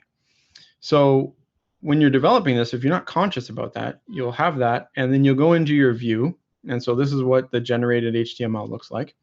And I hope you can see my mouse because I'm moving it all around, I guess, kind of obnoxiously. But here, if a user is going to view this user's information, or a subsequent user, I don't want them to see the SIN and the gender, let's say. We're going to keep that private. So where I've got gender and I've got SIN, I'm now going to go ahead. Thanks for confirming you see it. And I'm going to remove those. So they're not in the view anymore. So when you actually go to this page /user1, you're not going to see that information. And so that's awesome. However, because you've gone ahead and you've created this API endpoint automatically through the scaffold, if you ping users.json, it's going to render those two pieces of information. And so if you were not consciously, as a developer, developing your API, you might not realize you have to edit the second file to remove that information. So this is what was actually generated when you run the scaffold. And so we had that view that actually shows the information, but then there's this JSON file. And so it just so happened I was using JBuilder for the example, and that's why this is rendered here. And so you'll see JSON extract, right? And you're telling it the exact parameters that you want to render when you're going to the JSON endpoint. So if you don't update that file and remove gender and sin, your HTML file is going to be fine, but when you ping.json, it's not going to be fine. You're going to disclose that. So from a development perspective, that kind of explains the beginning where we're talking about automation. But in terms of the code abstraction, if you're developing and you're building your application, and today you have 5 parameters you're going to render, tomorrow you have 10, and then the next day you have 15, they're continually being added to for this model based on the type of information, or you're changing functionality. It's going to get super annoying to have to keep going back through this process all the time. And so are you going to do it all by hand? The answer is, of course, no, you're not, because you're a developer and you want to save your time. So rather than have JSON extract and all the parameters where you're going to list out, your 1520 or whatever, you're just going to use the handy method merge. And you're going to say, give me all the attributes that's on the user. So rather than have everything, you now have this nice, short, maintainable piece of code. They both provide you the exact same thing, right? You see everything that's there. So that's awesome if you kind of know what's going on and you want to render everything, you don't have a problem. But tomorrow, if you decide to add a sensitive parameter to it, let's say a secret password, you're fine using the first because you haven't actually consciously added that, right? This code hasn't changed once you go ahead and you add this column, user's password, and then you update your HTML. You're still fine. You saved yourself because you haven't updated your JSON. However, if you've gone ahead and used JSON merge when your model was originally benign, it had no sensitive information, and then 2 years down the line, you add a sensitive parameter, JSON merge is going to bite you in the ass because you're going to add this parameter for password, you're going to update your view, you're going to forget that you've used JSON merge, and now when you ping that URL, you're going to see the new parameter that's down there, despite the fact that you didn't update that field, or rather that file. So those are the reasons why this happens. The last one you'll see here where I've automated the task out of stupidity is a personal anecdote from my own. So when I was a developer, I was working with a mobile team and I had no concept of security at the time. And so the mobile team kept coming back to me and saying, hey, we need some more information provided out of the API. And so I said, you know what, I'm just going to give you the full object because you're getting annoying. I don't want to keep updating my code. And you're developing a mobile application. Who's ever going to see the traffic out of the mobile application? So that's another reason why stupidity comes in, right? We all know we can proxy the mobile app. There's all the information because I've returned a full object out of every field. So that takes us to how do we find it? Really, this has been covered off by pretty much everyone that's talked, right? Jason Haddock's talked about it right away when you identify software used, right? Going back to how to shop Web 1, Wappalizer is my go-to. I love it. I will always look for Rails, Angular, and React. Rails and Angular particularly because I understand the Rails development pattern. So it's real easy to start finding things and think through the logic that people are using because I've played with it before, right? So I encourage you as a hacker, one of the things I think that's super fundamental and helpful is to go out and think of something that you want to build, take a weekend and build it in Rails or build it in Django or try to actually develop that. And then you'll see the struggles that developers go through, or even just pick up a book and understand their thought process, design patterns, and where things can go wrong. You'll find a lot of documentation around that in terms of like security considerations for different frameworks, tools, all kinds of stuff. The other reason why I look for Angular, and I'm not going to really touch upon it, but is Angular injections are so common. So start throwing around those, what was it, the mustache curls or whatever they're referred to as, with 7x7 and look for 49. I do that, and so many applications are vulnerable to that. The reason why I list React there is because, and Angular, the reason why they're included here is because they will use that API design pattern, right? Like they'll use the API and then they'll use the information out of what's being returned in JSON to render on site. So you might not see it on site, but that information is going to be there if a developer screws up. So with React, I've seen that's where people will kind of render in the page just because of the way that it's designed and developed. Whereas Angular, that's where you'll see actual API calls if you're monitoring your traffic. The Rails sites, that's kind of what I was talking about in terms of the design pattern. You'll always have this kind of /model/ID in a URL, so that's kind of a giveaway when you're working with Rails. It's not 100%, but you might see /users/1 or /users/bookmarks/1 type thing, and then it gives you an idea that you're working with Rails. Also, watch the burp proxy history, right? Like, it's super easy to start looking through the HTML that's there, and watch for those JSON included blobs that are there. It's crazy, the sites that I've come on to or joined private programs that have had hackers there for a couple months, and nobody's looked at this because there's so much HTML that's returned, and it's returned at the bottom. I can only assume that's why. So that's been successful for me. And the cool thing about that too is it's a design pattern, right? So if you're seeing it on one URL, chances are it's going to be at others. So you've got to go through everywhere. And what differentiates that between, say, a site that site-wide has a CSRF problem is that these are unique endpoints, right? Like, there is no single fix for that. The application owners have to go through everything and find out where they've done this to fix it. So they're unique bounties for you. I've never had a site argue with me about that because they're separate issues, right? Like, you can't go and fix that right away, arguably. And knowing my luck, tomorrow someone will say that they can. In terms of the burp history, again, watch for the API calls. You'll see in the examples where API calls end up returning a full object as opposed to just the fields that they need, and developers won't realize that you can see that potentially, or rather their QA team, because they're not necessarily looking at the API calls. They might just be looking and using the website itself. So they don't realize the information is there or how it can be chained together. Lastly, mobile apps provide you great insight into APIs, which people think, like myself when I was a naive developer, don't think people are going to see. And so as a result, you can see all the information that's there, and that'll be usually there will be a lot of IDORs there, information disclosures, and other fun bugs to play with. So in a nutshell, you're going to want to look for that private user information, burner account information, admin info, but something that can actually be used to attack the application and then demonstrate what the issue is. So in terms of my examples, first and foremost here, this was one that kind of, it frustrated me when I got this response, but at the same time, it was a huge learning opportunity, something that I took away. So I found an endpoint where you could go to, I think it was /customer, an unguessable user ID, and then whatever you went to after that, whatever endpoint existed, you had access to, despite the fact you didn't have permissions to it. And so because I had that, I reported it as a vulnerability. Yes, you had to have this unique user ID, but at the same point, everything after that was disclosed when I didn't have permission to see it. So they closed it on me and they said, no, this isn't a vulnerability because you'll never be able to guess that customer ID. So I told them I'll be back. Sure enough, I spent day, 2 days, and it just turned out if you had access to the order for a user, you didn't have access to customer info, they ended up giving you this customer ID.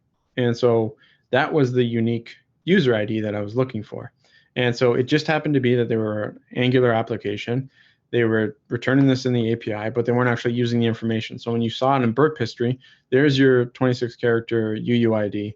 Pop that into the URL, go to billing info, and then all of a sudden I have all kinds of crazy information about the customer that I'm not supposed to have. Sure enough, we agree this is a vulnerability.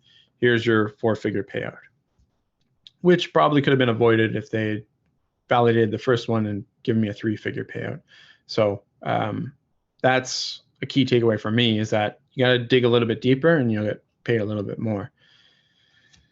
In terms of the private address info, here this target identified that you're gonna suggest a contract to another user, but that user will never see your address until they actually accept the contract.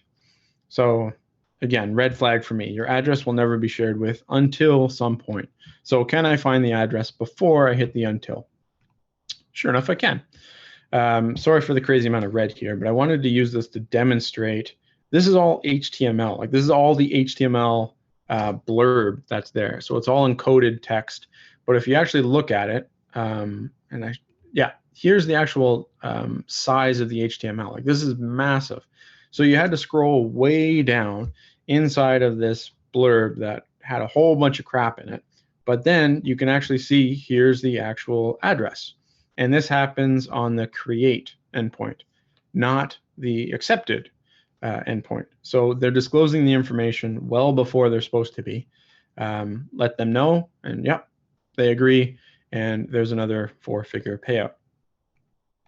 My last example here, and this was the best one that I've ever found. Again, same idea, and the reason why, unfortunately, I can't show you the HTML is because I didn't record it, because I was sitting there and I was scratching my head. I couldn't understand how I found this. I just grabbed all the information, decoded it, and provided it to the company. But you'll see here, birth date was something they said they would never ever share. I could find out when a user's account was created, their email confirmation code. I wasn't sure what I could actually do with that, but it was listed. Their Facebook identifier, their internal IP, phone ID, password hash, how they receive their payments. I don't know what the refund token was, but sounds kind of interesting. Their roles on the site, and so they actually have administrators and employees that have profiles, so I assume that there would have been something juicy there for us to at least target. And then the salt for the password, so that would help me trying to decrypt kind of what they're doing. Again, this was a high 4-figure payout, and you'll see here that they said they resolved it quickly just because of the severity of it. And this was awesome. This was a great payday right before Christmas. So that's it. I saved some time because I was hoping there might be some questions to kind of go over. Obviously, I've got my shameless plug here for Web Hacking 101. And then obviously check out shopify.com/careers because the place to work is honestly amazing. I couldn't have realized it before I joined them. And yes, I absolutely love ketchup chips. I feel like everyone in this presentation would love ketchup chips as well if they tasted them, especially Smiggles.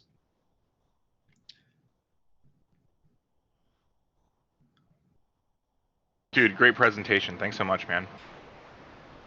No worries. I'm glad to have had the opportunity. Thanks very much. No problem. Let's see. Where are we at in the schedule right now? It is 1:23 p.m. Pacific Standard Time. A couple minutes for questions, literally 2 minutes. Anybody have any questions?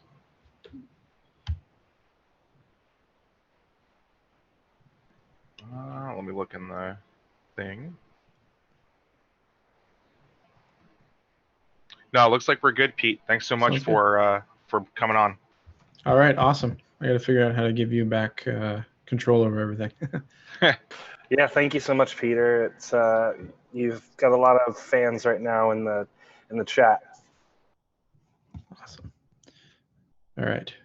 Well, thanks everyone, and yeah, I'll hand over control as soon as I figure out what I'm doing here, Sam. Thanks again. No worries. Thank you.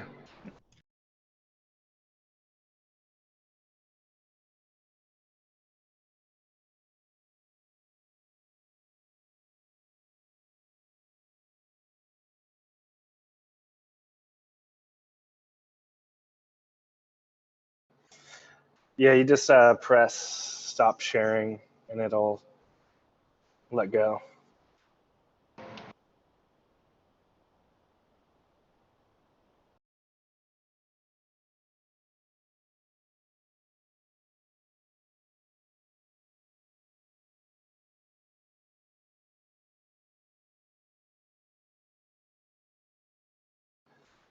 All right, so up and about right now, we will have Matt Conway from Heroku, and his presentation will be about targeting for bug bounty research.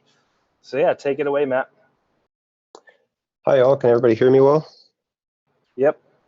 All right, great. I will share my slides. Let's see.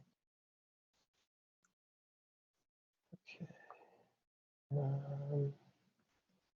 Can you see the first slide well, or is something going on? Okay. Yeah, we can see it. Okay, great. All right, I'll get started. So whoops, here we go. Really start from the start. My name is Matthew Conway. I'm a lead product security engineer on Heroku at Salesforce. and I'm Matt Reduce pretty much everywhere online. So if you have any questions and we don't have time for them, or you think of something later, just hit me up there on Twitter. Heroku, what I work on is on Bugcrowd, and it's been there since 2014, I believe. So if you find anything wrong with any of our stuff, just let us know there. So yeah, today I want to talk to you about targeting, specifically for bug bounty research. And what I mean by that, why is this different from just finding hosts and dumping them into your notes and moving straight into enumeration and discovery, aka the fun part? So I call it targeting because I want to describe a more disciplined, systematic approach to finding the services that we want to test for vulnerabilities, and then deciding which to go after based on actual measurable criteria. So then we test the vulns, the targets for vulns, and then we learn something from that process, and we keep feeding that back into what we know about targets. We start it all over again. And this is, all for the best results that we can hope for as vuln researchers. So you're going to need to focus on efficient and repeatable ways of finding those targets. Decide what kind of criteria you want to use to judge those new targets.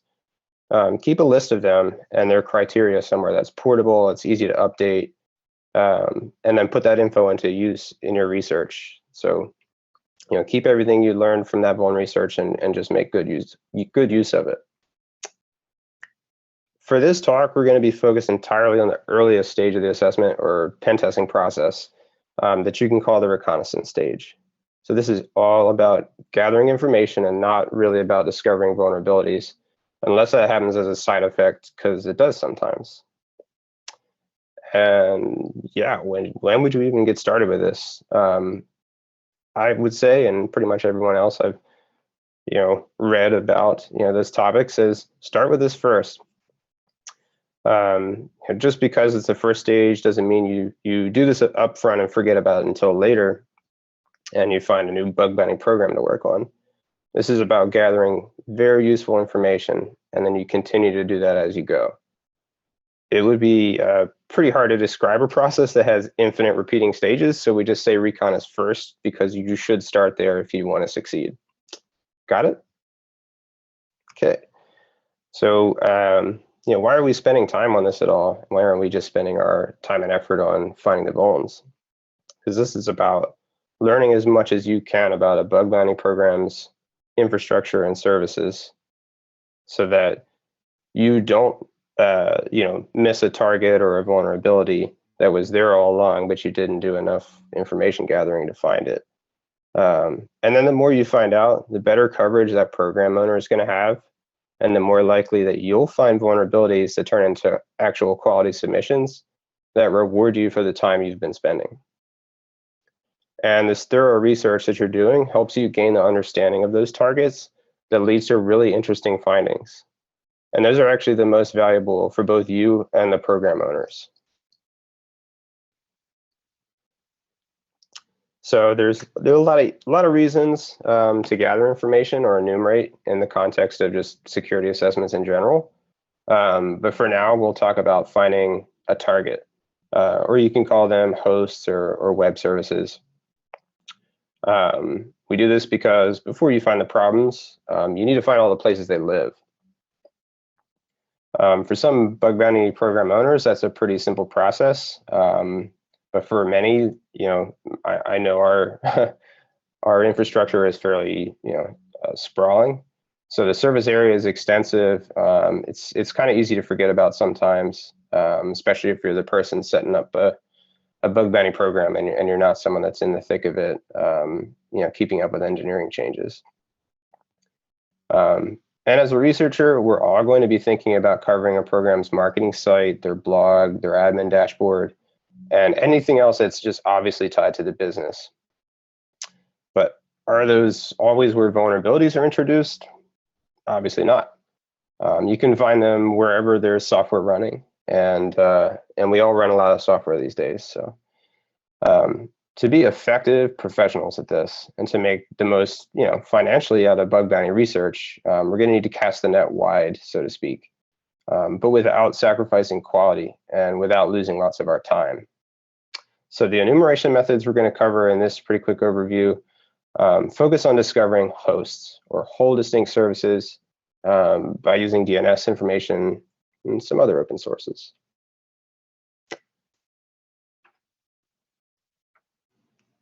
Let's see. Hang on a sec. Okay. Meme usage is on point. Thank you. So far, so good.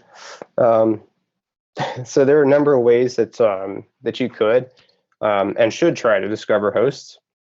It's not just DNS based, or simply trying a couple subdomains and seeing what works, which is kind of like brute forcing. Crafting the right Google queries. You should also be trying to get yourself into every beta or early access program you can join, so you have early notice when potential targets are introduced. The first method I want to talk about is DNS, first information source, that is.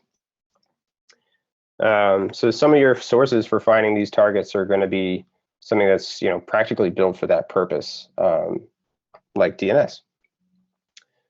So oftentimes DNS is just going to be an information source, but you should also still be on the lookout for vulnerabilities themselves that you can learn about through DNS.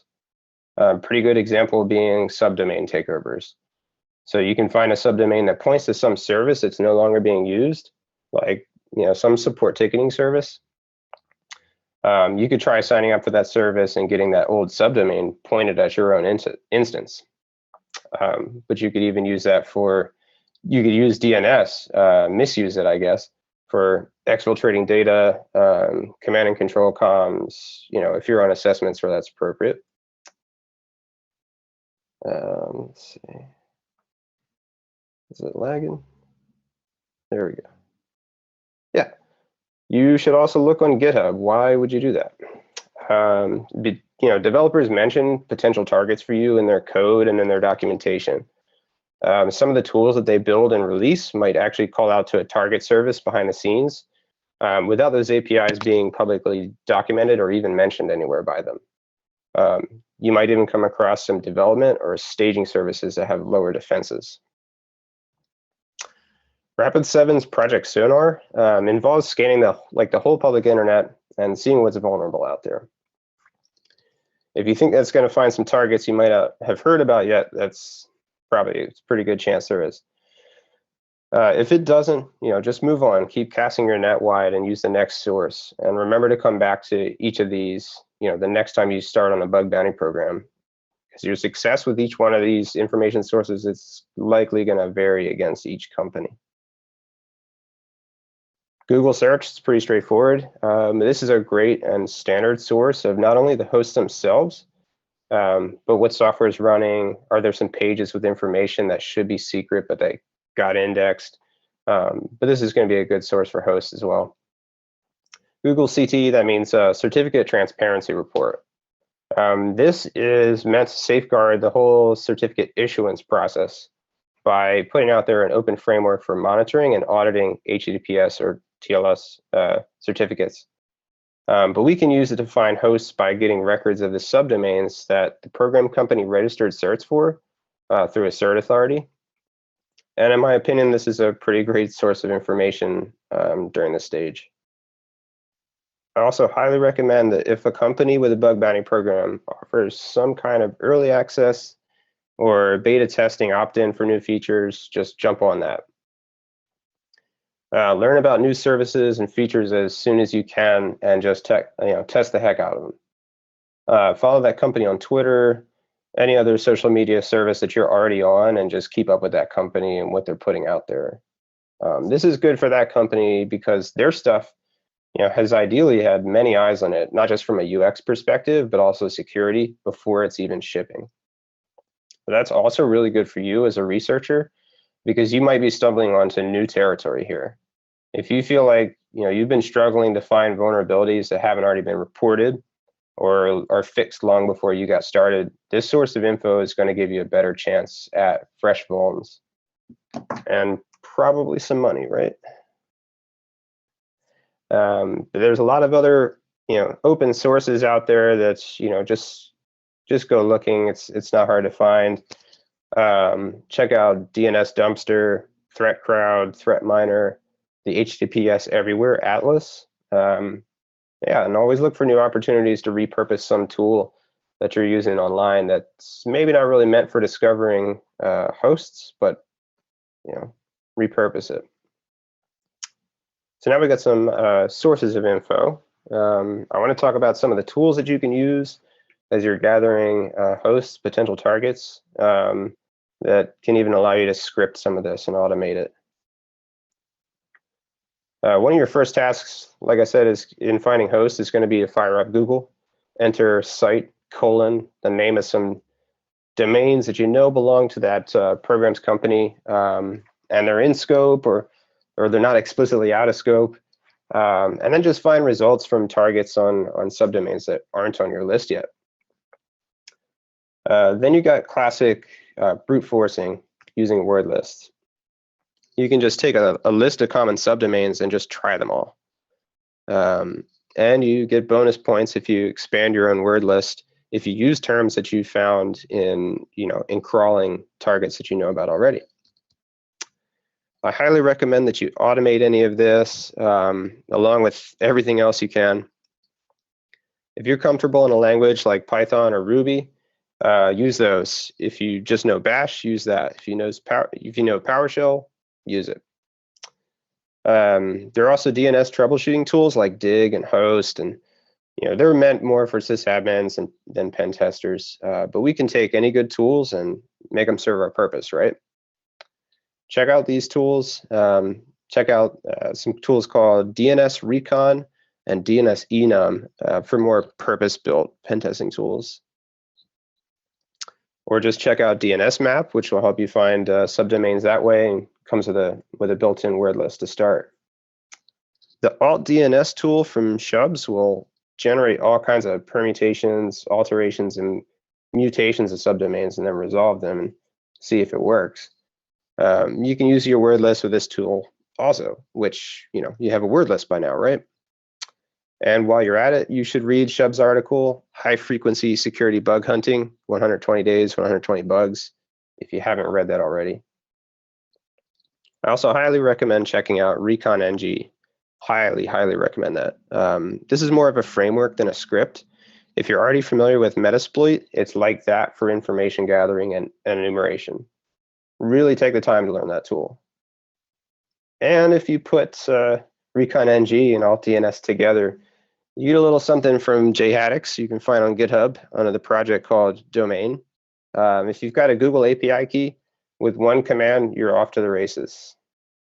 What a time to be alive.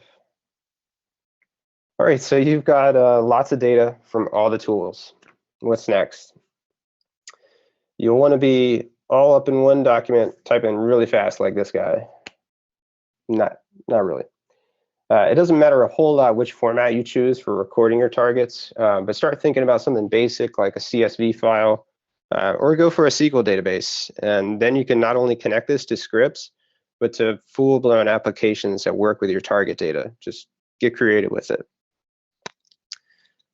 But you're going to have to choose, what to store alongside, just the domain name of this target. What else do you care about?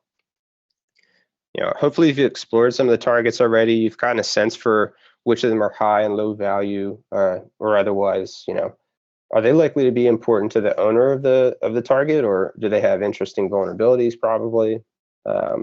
Maybe you want to record the type of the target.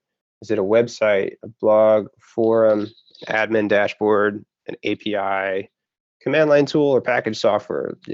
Put a type field in there and just start chucking that stuff in. But whatever you do, think hard for a bit about what you'd like to consider, when you're choosing the next target to work on, and then just keep that info in some place that gives you the flexibility to change what you're storing and how you store it, and makes it available on every device you might be using. The F3EA cycle, or find, fix, finish, exploit, analyze. Sometimes this also includes the D step, or disseminate. This is a military term or a concept that was coined around 2014. It prescribes like a targeting process for you to identify your targets, find where they are, keep an eye on them, act against that target, for example, capturing them. gather and process any information that's made available to you during that act. If you find some documents, and finally learn from it. Analyze the intelligence you've got. And for our sake, we want to find new targets using those sources and tools that we covered. Figure out what they do, what they're running, who really owns them. Start looking for vulnerabilities.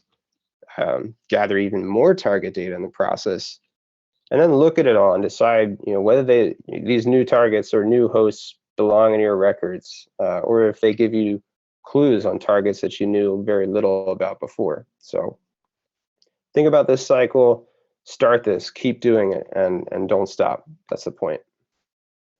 Speaking of Shub's work, you should check out Asset Notes. This is another place you might consider storing your targets.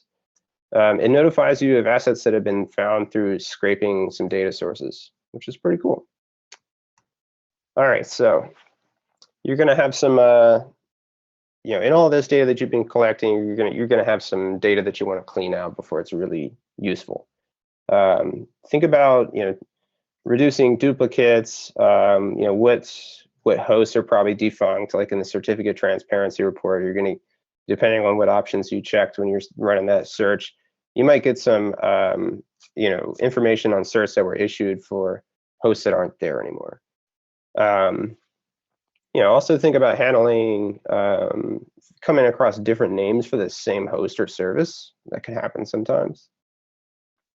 And be open to, context clues on every one of these hosts that you come across.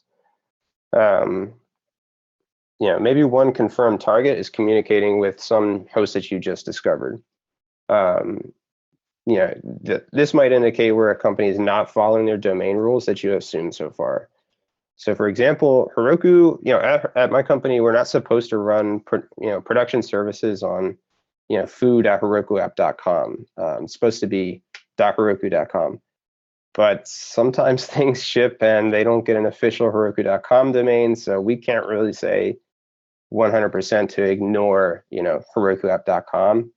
You just have to take it on a case-by-case basis. And a misstep like that on our part or someone else's part, that could help you discover vulnerabilities, or illustrate the risk that they pose, being on a different set or a different domain.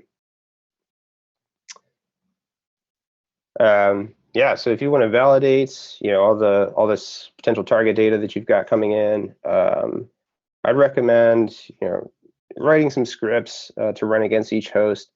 Maybe take screenshots that you can review later. If there's just a ton of candidates and you want to whittle it down, and one of the only ways that you really can be sure is just by looking at the site and saying, okay, this obviously looks like it doesn't belong to company XYZ. Some other factors you should consider.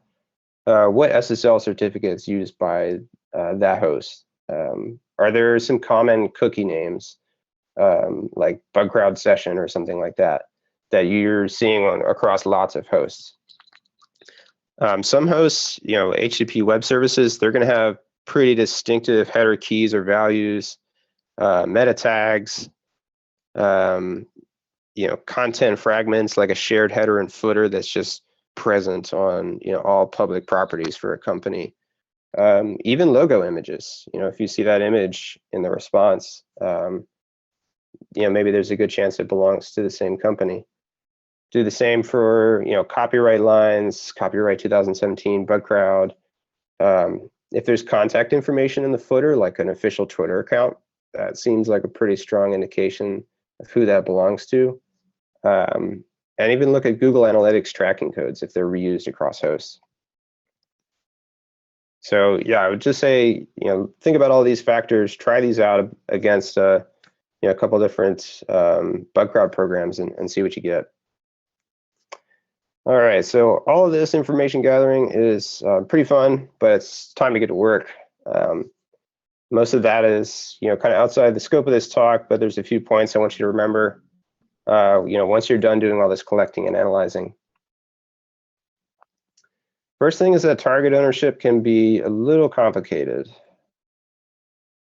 Some companies like GitHub, Heroku, Status Page, we give out subdomains to our customers. These days, it's not as common to give out a subdomain on, say, The main domain that's officially used by that company, there's maybe a separate domain like github.io that gets used instead for those subdomains. But there's still, some potential problems that can come up with this, even for you as a researcher. It can be a source of confusion, or it actually might be a vulnerability that you find. Like before we talked about subdomain takeovers. Just bear in mind that because you're testing something on a subdomain of a domain that's in scope, that doesn't mean you're finding vulnerabilities that are even within the control of that program owner. And here's some examples. So if it makes sense, still gather these types of subdomains. Just look for some repeatable way of determining if it's owned by that program company. What appears to be a GitHub Pages site or a customer app from Heroku. Use all those factors I mentioned and just try to quickly whittle it down to what's official. To complicate things further, you might come across some subdomains owned by the program company that point to services that are not actually operated by them. And you won't really have the authorization to test these services. So look out for this as well. Make sure you always find out who really owns the host before you get down to business. Check the host against the program scope. That's pretty self-explanatory. It's something Bugcrowd tells you to always do. Sometimes the hosts are explicitly listed as in scope. Sometimes they're listed as out of scope. But other times you're going to be finding hosts that could be a target. It just wasn't included in the list, but it's implicitly in scope based on what is said in the rest of the bug bounty brief. But before you get excited about a possible target, just spend a little bit of time rereading the program scope. Keep an eye on updates to their scope in case something changes months down the line. Maybe something's fair game now. Before you go further, just do your due diligence on a new host. Understand their purpose and their ownership. So what now? You got some valid in-scope hosts. You can test them out. You got real targets on record. You have set yourself up to do the best work you can, and you should reward yourself by starting to enumerate service on these targets. Look for vulnerabilities. The rest of this is covered pretty well in other talks you'll watch today and just everywhere on the internet. But remember that F3A cycle we covered earlier. As you go through vuln discovery, find some time to step back and do other tasks. Look at what your tools have picked up, in HTTP responses like in Burp or Zap. Are there new hosts that could be your next target? Just stay in this loop and keep learning, or else you're going to get tunnel vision and tunnel vision bad. All right, so here it is, condensed. Just find out everything you can. Keep the best notes that you can. Please respect, program scope. Remember those pitfalls that we talked about fuzzy ownership. And to save yourself some time and to really keep doing this continuously, automate as much as you can and vet things carefully. Thank you.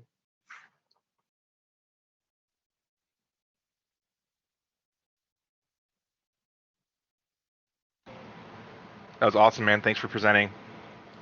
Thanks. Yeah, sure thing. Any questions? Looking in the QA and chat. Applause, pretty standard. Everyone, it takes a lot of courage, I want to say, is one of the words I'm looking for, to get up here and present to this crowd, honestly. These are some really smart peers, people who hack on our programs that we run. To come here as a customer is really awesome. To come here as a bug hunter and share your secrets and methodologies and stuff is just, it's kind of what the whole conference is about, but it's hard. So I just want to thank our speakers for preparing material, coming here, sharing their ideas.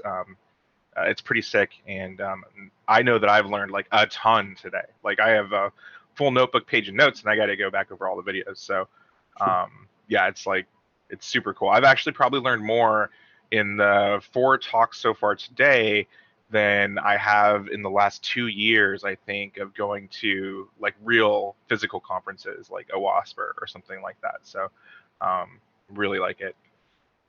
Awesome. Yeah. All right. If anyone thinks of anything else, like I said, I'm Matt Reduce. Oh, we do have one, Matt. I'm sorry. Oh, yeah. So it says Matthew mentioned about looking at Google tracking code across hosts. Could you explain why this is important or valuable? Sure. So if you're using the same, I guess, identifier for your Google properties that you're using Google Analytics for, you're going to plug that same code into the fragment that goes in somewhere in your HTML body. I feel like this is a pretty strong indicator that this property also belongs to me. If I found that on www.company.com, if I find it out on some other host and it's I don't know, an admin portal for partners or something, and they're trying to track use Google Analytics for this property too, and it's the same tracking ID, I feel like there's probably going to be no one else putting that fragment in there unless they just blindly copied all of the HTML for a legit site belonging to that company XYZ, and they're trying to phish people. That's possible. Maybe they didn't remove that tracking code. But in my opinion, that should be a strong indication that it belongs to the same company.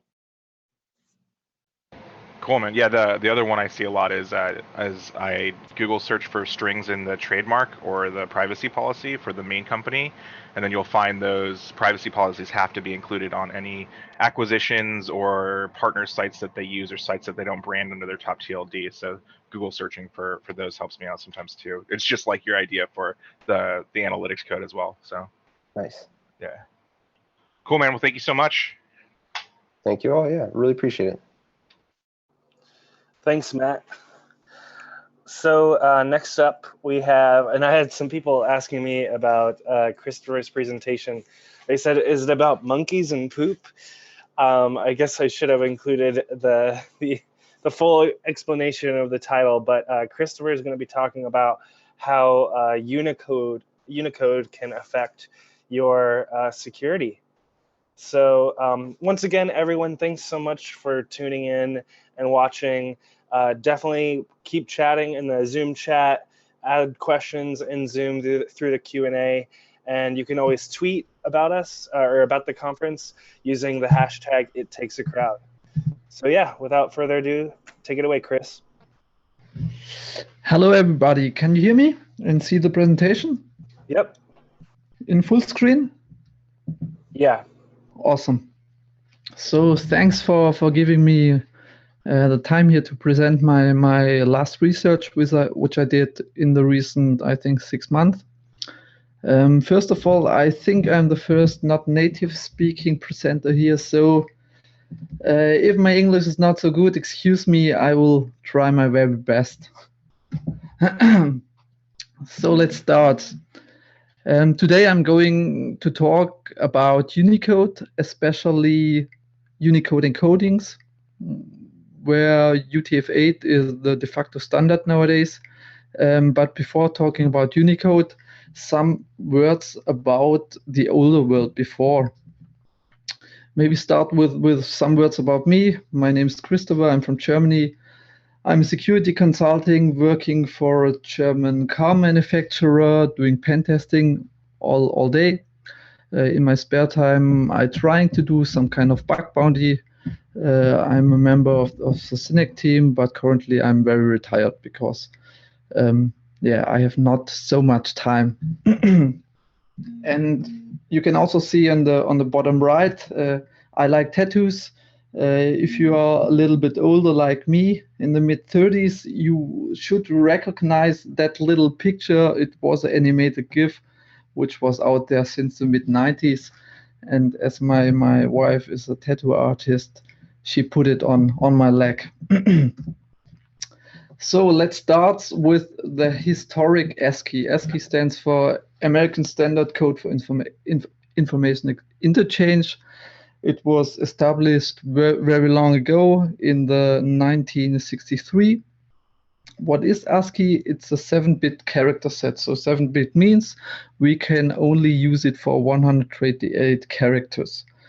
I got here 2 examples. If you look at the capital letter A, it is in decimal form 65, in hexadecimal form 41. The hexadecimal is very important for us because when talking about Unicode, which is represented everything in hexadecimal, we will see this again. And what you can see here when looking at the capital A and the little and the not capital A, the little a, they are exactly 32 extended from each other. So for Americans, it's okay to have 128 characters, but when you think about, okay, like me, I'm from German, we have that weird umlauts, so that A with the 2 dots above, this cannot be represented by ASCII. So what happened to also represent letters which are not in the ASCII standard, the ISO consortium thought about it and said, okay, we need some more characters. Then there was the ISO 8859 standard created. This has 8 bits in compared to the 7 bits of the ASCII standards. And now with 8 bits, we can display 256 characters. What you see here, this is the ASCII, the ISO 8859-2 standard. So we have not only one ISO 8859, we have different. So we have one for Central Europe, then several others, e.g. for Eastern Europe. But what's very important, ISO is completely ASCII compatible. So if you have an ASCII document, an ISO document, and only ASCII characters are inside, it's exactly the same.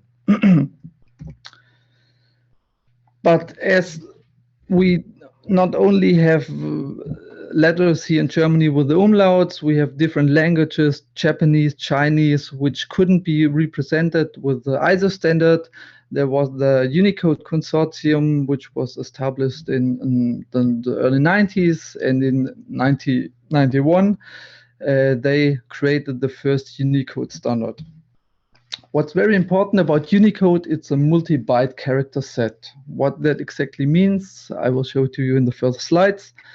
Again, Unicode is also fully ASCII and ISO compatible. That's very important. For example, if you have an ISO document or an ASCII document and would like to convert it to UTF or to Unicode, this is very easy. Very important, Unicode is not a character encoding. Unicode is more like a database which gives you a relationship between a code point. A code point is what you see here for the capital letter A. The code point is U plus 0041. The code point to a character, in this case the character is Latin capital letter A, and some attributes. With Unicode, you can display more than 1 million characters. You see in the upper part, we have again the ASCII and the ISO, which are completely within the Unicode part. And then we have first the basic multilingual plane, which are the first 50,536 characters. And then we have the astral planes, which makes over 1 million. And now comes the interesting part, and which is the very problematic regarding our security. When you look in the table at UTF-32, you see, okay, for every code point I want to represent, I need 4 bytes. So from a security point of view, it's very easy. Every character needs 4 bytes, but when you think about memory consumption, this is bad. Because when you had a document which was saved in ASCII, only using ASCII symbols, and then you convert it to UTF-32, you would get 4 times the size of the old document. So for security, it's very easy to use this, but nobody uses it nowadays. So within the complete web standard, the UTF-8 was chosen because it's very memory sensitive, because you only need as much bytes as the character needs to be represented in the hexadecimal form. And in the further slides, you will see what this will make for problems. So what you see here is a little C example. When talking about C and talking about we need parameters which could be chosen by a user dynamically, it's always a problem when we need to malloc. So when we need to malloc some memory on the heap or on the stack. So what you see here in the upper part, what this little function should do, it gets string 1 and string 2. It measures the length of the string, and based on that measuring, it mallocs the size of characters on the heap, and then it concatenates it with that snprintf function. Now we see that malloc does size of char. A char in C has always 1 byte. So, but now we have seen that UTF-8 is a multi-byte char set, which can have 1 byte, but which also can have 4 bytes for each character. So what the developer, I copy and pasted it from Stack Overflow, the baddest source for secure code. What he's trying to do, he tries to measure the input strings, so string 1 and string 2, with a measure function. And what it returns should be the length of the string which is inserted. But the problem is he measures the length of the strings and not the actual size of the strings. So when you have a UTF-8 character, capital letter A, it have 1 byte. But for example, if you have the pile of poo, this is not 1 byte, it's 1 symbol, but it has 4 bytes. So what you get here is a classical overflow, in this case, a heap overflow. Now you can think, okay, we are talking here about web application. What does that mean for me here? But in my pen tester lifetime, I've seen so much old code which was reused, which was an old C program, and then the developer had the job to port it some kind to the web. And what he does, he uses a CGI environment, ported this old stupid code to a web application.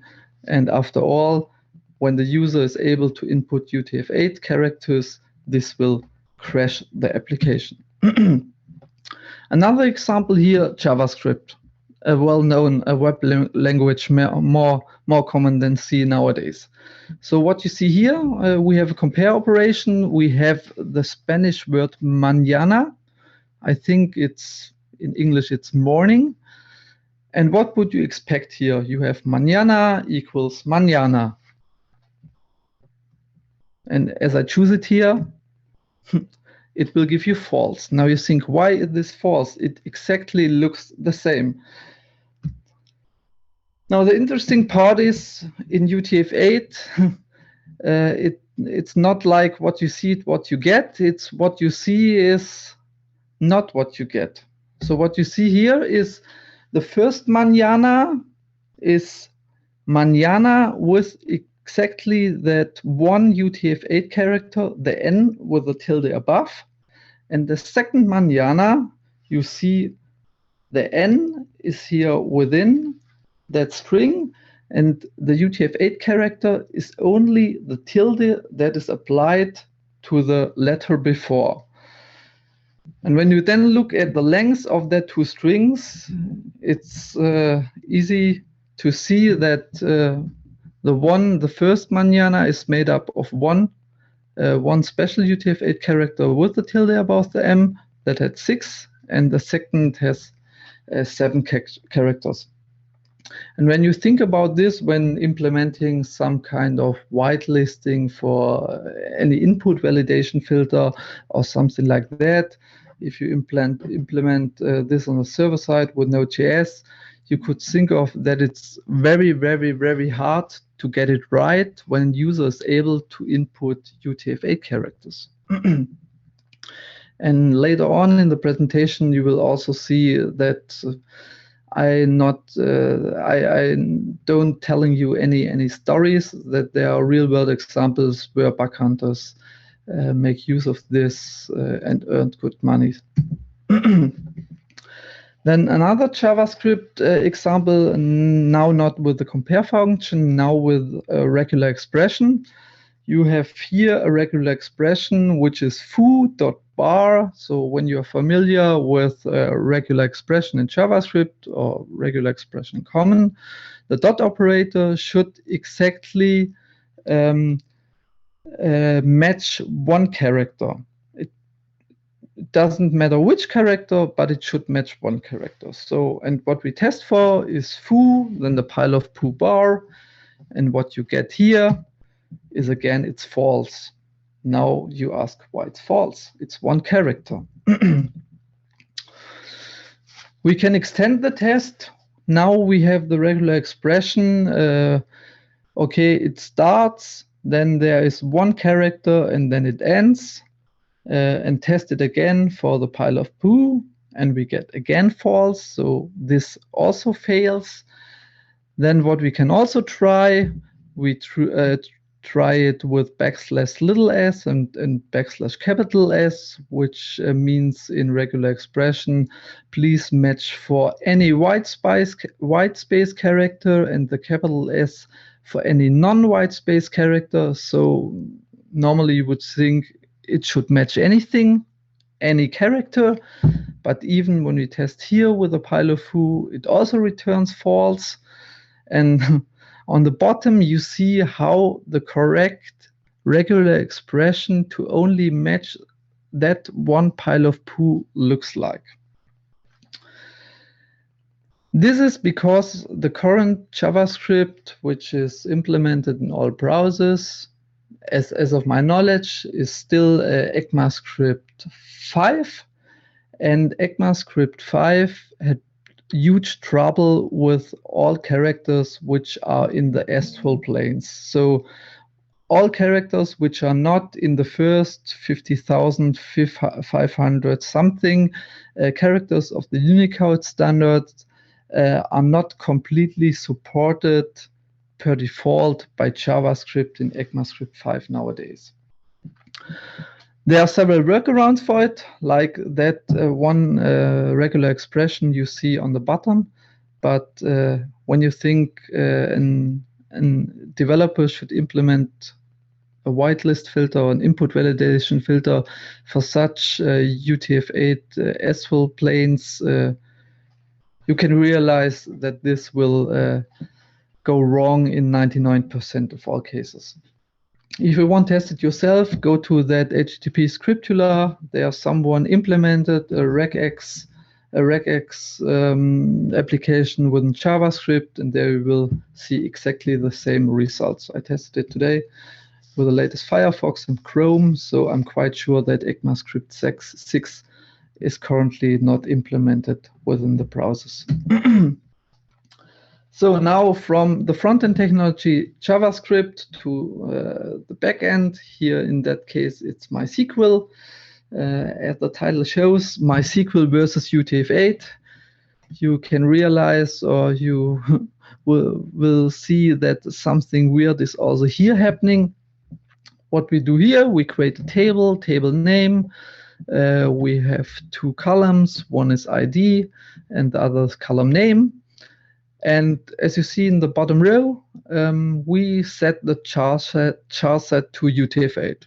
So from a developer point of view, okay, I have done everything right. I know that users can input UTF-8 characters, so I set the char set to UTF-8. And let's see what's happening. What we do here, we update the first entry with ID 9001 with a column in foo, pile of poo bar. And what happens now? It's accepted, but we see in the result that there is one warning. Now, when we look at the warning, there the MySQL database states incorrect string value for column name at row. Okay, something weird has happened.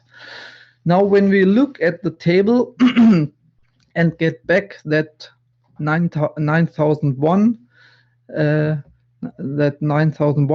entry, we see that the column name is only foo and not foo pile of poo bar. So we see that our input was truncated. But when you think about a developer is implementing that query within any web application, no one would ever see this warning. And shout out to the Facebook guys, they even haven't been aware of it.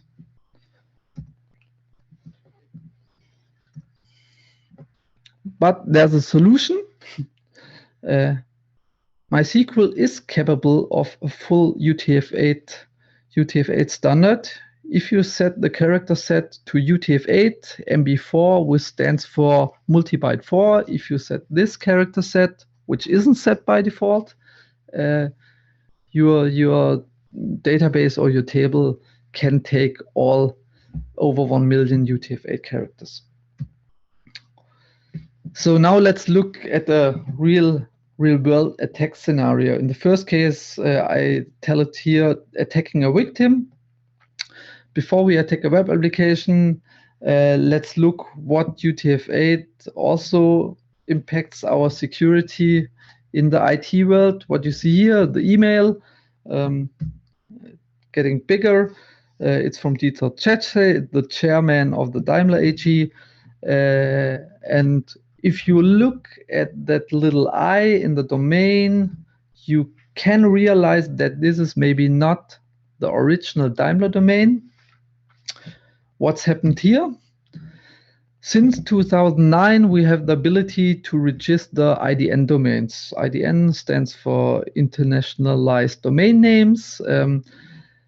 So by using this IDN domains, everyone has the possibility to register UTF-8 domains with all characters, even the pile of poo.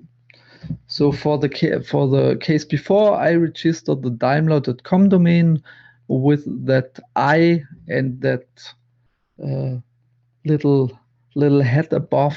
I don't know I think it's a French character. I don't know how it's called. What's interesting, why does this work without changing the complete DNS infrastructure? You don't register the UTF-8 domain name, you register it in a form that it's called Punycode. It's a transcription. You enter the UTF-8 domain name, and what you get back is a Punycode, and that Punycode transcription must be registered at the top-level domain registrar. That's very cool because no one has to change anything within the DNS systems. It works out of the box. But when you look at the Wikipedia article of that IDN domains, there's also a little article about ASCII spoofing concerns. Because in the case of my Daimler domain, if you look very closely, it's easy to spot. But UTF-8 has also other symbols, like, for example, the Cyrillic I, which exactly looks like the normal I. So no one can spot it. Here, what you see here is the Punycode converter. So when I wanted to register that Daimler.com domain, I entered it. And then on the right side, I got the Punycode transcription. And exactly this is what I registered at the registrar. When I registered it and I thought of, okay, I registered the Punycode transcription, I was aware of that browsers display that UTF-8 domain names without showing the Punycode transcription, but I thought, I don't know, can I use it for email? Can I use it for phishing? And interestingly, here is a little screenshot. When I sent the mail directly by a Linux system without any GUI, even that I inserted the transcription, the Unicode transcripted domain name in the sender field. When it was received by the Exchange server, it was nicely converted back to the UTF-8 standard. So thank you, Microsoft. That's make phishing very easy. I did this, I think, in February this year. And then in April this year, there was big rumors because someone was able to register epic.com and apple.com with that Cyrillic letters. Normally, this shouldn't be possible because according to guidelines of every top level domain which I looked at, so the famous one .com, .de, .org, .net, you are not allowed to register domain names with mixed alphabetic content. So you are not allowed to register a domain which has Cyrillic letters and also Romanian ones.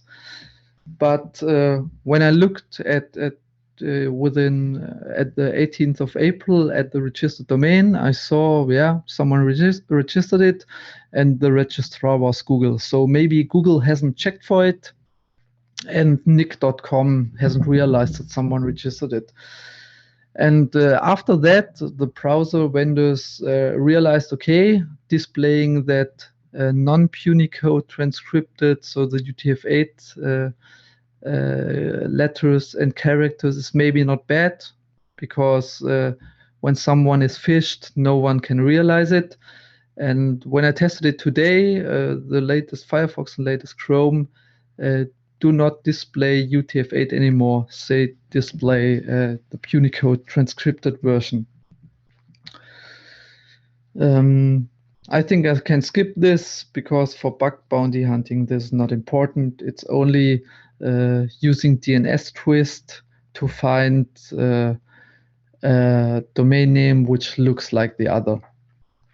But as you can see here, even IDN domains are also interested for bug bounty hunters, because here HackerOne paid a user $500 because he realized that he can put in UTF-8 characters in his bug bounty reports, and they are not converted to Unicode, so that any vendor which makes use of the HackerOne bug bounty program is able to get phished by a bug bounty hunter when he is writing a report. So another very interesting UTF-8 character is called right to left override. It has the code point U+ 202E. What does this do? I think a lot of you are familiar with this kind of attack. With that Unicode character, you can do override from right to left. When you look here at the screenshot, we have that backdoor exe, and when we use that Ruby command, we can also do this with Perl or Python, or on Linux directly native with shell commands. We are able to rename that exe file, so that backdoor _ppt exe, to a file which then gets as extension the .ppt. You see on the Explorer view, there all extensions are enabled, but by executing this command, the extension is changed to ppt, so to a PowerPoint file, even if it's executable. That attack is very old. It, I think, is known since Windows Millennium or Windows 98, but it still works nowadays.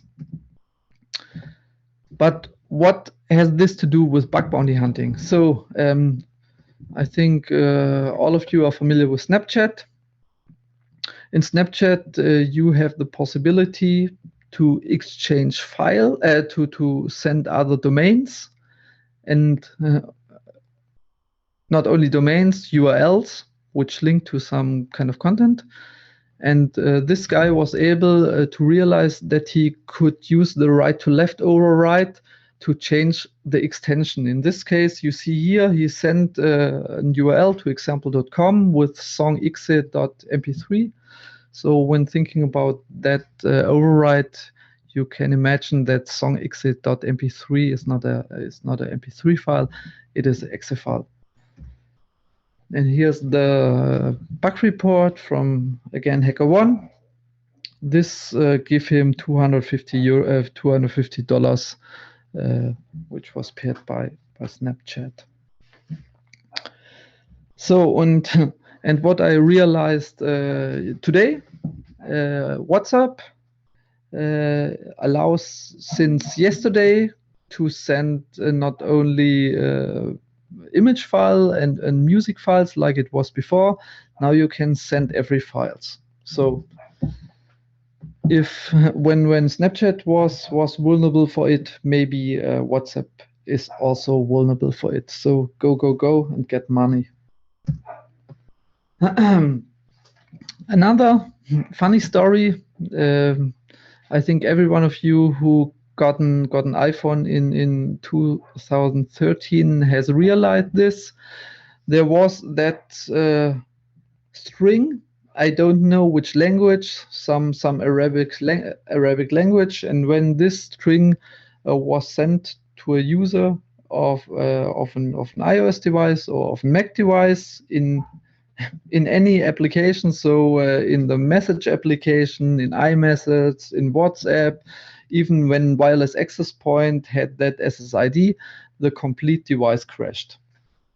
There was a memory corruption error, I think, in the rendering engine. I don't know exactly which rendering engine it was, but this was very horrible, because when this was sent, for example, through iMessage or SMS, you got the preview and your device rebooted. And every time your device went back, it showed you again the preview and rebooted again. So it was a loop which could only be fixed by resetting your device, or if the bad attacker sent you another text message which then replaced the preview of that bad Arabic string.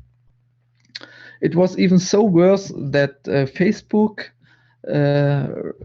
realized that a lot of people are sending that string through the messenger, that they implemented a filter which denied people from sending this to other users. So this message contains content that has been blocked by our security team. Because this was a problem within the iOS and OS X operating system, it took some days or even weeks until Apple released a fix for it. So it was really bad. Another story about how difficult it is to accept UTF-8 and handle it correctly is this example. I call it front-end don't love backend. You see one Mercedes site which allows a user within his profile settings to set his name with UTF-8 characters. In this case, I set the pile of poo, and when I did this was during a penetration test, I realized that something is weird and the obvious functionality is not there anymore. And then when I looked into burp, I saw, okay, there are some new 500 errors. What's happening now? And when you look at the error message, you see internal server error, Spring Framework, JP system exception, methods could not execute, and then some problem with Hibernate, so JDBC exception. So what happened? So the front-end developers thought, okay, it's okay to allow UTF-8. and the backend developers were not aware of it. And then some SQL query or some Hibernate query appeared, and that UTF-8 character, the pile of poo, was in, and then the application, the backend crashed, and the complete functionality was broken. So it's always very interesting to think bigger and think, if you have interconnected application, what happens when I insert at any place a UTF-8 character, an astral symbol UTF-8 character, so that one which takes up to 4 bytes, then you can in many cases be sure that something happens which no of the application developers were aware of. So now I would say this was a P1. I don't know exactly. I think it was in 2012 or 13. The link is here. I can recommend it to you all to read because it's a really great one. Spotify was vulnerable to account hijacking. And how was this possible? So Spotify, I think, were very early when allowing users to set usernames with all UTF-8 characters which are out there.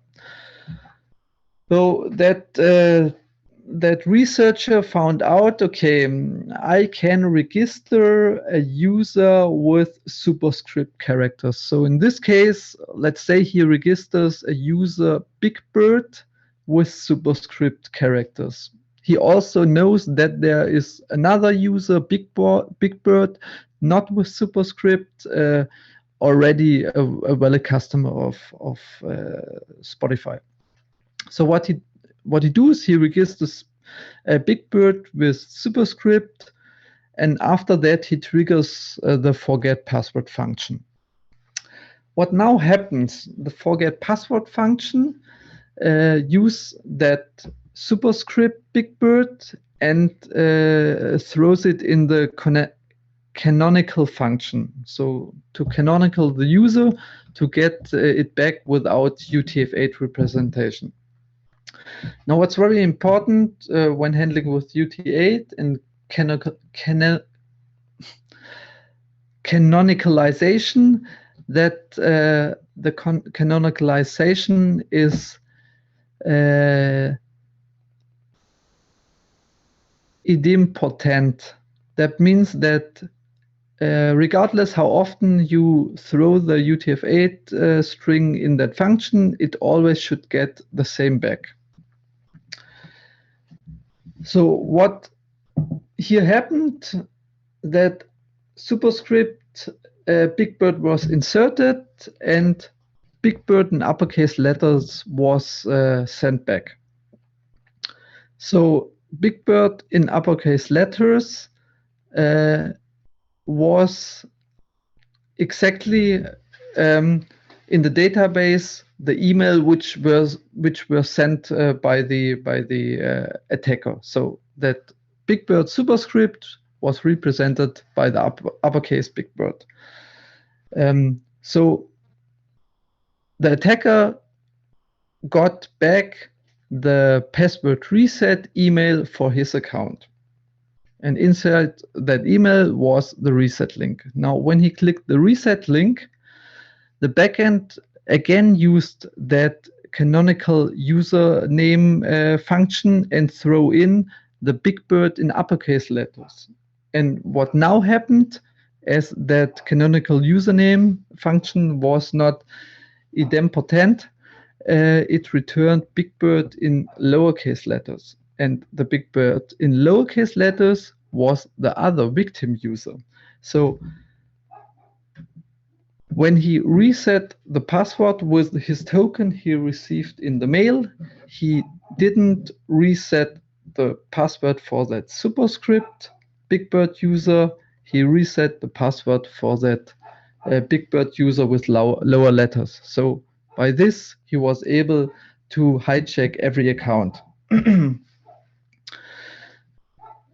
in the earlier phase, I said shout out to the Facebook guys. Fabricator is a product. It's like GitHub, but it's implemented by Facebook itself.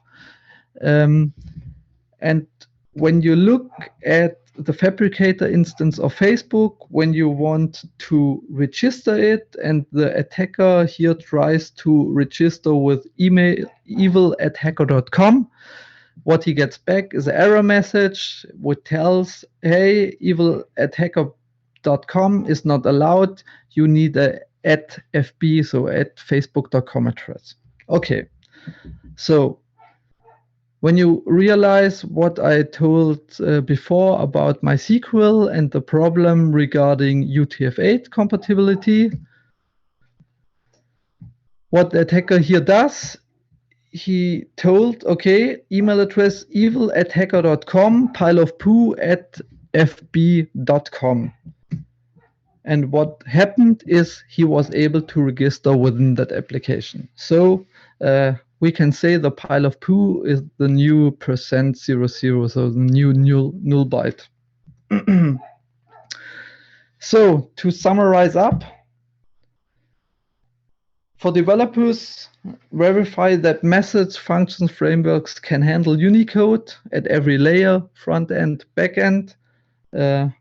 Input validation should also handle Unicode characters, because nowadays all browsers are capable of Unicode, so you must be aware that users or attackers try to insert that Unicode characters. And especially when you have interconnected systems, make sure that every system is capable of handling Unicode. So for us hunters, go and inject the pile of poo and automate it, implement it in tools, because every tool I use on a daily basis does not try to insert any Unicode character currently. So acknowledgement, I would like to thank Matthias Benens. He's currently working at Google. He made also a great UTF Unicode presentation in the Ruhr University Bochum some years ago. And I would like to thank Bugcrowd for giving me the time presenting this here. Thank you all for your time. It was a pleasure, and I'm now open for Q&A. Awesome. Let's see if we get any questions through the Q&A. Yeah, Rick just said your English is great. So it was. I don't think so. I do have to say, I wonder if there's any other presentation. You definitely win the award for most use of the phrase "pile of poo" at the LevelUp conference. Let's see here. Mind-blowing presentation, Fatih says, which is awesome. Okay, we got a question here for you. Is this exploitable normally, or special configuration is needed? How do we identify if the application is vulnerable? Copy and paste it in your browser and test it if it allows UTF-8. So I would think that a lot of applications currently accept UTF-8, but shouldn't accept UTF-8. Okay. So let's see. Sahil asked, he wants to ask how you can use hidden characters in a URL. Why hidden characters?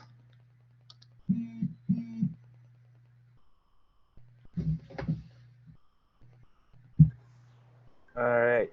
Let's see.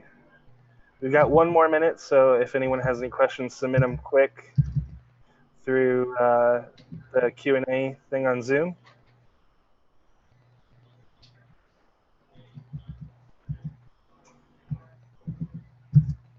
All right, I think that's it. Thanks, Christopher. You're welcome. All right, awesome. Thank you so much, Christopher. That was a really great talk. We've got a lot of applause for you right now in the Zoom chat. Again, if you enjoyed the presentation, guys, definitely tweet out what your thoughts were, what you liked, what you enjoyed. You can follow Chris on Twitter. His username is Schniggy, I believe that is SCHNIGGIE. Is that correct, Chris? Perfect. Cool. Yeah, follow him, tweet at him. And yeah, we're going to get into Aditya's presentation now. So, Perfect. Thank you so much, all. Great. Thank you. All right, up next, I'm really, really excited about these next couple presentations. These are presentations that I don't think you'll find in other places. And this is one of the many reasons why we did Level Up this weekend. These next two talks are about hardware hacking. So Aditya is going to go through a bunch of really great IoT hacking tips and tricks and techniques. And then after that, we'll have Alan, and he'll go into car hacking techniques and tips and tricks. So yeah, let's jump right into Aditya. Again, definitely tweet about the conference using the hashtag #ItTakesACrowd. You can always tag Bugcrowd in those tweets.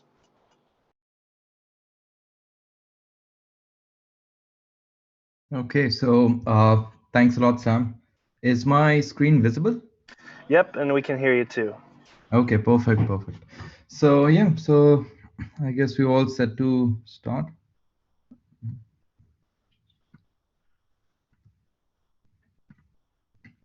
Okay, so yeah, so hello everyone, and welcome to the presentation on hacking IoT for bug bounties.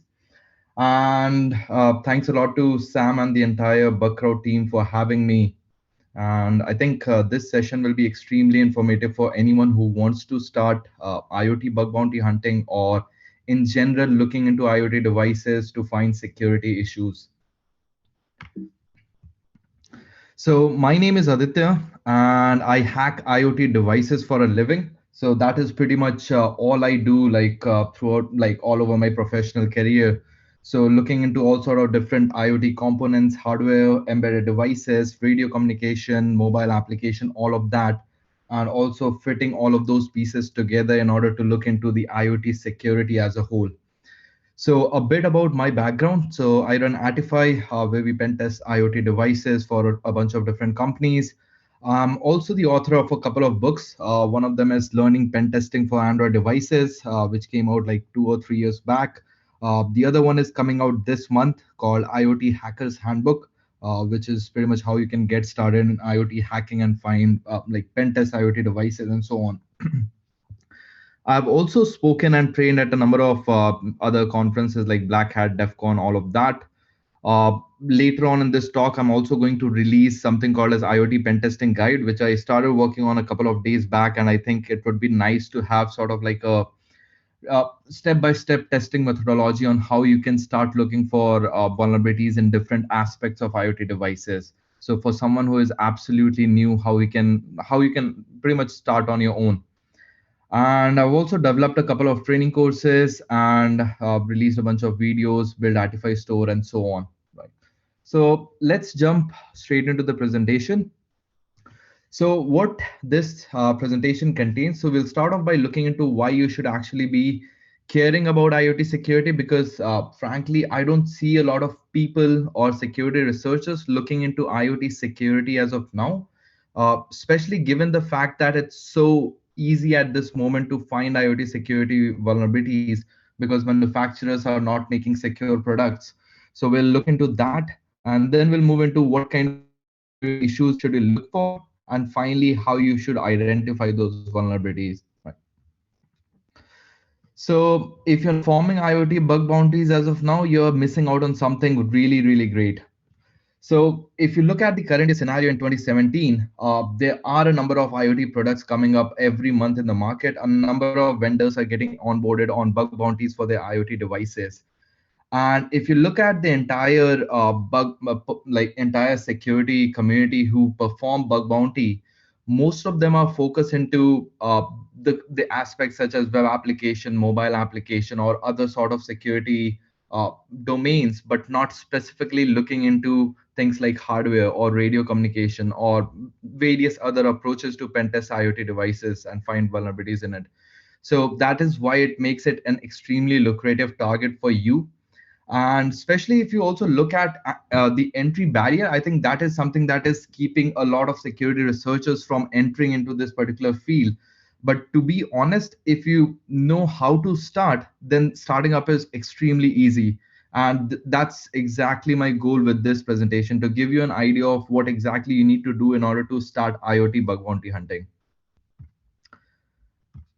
So a couple of previous examples. So an IoT fridge was hacked, and since it was connected to your Google accounts and the email accounts, it was used to send a bunch of spam. Also, a couple of vulnerabilities in smart home devices, smart home IoT devices, through which the entire home was able to be compromised. Then there's this interesting medical device update utility, which used encryption to ensure that they were pretty secure. And if you reverse engineer the mobile application, you would find the password as Bob the Builder. Yeah, that's a medical device update utility. Also, I assume everyone is familiar with Shodan. So if you look at Shodan, you'd find a bunch of various IoT devices exposed to the internet, be it like critical infrastructure like SCADA systems, or be it things running MQTT instances, or be it smart home devices, or be it like ridiculous devices like dishwashers or refrigerators or smart TVs or egg trays. All of that is being exposed to Shodan. And yeah, as you could have guessed, like pretty much without authentication or with using the default credentials. Also, someone found a truck parked somewhere using Shodan, and he tried the default credential, and he was able to move the truck remotely. So this is this just signifies how critical IoT security is and what is the current state of IoT security as of now. So now that we know that IoT security is in extremely poor state as of now, what can you actually do in order to figure out these security issues? Because you read about it in some of the media articles, maybe like this particular device was hacked or this particular bug was discovered. But what is the systematic approach that you can use in order to figure out those vulnerabilities? So that is what we are going to be discussing now. So the first thing is, whenever you look at the device, you should look at it from a pen tester's perspective.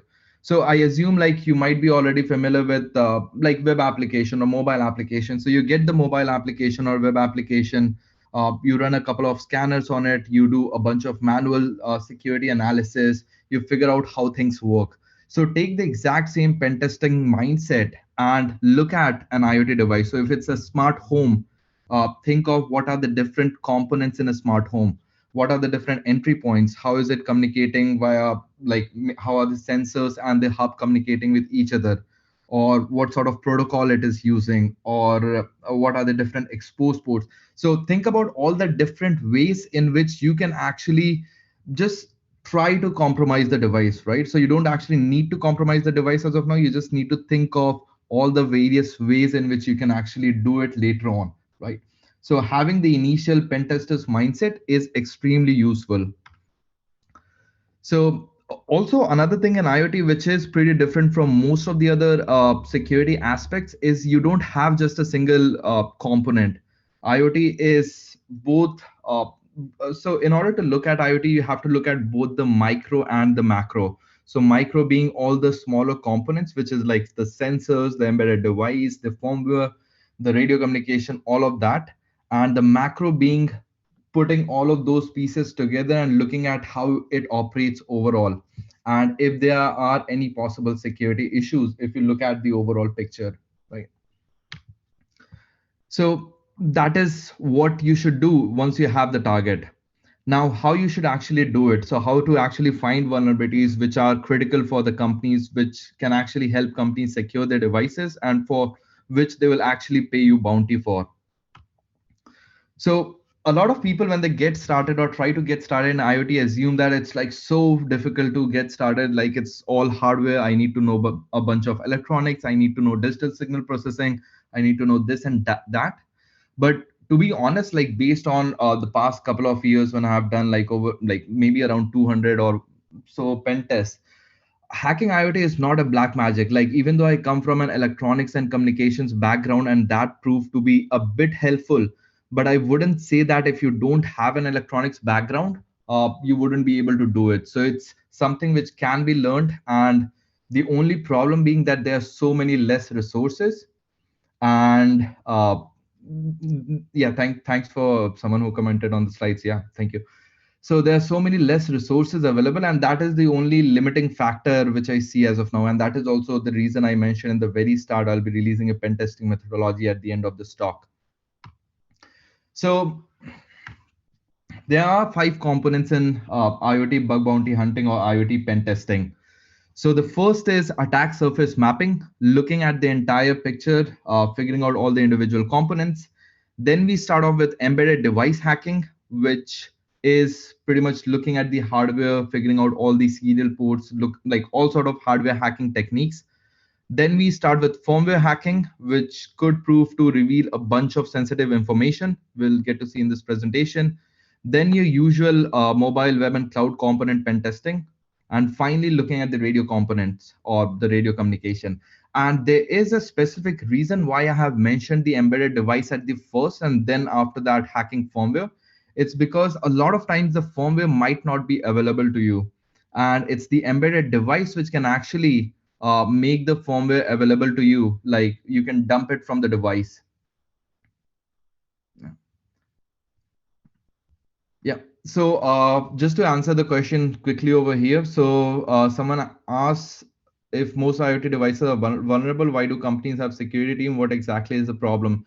So the answer to this question is, even though a lot of new companies or a lot of companies who are manufacturing IoT devices, they are starting to build their security teams, even then their security team is not that mature as of now. That's what I have realized working with a lot of companies in the past, that they seem to have a bit of information that what to protect and what kind of things to actually look for, but they don't, but they kind of lack the insight of IoT security. And that is the reason why they fail at a number of places. Like, I was testing a smart home solution a couple of weeks back, and they implemented CRC, but the CRC verification mechanism was somewhat broken. And we were able to actually crack the CRC and do things like replay attacks and all of that. So yeah, so the security teams are there, but I think they need to improve, right? So attack surface mapping, what do you actually do in attack surface mapping? The basic recon, look at the device. Are there any visible ports? Is there things like Ethernet port? Is there like SD card port or any other external storage or any sort of other things that you can pretty much identify from the device? So all those kind of reconnaissance. And then you look for all the publicly available information. So things like data sheets, FCC ID, try to grab as much information about the device as possible from the support groups. So in some of the cases, what I've also seen is, even though the firmware is not available online on the vendor's website, you can actually jump into a conversation with a couple of guys on the support groups, and they will be willing to provide the firmware which they might have extracted from one of the previous versions. So yeah, so all of that is pretty helpful. The next step of attack surface mapping is to pretty much look at all the different components. So if we talk of, let's say, a smart home solution, so it will have like a light bulb, a smart socket, and a smart home hub, and then it will have a mobile application. So figuring out or mapping out all the different individual components and how each of them interact. So there could be vulnerabilities in each of the components as well as their interaction. So those are both the things that you need to focus on. So this is kind of an architecture diagram I drew in order to look at the overall IoT, like an IoT ecosystem from a security perspective. So you have the IoT gateway over here, and so this is the IoT gateway, which communicates with the devices and the mobile application, and also with the cloud and web dashboard. The mobile application can have its own set of security issues. The device can have its own set of embedded device related security issues, and the cloud and web will obviously have those security issues. Now, apart from that, the protocols that it uses for communication, let's say Zigbee, Z-Wave, 6LoWPAN, LoRa, all of that, or even things like BLE or Wi-Fi or Ethernet. So all of those can also have their own set of security issues. So that is also something that you should focus on. Right. So just to give you a quick example of how to do a basic recon. So this is a Philips Hue hub, which I have at my home. And if you look at it very closely, there's an FCC ID that is mentioned over here. Now, FCC ID is a kind of ID which every manufacturer has to get in order to sell their products in the United States if their device is doing some sort of radio communication. So a lot of IoT devices, since they use radio communication, you'll find FCC ID on back of them, right? So if you look at this particular FCC ID, and if you quickly go to fccid.io, is my Google Chrome browser visible? Let me check. No. Okay, just a second.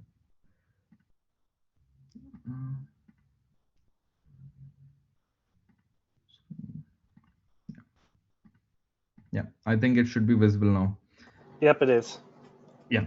Okay, perfect. So if you just look up the FCC ID, this is what you get. So you get the exact frequency range on which it operates, the RF exposure, the letter of agency, external and internal pictures. If you just go to the internal pictures, you'll find out how the device looks internally. So even before actually purchasing the device, you can just have a look at the device in the store, note down the FCC ID, and you'll be able to look at the device internal circuits, figure out whether it has any maybe JTAG or UART ports, or whether it has an SPI flash, or what kind of components it is using, all those kind of information, right? So this kind of basic recon is something that is very, very useful in performing like any kind of security research. Right. So jumping back to the presentation. So once you have identified, like did a basic recon, what to do next? So oftentimes in IoT, one of the components leads to the next. So like I mentioned, if you look at the IoT device, it can actually help you get the firmware of the IoT device. So you can actually dump the firmware of the IoT device solution from the SPI flash or any kind of flash chip from the device. And once you have the firmware, you can pen test it like you do any normal Linux box. So how to approach IoT devices? Start with embedded device, then go to firmware, web, and mobile, and then finally move into all sort of communication related topics, right? So we'll start off with embedded device hacking. So embedded device hacking, if you have never worked with hardware before, it might appear to be a bit daunting at first, but this presentation will help you erase some of that fear which you might have in your mind, right?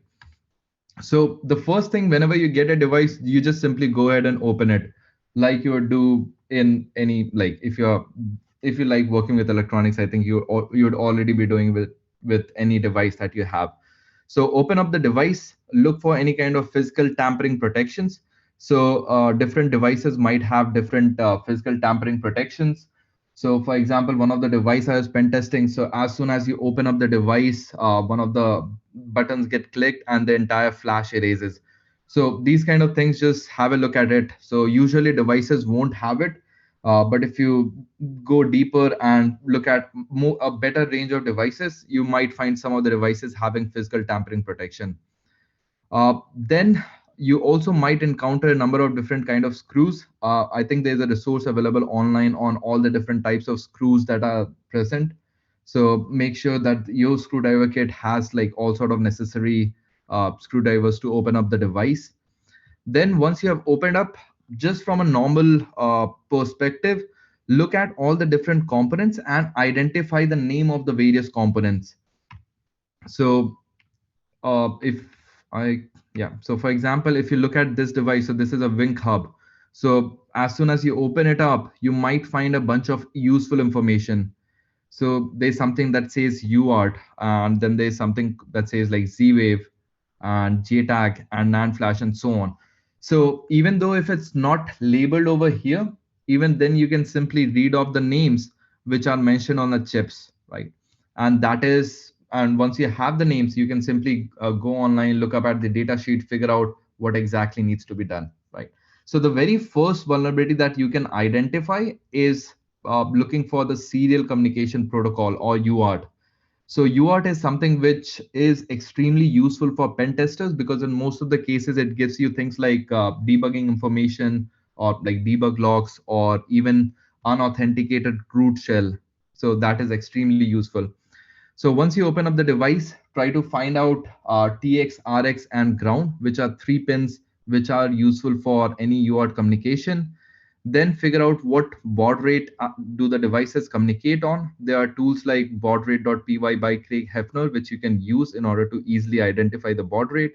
And once you have identified the baud rate, you can simply run a utility called minicom to get the shell access. So I'll just show you a quick demo. So in this case, I have an IP camera connected to my system. So if I look at my /dev/directory, I find a TTY USB 0, which is a USB TTL or an RTFI badge, or any device containing an FTDI chip which is connected over here, which we'll be using to connect to the target device. The next thing that we'll do is use a utility called screen in order to connect to that particular device. So sudo screen, giving it the ID dev tty USB 0 and a baud rate which we think might work. In case it doesn't work and shows us unreadable character, we will move to another baud rate. So if you look at the screen now, it just shows us some unreadable characters, right? So this is not the correct baud rate. Pretty easy to identify. So next, you simply try it with another baud rate. There are just like 5-6 standard baud rates, and that is what most of the IoT devices operate on. So as soon as you see we have on this baud rate everything readable, and as soon as the device starts booting up, you get all the debug messages, and at the end you also get a root shell, right? And this is just connecting 3 wires to the open device, the TX, RX, and ground pin, and you get a unauthenticated root shell. So yeah, it's as easy as this. Right. So let's see if, yeah. So the next thing that you can look for is something called as JTAG, which is a bit more complicated than UART, but not like extremely, but not like super complicated. There's also a couple of issues identifying JTAG, so you can't actually identify JTAG pins very easily as you do in UART. So one of the options is using things like JTagulator by Joe Grant in order to figure out all the individual JTAG pins. And all you need to do is simply connect all the wires to all the pins that you think are JTAG pins and simply run the JTagulator utility. And you don't have to do anything more, right? And it will tell you what are the individual pins, right?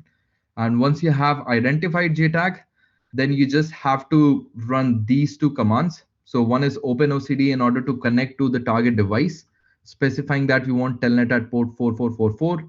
The first device is a FTDI chip, which is RTFI badge. And then the other device, which is specified by the second -F, is the configuration file for our target chip, right? So you just look at the chip, figure out like if it's STM32. So you just go to OpenOCD wiki and then download the stm32.cfg and use it over here, right? And once this command runs, you can simply run telnet localhost 4444. And from there, you can dump firmware, you can debug binaries. Like in this case, we were debugging a binary real time and manipulating authentication and actually bypassing authentication in this case, right? So it's not that complicated. Right? So let's, yeah. So we'll jump to the questions later on because we have a lot of information to cover at this point of time. So I just want to make sure that I'm able to share everything that I have so that it's extremely useful for you.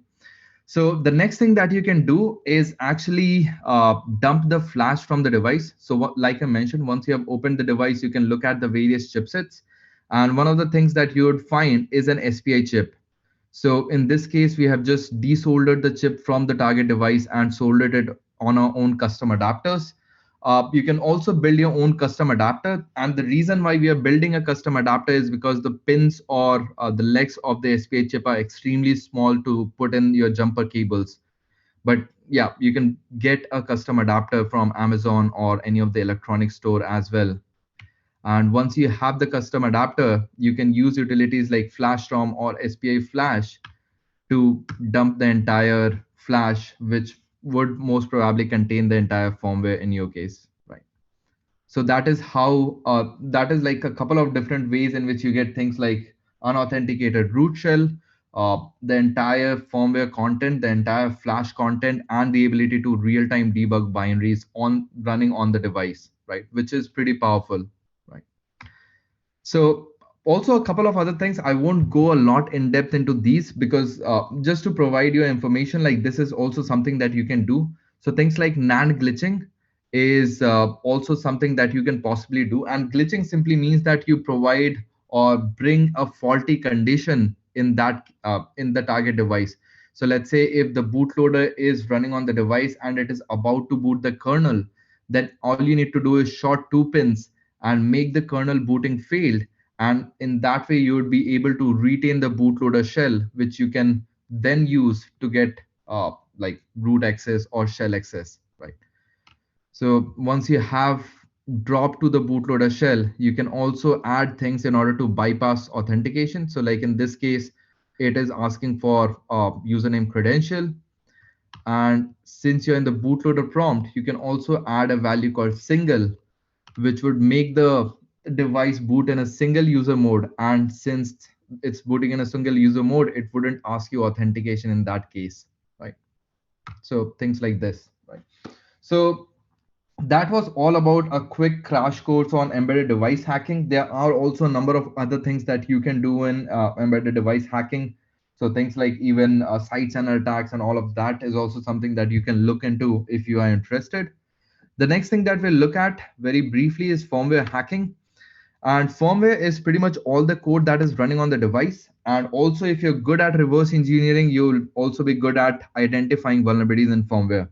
And a lot of firmware or a lot of devices actually run on ARM and MIPS based architecture. So having a knowledge of ARM and MIPS assembly is also something that I find to be like really useful. So some of the things that you can find in firmware is sensitive hard-coded values, API keys, API keys, encryption mechanisms, verification process, whether the device is doing the integrity check and all of that or not. So the first thing that you can do with the firmware is simply go ahead and extract it using binwalk. And once it has extracted, run a tool called firmwalker in order to identify potentially interesting aspects to look at. So binwalk extracts the file system out of the firmware, and then if you run firmwalker, it will tell you like these are the different config files, these are the shell scripts, this is where I found this which might be interesting, and then you can manually look into all of that. Another thing you can also do is use a tool called firmware modkit, which accepts a firmware binary and then decompresses it or like extract the file system from it. And in that case, you can actually modify the file system and put it back into the firmware image and then reflash the modified firmware. So you can add things like bind shell, you can modify certain security parameters, which would allow you to debug or analyze the device in a much better way. You can also check whether the device actually accepts firmware modifications and if it is doing the signature and integrity check or not. So extracting the firmware is what we have already covered. What if the device is using encryption? So this is one of the examples. So this particular device, N300, was using encryption. But if you look at the encryption, let me quickly share my full screen. Yeah. So if you look at the encryption,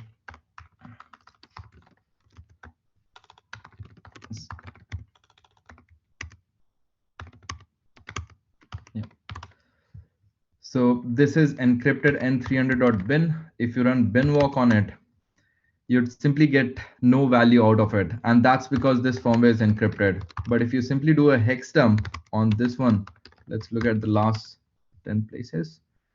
And if you notice that a lot of values are being repeated over here. And this pretty much signifies in a lot many different cases that it's a XOR encryption because when you use a XOR encryption, it whenever like there's an empty space and it tries to encrypt it with the same key, you get the key itself. So now that we know that this is the key, we can use a script such as XOR decrypt.py, and you can place the key over here, and you can get the decrypted firmware, which you can then use to analyze. Right. So let's go back to the presentation. So far is everything going good? And how do you guys like it? Feel free to put it in the chat.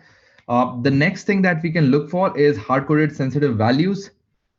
So one of the devices I was pen testing recently, it was pretty ridiculous that they, so whenever they tried firmware upgrade via their, and they had this code within their firmware, so they tried downloading it from the FTP server and they put in the credentials to the FTP server within the firmware itself.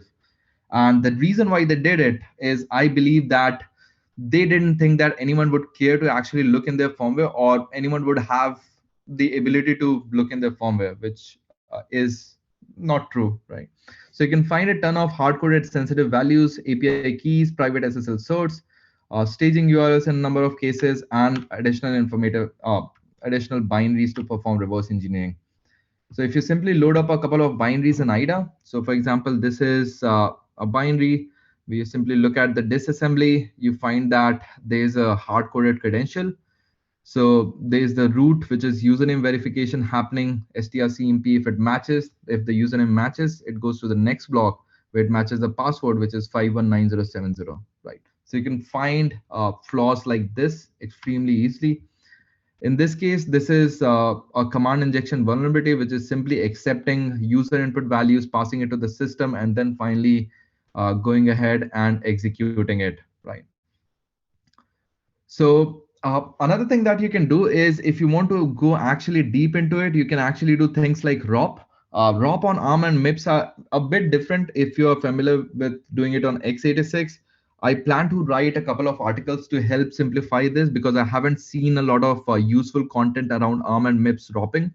So for example, in this case, if you look at this particular scenario, what we are actually trying to do is perform a ROP-based exploit. And in case of MIPS, we actually have to jump to things like sleep first to clear the cache and then jump to our target function. So the value 34 is being loaded into A0. And if you look at the rest of the disassembly, it is also setting other values like 80 is going into S6, 78 is going into S4, and so on, and finally jumping. Then we jump to the next instruction, where in this case, we make the instructions jump to sleep with a A0 value, which is taken as an argument. So A0 to A3, the registers, the first four registers are the actual argument both in ARM and MIPS, right? So it jumps to sleep. And in the next couple of instructions, we ask it to jump to system. And if you look at the argument that it jumps with is S3. And if you look at the very first instruction, we were also able to control S3 via what we had on the stack. So we jump to sleep first, clear the cache, and then we jump to system with the address of bin/sh, and then we got the shell, right? So this is something that you can also try doing it on your own, right? So next we actually come to looking at mobile applications. Mobile application, the same way as you would look for a normal mobile application vulnerability, you need to look the exact same way. For example, in this particular case, let me share the screen again. Yeah. So for example, if you look in this case, in this mobile application, so if you unzip the smartwifi.apk, which is an APK of a smart plug socket, if you go to the smart Wi-Fi folder or SW unzip folder, inside lib, inside ARMABI, you find a native binary, which is libndk_3.so. You can also do things like readelf just to make sure it's ARM. So you can see that it's for ARM-based architectures. And now we can load up IDA. So sudo IDA-q. So the free version or the demo version actually lets you disassemble ARM-based binaries. So you don't need to like buy IDA initially at least for your initial couple of things, right? So if you open this up, change the architecture type to ARM, say okay, okay, and okay, yes. And some of the things that you can do initially is just look at the functions. And if you look at the functions over here, we see AES set key, which is the encryption that is being used. And if you look at encrypt data, which is a pretty interesting function, go down and you see this thing called AES set key, which is using R0, R1, R2 as the argument. So if you track all the arguments, you find out that this is the exact AES key. The AES encryption, the kind of encryption that is using is over here, it's 128, then there's a logical shift left. So this means 128 is logically shifted left. So it's like AES 256-bit encryption, right? So very quickly on how you can analyze mobile applications as well, right? So moving on. You can also dip for vulnerabilities. So both the current version and the previous version, you can look for what kind of security issues affect them. Next, we move on to looking at a radio communication. So this is also something that would be kind of new to you, I guess, because you haven't looked at radio communications before. But the first thing that you can do is actually look at the mobile application to device communication. So just use Burp or Charles or whatever MITM proxy, whatever you use, in order to sniff or intercept the traffic between the mobile application and the device and figure out how both of them communicate. And in most of the cases, you would be able to find out the command that the mobile application sends to the device, which you can also okay. Yeah. So is the voice audible? Just want to make sure that everything is going fine. Okay, perfect. Yeah. So yeah, you can look at the mobile application and all of that. You can also look at things like MQTT. Has anyone ever used MQTT before? If you haven't used it, or if you have used it, it is also used in a lot of IoT devices. So for example, this was one of the MQTT instances. If you simply, so MQTT works on a publisher subscriber model. So you can publish to various topics and you can also subscribe to those topics.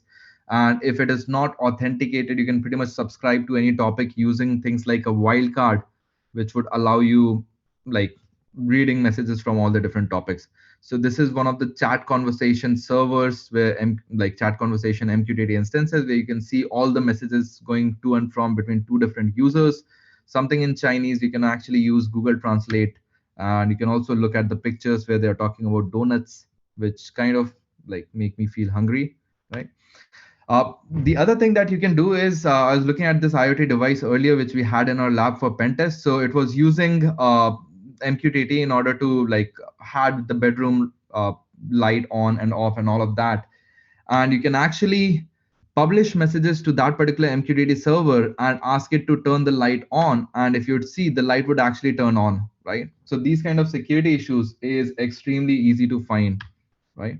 And this would make you believe, like, why didn't you actually look into IoT devices earlier? Because it was so really easy and like so really vulnerable, but you didn't look into it. So I really hope that you start looking into all the IoT devices. All right, and then we move on to our next and probably the last topic, which is hacking radio, which I find to be extremely amusing and interesting. And especially because all the different vendors try to implement security in things like firmware, mobile application, all of that, but no one actually cares about radio communication security. So it's extremely trivial that you can sniff BLE communication, Zigbee communication, or normal SDR communication, and do things like MITM, replay, all of that. So hacking Zigbee, so one of the most common radio protocols you would find in IoT devices. There's also something called Killer Bee firmware, which is extremely good, and we use it a lot. You can flash it on things like Atmel RC11 or API Mote and start sniffing Zigbee packets and replaying. So here's a quick demo of what you can actually do. So I'd skip the first couple of seconds because it's all about installing the framework. So the first thing that we do is figure out which channel is the device operating on. So we see that in this case, it's channel 20, right? And we saw that there's a new device over here. The next thing that we'll do is use ZB dump on the channel 20, give it an output file name, smartbulb.pcap, store 100 packets. And as you can see over here, like I'm doing some normal communication and the packets are being captured in the background, right?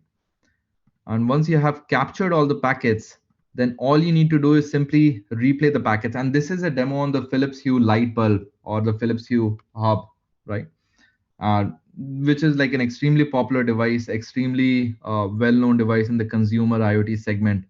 So as soon as you start replaying the packets, you'd see the device, the bulb performing the same actions as it was captured for, right? So there's no replay protection as such. So yeah.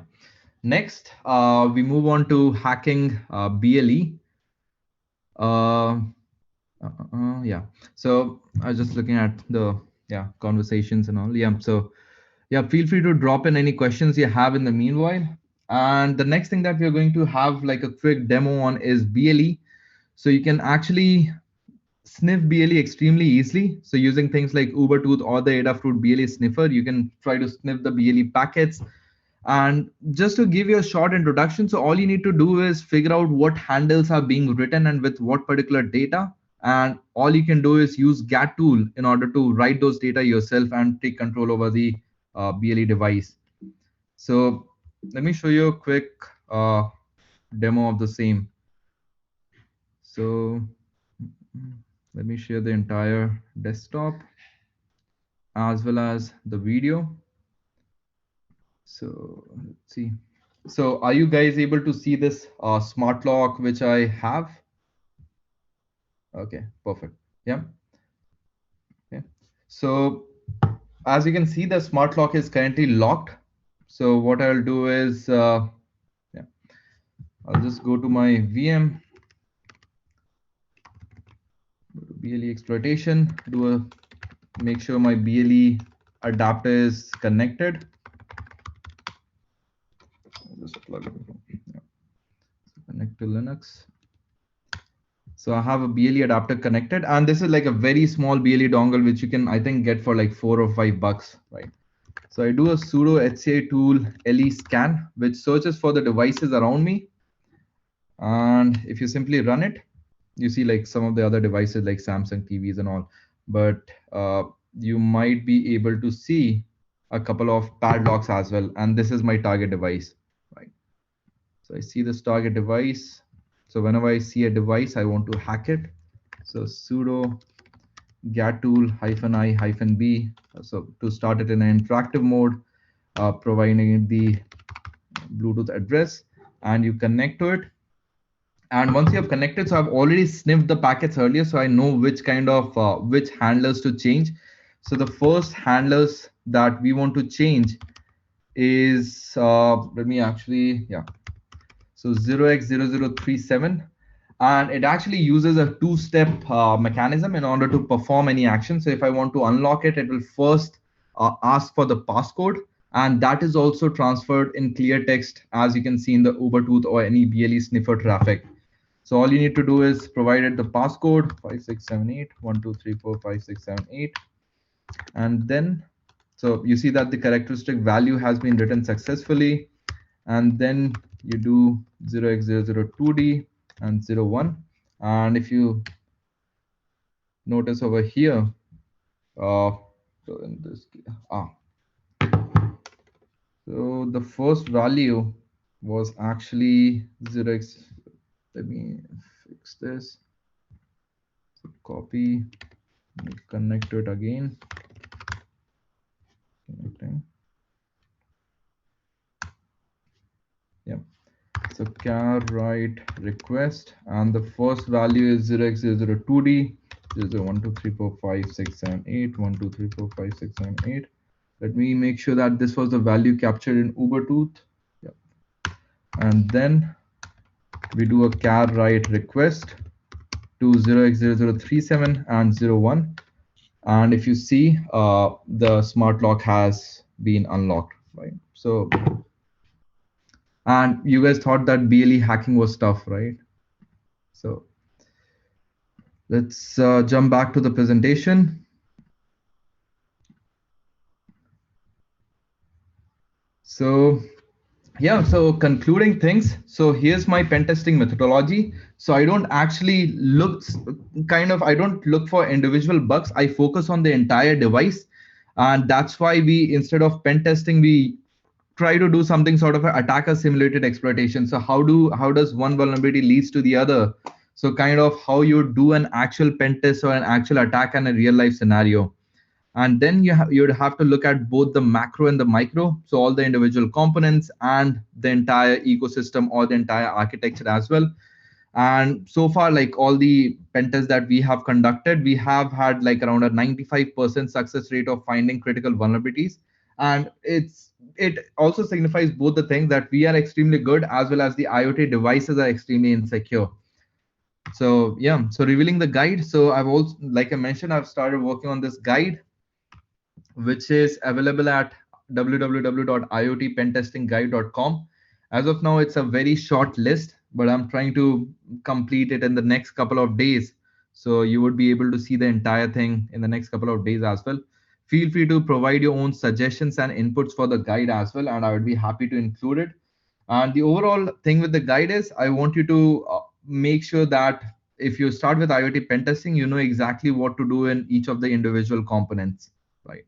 So just to give you an example, some of the recent devices that we targeted. So one of the smart home system, the firmware had the issue to had a like hard-coded password, which was used to decrypt the firmware. And also it had update URLs, hardware, the JTAG and SPI giving us full firmware access, radio, the usual vulnerability, all the replay. Then you have config files revealing vulnerabilities, NAND glitching, all of that. So you can see like the common vulnerabilities that you have seen so far also exist in real world devices. And all you need to do is just start IoT pen testing, the keyword being starting up actually, right? So let's hack IoT because it won't be always like the 2017s. And this is like a really great opportunity for all of you to jump into IoT pen testing at a very, very early stage. And that is why it's so useful, right? And these are some of the things that we looked at. And thanks everyone for joining. Special thanks again to Sam, Jason, and the entire Bugcrowd team for having me. If you want to have future conversations on Twitter, reach out over here. Additional email, learning kits, and the pen testing guide. Again, thanks everyone for joining. That was awesome. Yeah, thank you so much, Ajit. Yeah, everyone's like flipping out in the chat in a good way. Yeah.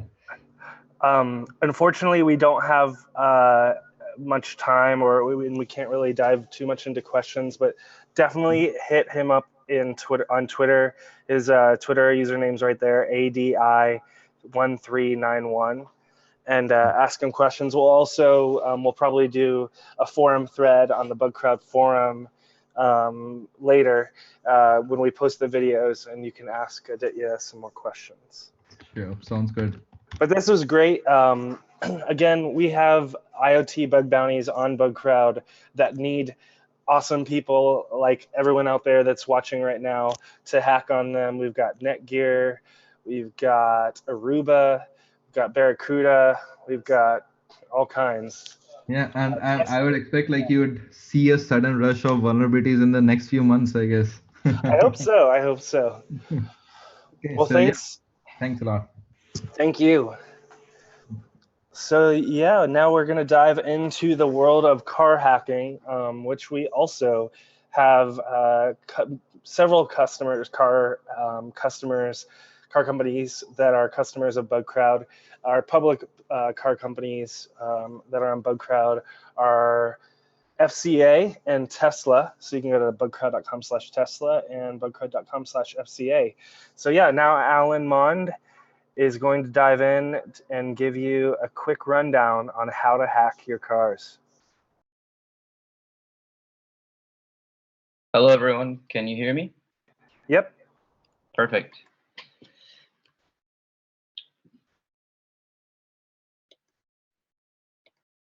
All right. I assume everyone can see the screen. Hi, everyone. My name is Alan Mond, and today I'm just going to go through a quick presentation on how to get started on car hacking. And it's actually a great segue to Aditya's presentation because some of the things that he talked about, like radio hacking with Bluetooth, will come in really handy. And if you have any questions, yeah, definitely interrupt and ask your questions. I'll try to keep track of what's going on the chat. So here are the things that we're going to talk about: how to get started. So what are some of the areas that you can look into to hack a car? The vehicle networking basics that are required to hack a car. So some of the very, very basic things that you need to know about the vehicle's internal network. A very, very short demo showing what that looks like, and then how to build your own testing book for very, very cheap. Objective of this talk is to create awareness, obviously, and for a more informed audience. So a little bit of background: I'm originally from Argentina, and I worked at Bosch for a number of years on the Pontiac Solstice, doing engine calibration and a lot of work internally on how the vehicle communicates between the different modules. I then started a small equipment sharing company called MuniRent. Then launched in 2016 CarLoop, which is a car hacking tool, and you'll see it pop up here. And now I recently started at Voyage, doing hardware integration and controls for a self-driving taxi service. So, and below are all sort of my interests. So if anyone is interested in any of that stuff, definitely hit me up on Twitter. My Twitter is on there as well. Oh yeah, since I have a captive audience right now, I wanna just download some information that I had about the Pontiac Solstice that I can't just give this information to anyone. So since you're here, I'll just tell you. The way to identify whether a Pontiac Solstice, which is this car, is a turbo versus a regular naturally aspirated car is with this. So you can see that the grille actually has minor difference. Anyways, that was kind of a sidestep for the talk. But what are some of the different attack surfaces on cars? When you come across a car, let's see, something in the chat. When you come across a car, there are some things that you might notice as you start hacking with cars, and there's a number of attack surfaces. So the first one that a lot of people sort of disregard is the tire pressure monitoring sensor. In every car nowadays, you have to have a sensor that connects to the car, and it's located in each one of the 4 tires. And that sensor measures pressure.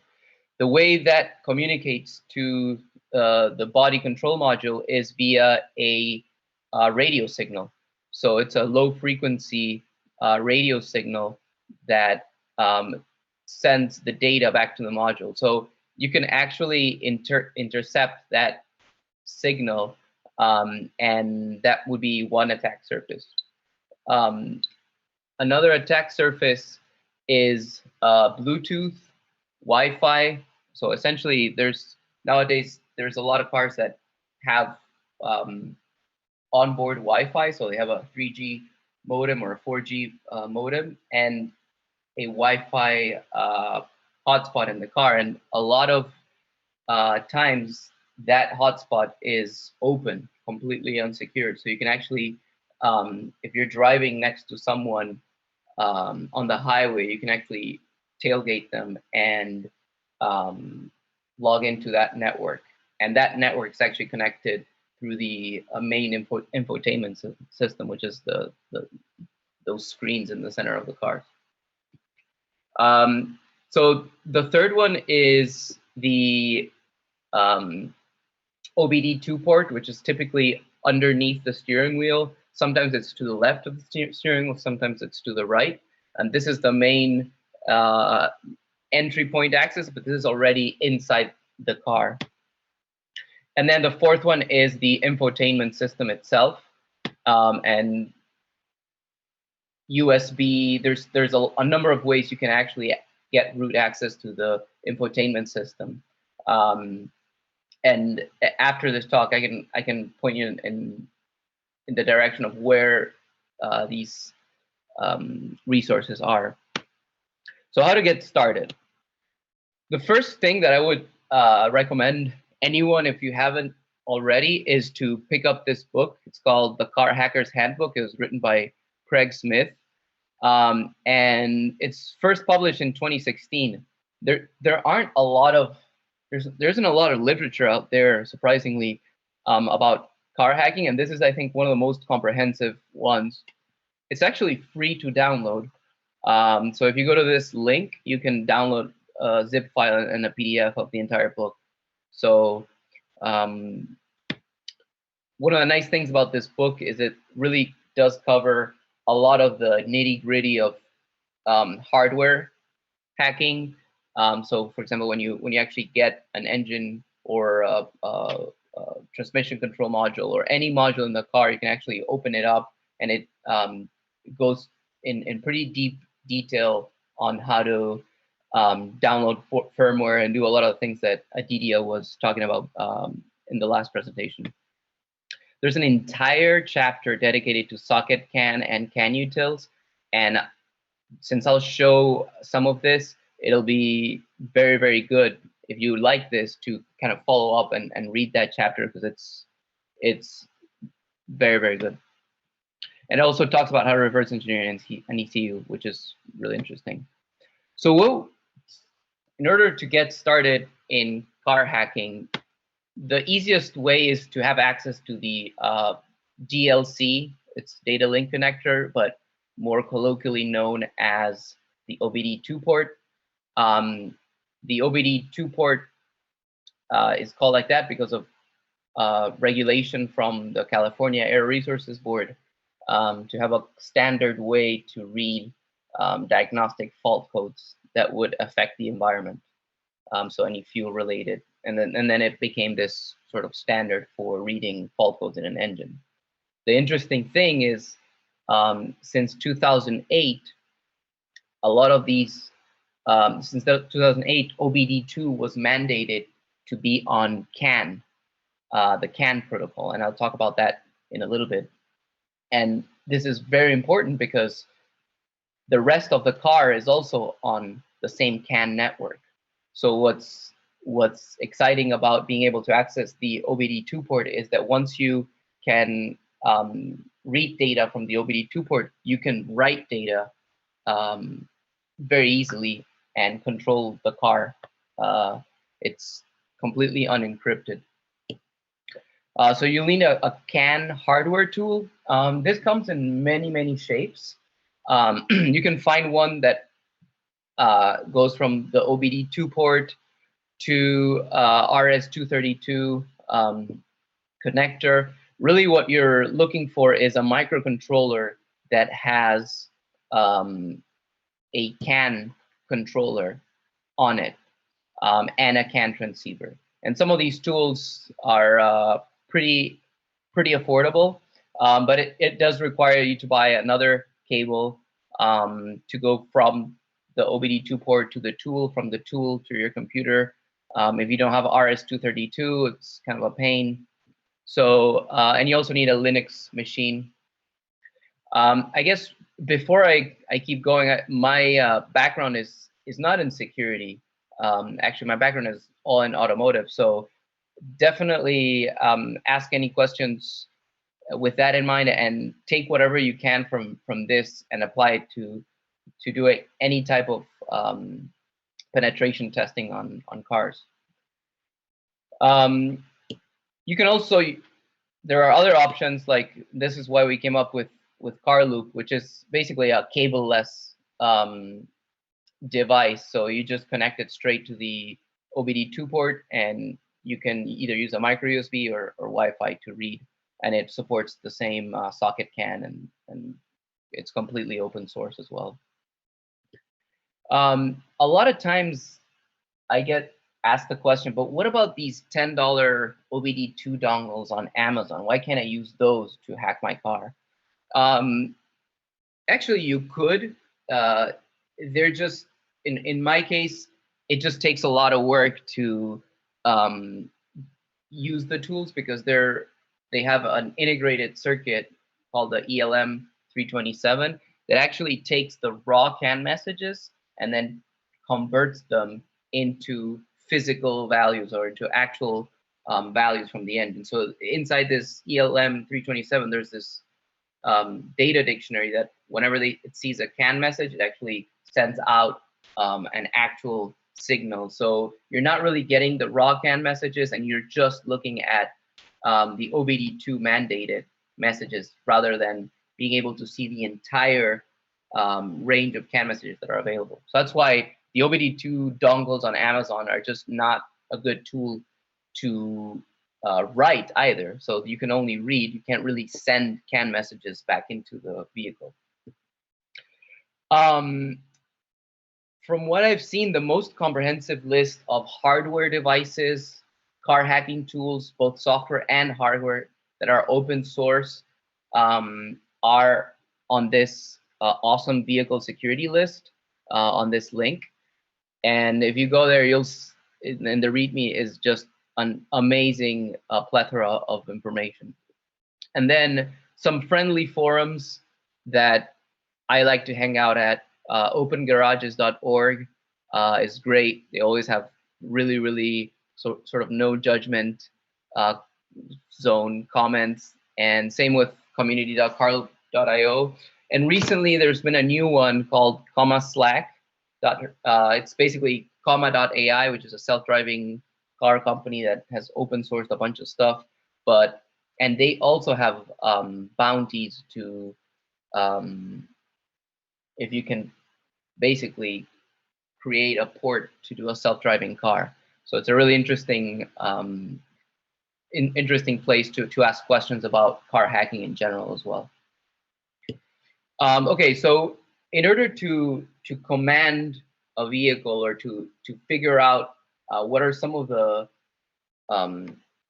easy ways to modify a vehicle, you need to have some idea of networking basics, the vehicle networking basics.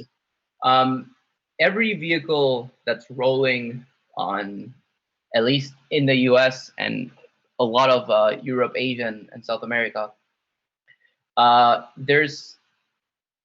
internally there's a network called the CAN bus, and it connects all the modules through these two wires, basically two physical wires that connect the dashboard to the engine, to the body control module, the airbag control module, the transmission, the infotainment system.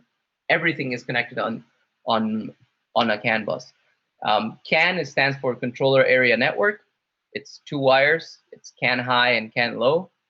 There's typically more than one CAN bus on vehicles. For example, on Teslas, they have the Tesla Model S has 6 different CAN buses for different parts of the vehicle. So why focus on CAN?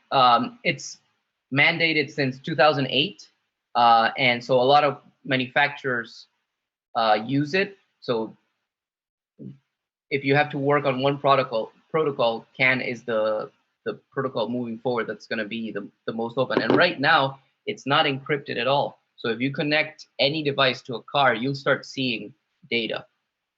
So this is what it looks like on an oscilloscope.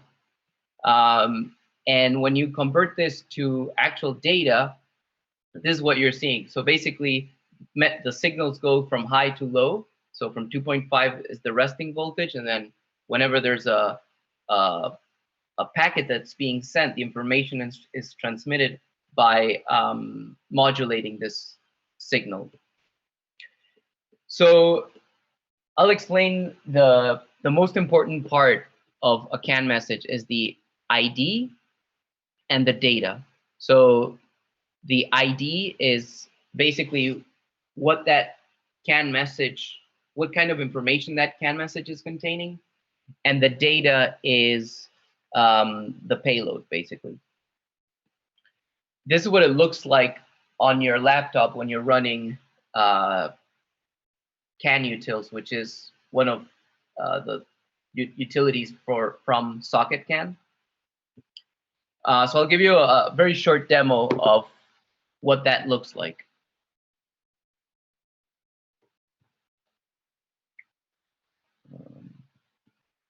So the first thing you want to do is you want to install CANutils, and this is how you do it on Ubuntu. In the case of if you're using car loop, you can provision a car loop with CANutils and flash over the air on your car loop, and you can actually go to this this address because on this URL it'll actually go through what are some of the things you have to do to get this data through SocketCAN. And then you just type in CAN sniffer -c CAN 0, and then you start seeing a bunch of data, and I'll show you what that looks like. So this is just a GIF. But if we stop that, this is what the data coming from CAN looks like. So this is the ID, and the rest are, so there's basically 8 bytes of data, and each byte pair contains different types of information. This is coming from the ABS module of a Ford Fusion, and so there's only a few messages, but if you do this on an entire car, it'll be 3,000 messages just scrolling through. So the way you identify what this is you look at the ID, and then you see what kind of what changes. For example, if you unlock the doors, which one of these digits or which one of these byte pairs are changing, and that's how you can actually decode what each ID is. There's no documentation out there, and manufacturers don't really want you seeing what this is, but it's fairly straightforward. Once you have this in front of you and you start clicking different buttons on the car, you actually see this changing, and the colors change as well with this tool, with CAN Sniffer, which is open source and it's native for Linux. So if you don't feel like hacking on your own car, you can actually build a test bench. And for less than $100, you can actually have a running CAN bus with, for example, an engine control module, a power supply, and any of the CAN hardware CAN devices that I mentioned above. If you add more modules, you can get more interesting data. This is, for example, a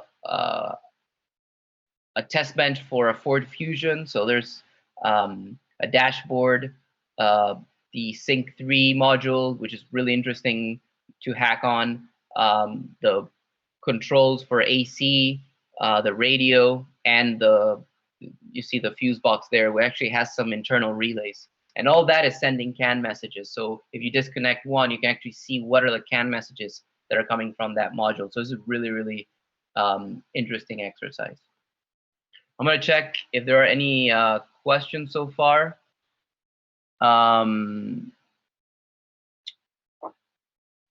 Yeah, Alan, we can go a little long here if we need to. Okay. Yeah, so no worries. Okay, so that was it actually. Yeah, no, I know, but there's some good questions in here. So we had someone just ask if you can you get this from your local junkyard? Those parts that you were just talking about. Yeah, as a matter of fact, car-part.com, which is what I was showing earlier. Let me go back to that.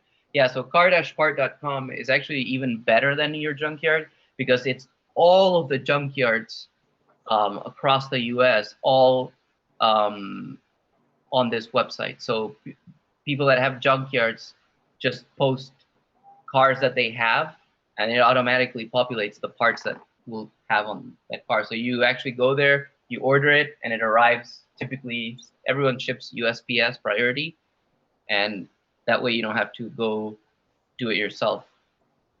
Awesome. Let's see. We had someone ask, how do you access proprietary PIDs? Yeah. So PIDs, which are parameter IDs for OBD2, those are harder to decode because those are use a response, like a query and response structure. Those are specific to OBD2, so they don't just stream. The data doesn't just stream. You actually have to send a specific PID to get it back. And the way I've seen most people do that is by using a scan tool. You can buy a scan tool for that specific brand and use a Y splitter. Let me show you what that looks like. Y splitter. I mean, this is. I'm not trying to. This is the easiest way to show what a Y splitter looks like. Yeah. So basically, you connect on one side a device that reads data, and then on the other side you connect a scan tool, so you can actually send a request like, what is the I don't know, what's the RPM, and then you'll get it back. And you'll see what is the request sent and how to capture the message back as well. Does that make sense? I think so. Let's see. Can you please explain about the replay attacks on car key fobs using HackRF types of devices? Yeah, I haven't played a lot with that, so I really can't comment. I have no idea. What's the difference between kind of the tool set that you described in a couple of the first earlier slides and the stuff that's like on Illmatics, the Charlie Miller kind of tools he dropped when he did the Jeep research and the hacking manuals there? Yeah, so there's a lot more sort of setup with the tools that they use. And that's actually a paper that I forgot to include, but it's a really, really good read because it goes through a lot of the process of decoding each of the CAN messages. And it actually has some IDs already on there that you can look at if you have the same brand of car. Each manufacturer has their own specific set of IDs that they use to describe different things in the car. So Ford uses one type of ID, or ID, let's say it's called a DBC file, so it's sort of a data dictionary.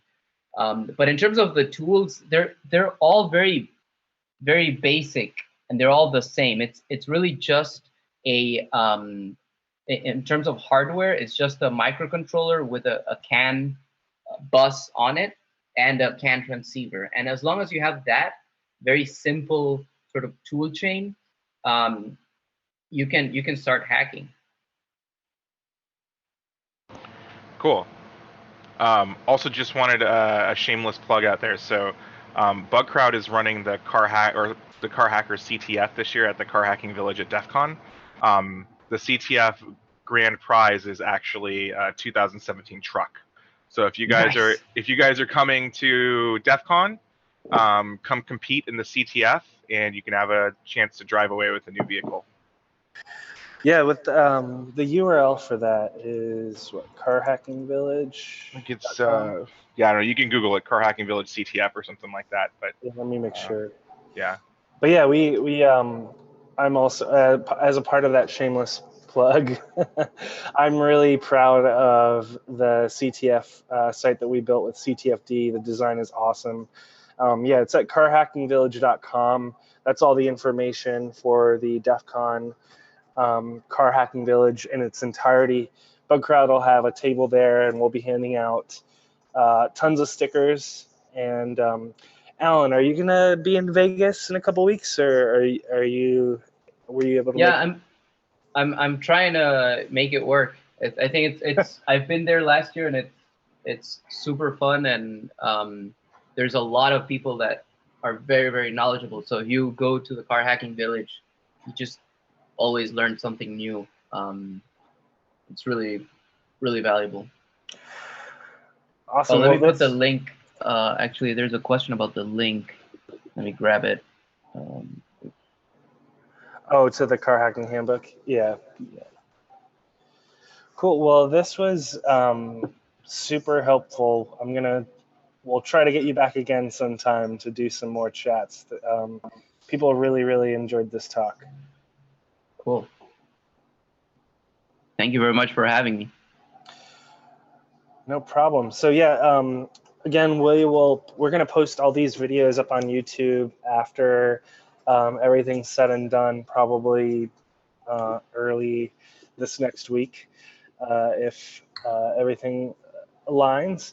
And you'll be able to ask questions there from Alan and everyone else that's involved here. And Alan just dropped the link right there for the Car Hacking Handbook.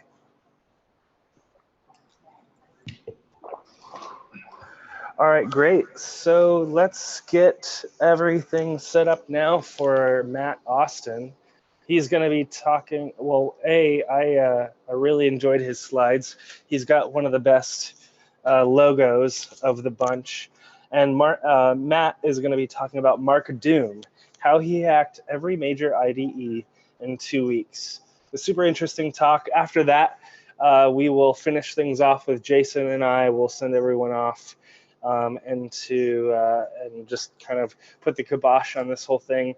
Again, make sure to tweet on Twitter using the hashtag #ItTakesACrowd, and you can also @reply or tag Bugcrowd in there with @Bugcrowd.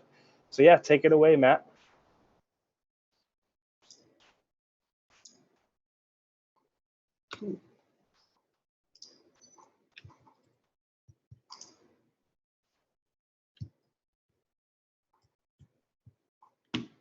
Sorry, the screen share messed up. Which slide do you see? We were on the second, and now you're on the first now. Okay, awesome. So, yeah, so this is called Mark Doom.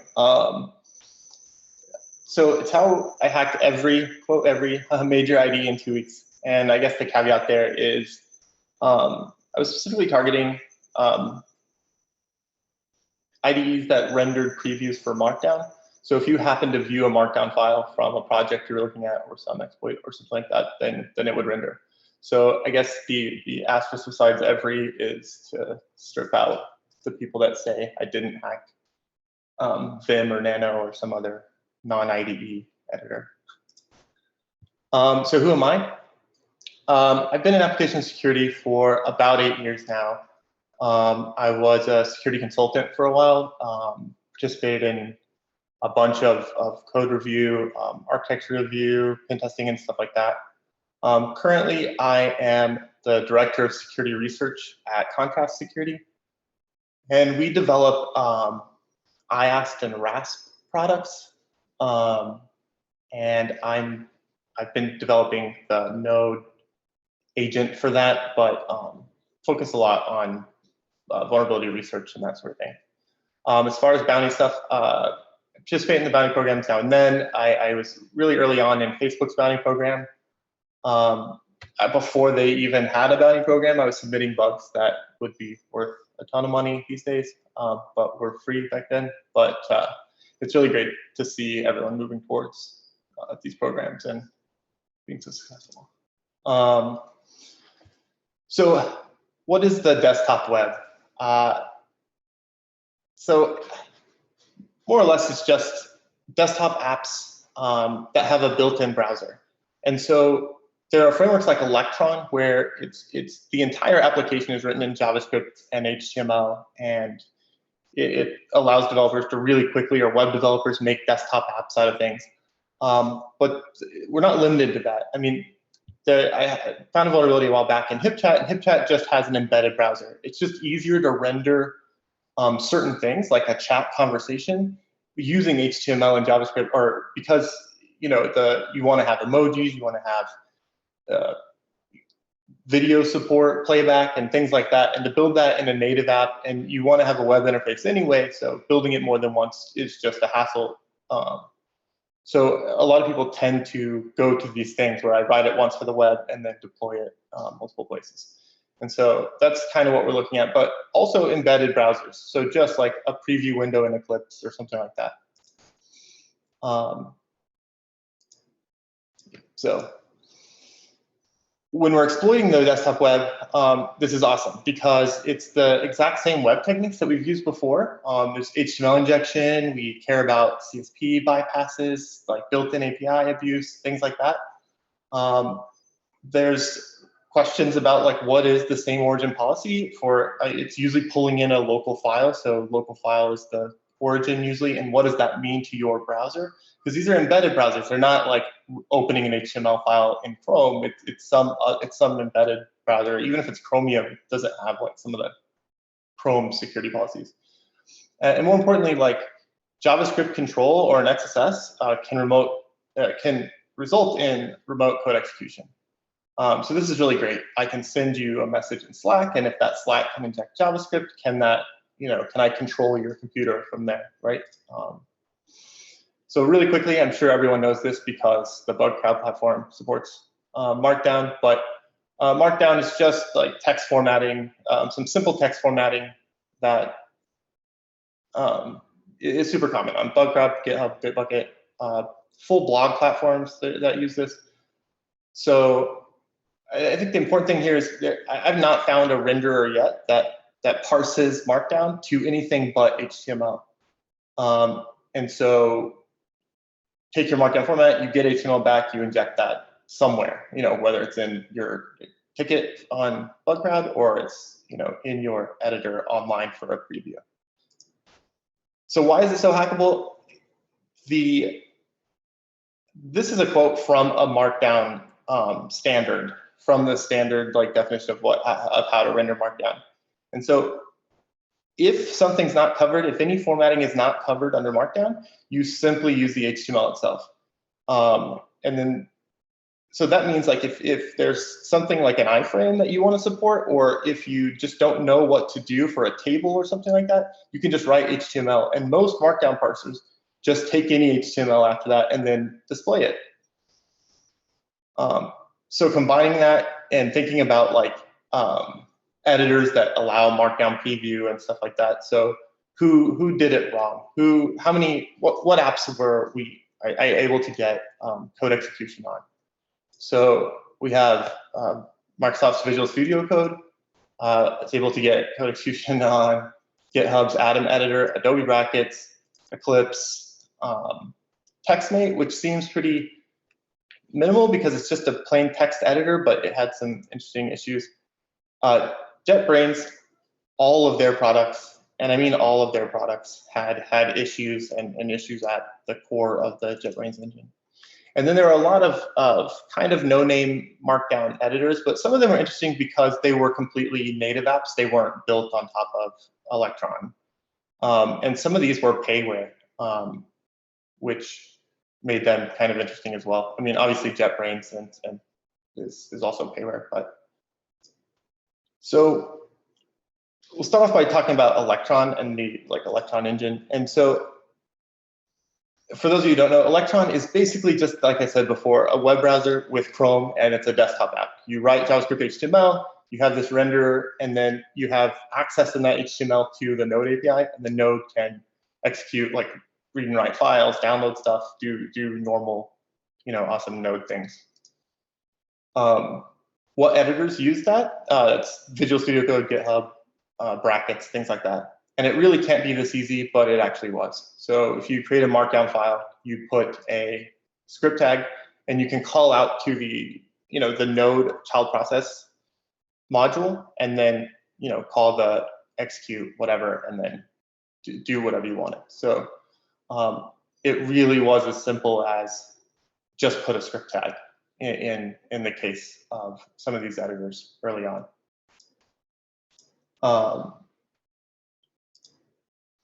So Visual Studio decided that they would embed CSP, so content security policy stuff.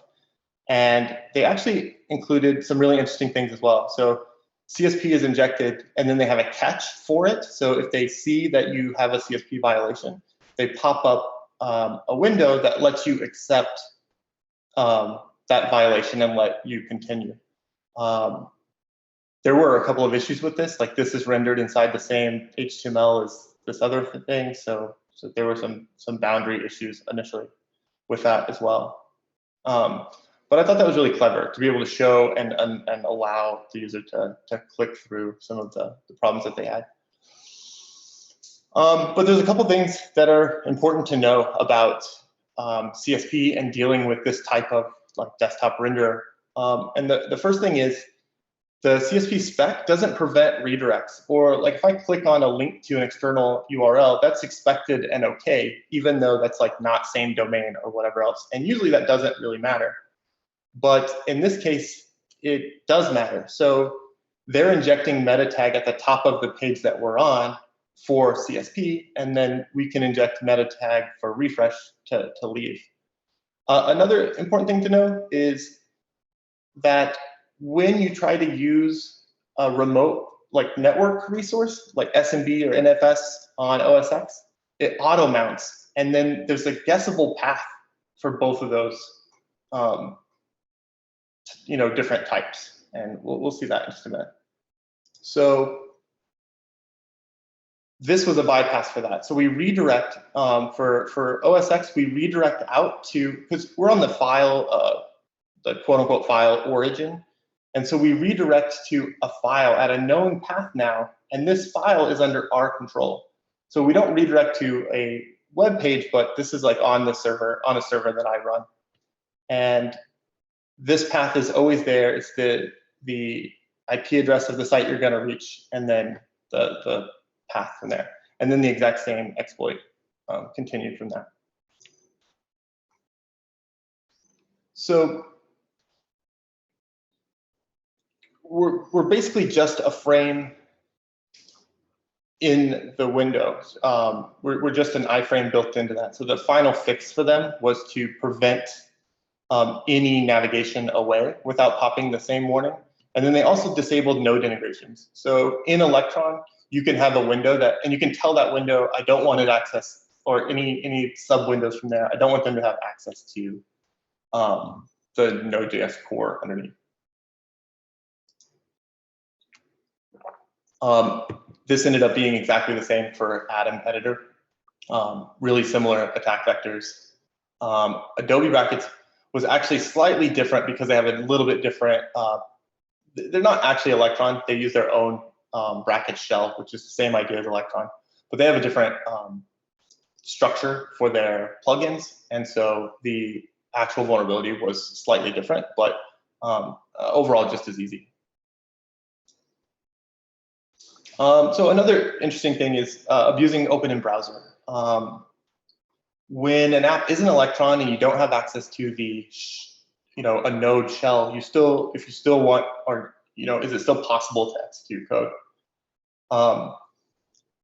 So it's interesting, if you have an app and you want it to open in the default browser, how do you do that? You have to figure out on the computer what the default browser is. You have to figure out, and if you have a cross platform application, that's really tough to do. So open in browser just doesn't magically work across. You have custom logic, and it's kind of a pain in the ass. So what people usually do is end up saying, like, I'll take this URL that you clicked on, and then I'll just hand it to the operating system and say, you open this URL. And if you have,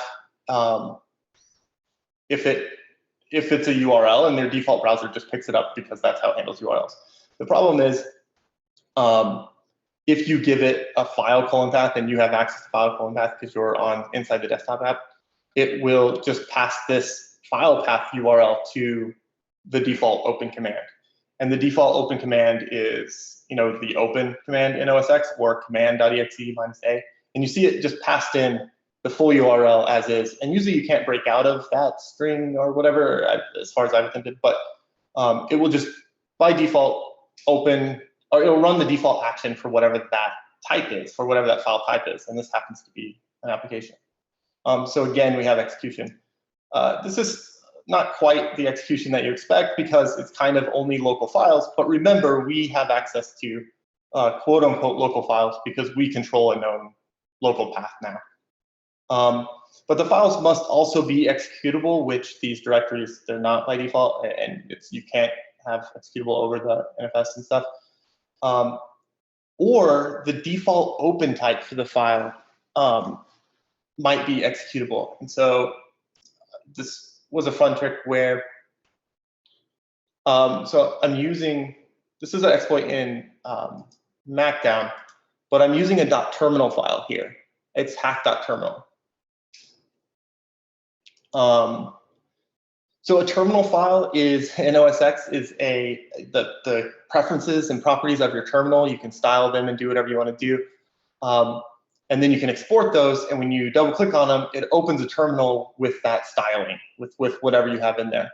One of the properties you can set is a auto run command. So even though this isn't an executable file, it's not like a shell script or whatever else, its default behavior when opened is to start a terminal, and then if you set this startup command, it'll run whatever shellcode you have in your terminal app. So finding apps that execute code when opened as the default opener for an app is really awesome. And so this is great. This is like a non-executable file that executes code when double-clicked or when clicked on through a shell. But so we're using some trickery here to have the onload event click on the link. So this is automatic. As soon as you preview this file, it clicks on the link that it's inside. So yeah, just set a shell, export it, and then we're off and running. So the next one is abusing the JavaScript bridge. And so a lot of apps have a JavaScript bridge between their native code. So in the case of JetBrains, it's their Java application, and they set up a couple of functions. And the JavaScript preview window that you have, there's like a built-in bridge for that. And so in this case, it's kind of abusing the same open and external browser, but it's really crazy. I mean, as you start looking at desktop apps and you see like all of the things that they inject for you automatically, the things that they give you like external access to, is really crazy. But this open and external browser wasn't the same as clicking on a file. This was actually a more generous API that looked like it was left over. So TextMate also had a bridge, and its bridge had a textmate.system command. So that was a pretty obvious place to look and resulted in this pop-up, the data there. So I guess that could be seen there. So so now I think one of the last things I want to talk about is abusing URL schemes. So Visual Studio Code, again, to come back to it, when you start looking at desktop apps and how they work, a lot of them implement, if not externally, so like TextMate, Eclipse, things like that, they have these URLs that you can click on, and it'll open your editor to that file in line. Those are great. Those are really great places to target. But if you dig a little bit deeper inside the application, there's ways that different windows communicate with each other. And those use URL schemas as well. And so as you dig apart an app and look through its internals or look through the HTML files that they have packaged inside it, you'll start to come across these custom URL schemes that are kind of internal to the app. But because our render window is inside the app, it is also internal to the app. And so in Visual Studio Code, we can run the internal command and tell Visual Studio Code to start a debugger. And I started a Node debugger because Node is pretty built in, obviously. And then you can set some launch args for the Node process that runs. So -E to evaluate, and then whatever is here, what the string that's next, it'll just run that as is. This wasn't fixed for a while. They left it open and told me they weren't sure when they were going to fix it, but I tested in the last version, and this looks like it's resolved. They said it was like breaking too much, and it did require user interaction. You did actually have to click on the link. It wasn't as soon as you preview the file that it would execute. So it was, you know, a little bit more involved, but they had some extra work to prevent JavaScript from automatically clicking the link by testing to see that it was a physical click. So that this is definitely something to look for in desktop application. And there was an example of that. There's a weird render error with that link. If you weren't using the markdown for rendering, it wouldn't render the link unless you had it next to an unclosed other HTML tag, but it was working. And the last one is same origin policy. Your file level origin, and that means a lot to different contexts. Like the JavaScript can usually make requests to any domain when it's file level policy, and it can do other things like read local files. So this is a weird example because like it's kind of not a lot of great information in Etsy hosts, but you could read things like .ssh, ID RSA, or something like that from your target. And so if I sent you, or if I checked into my company a new README file that had this at the bottom, and then one of the employees viewed that, it would send me their SSH keys, and maybe they're an administrator, and I'm not. So that's what this example is here, and this was possible in Eclipse. This is actually still possible in Eclipse, and it seems like they don't really consider this an issue. But in this video, as you preview the markdown, I'm using run scope, and you can see that the HTTP request comes across, and then you can see the result of my Etsy hosts for that. A couple other things to note: when you start checking apps, check for other ports that the application opens.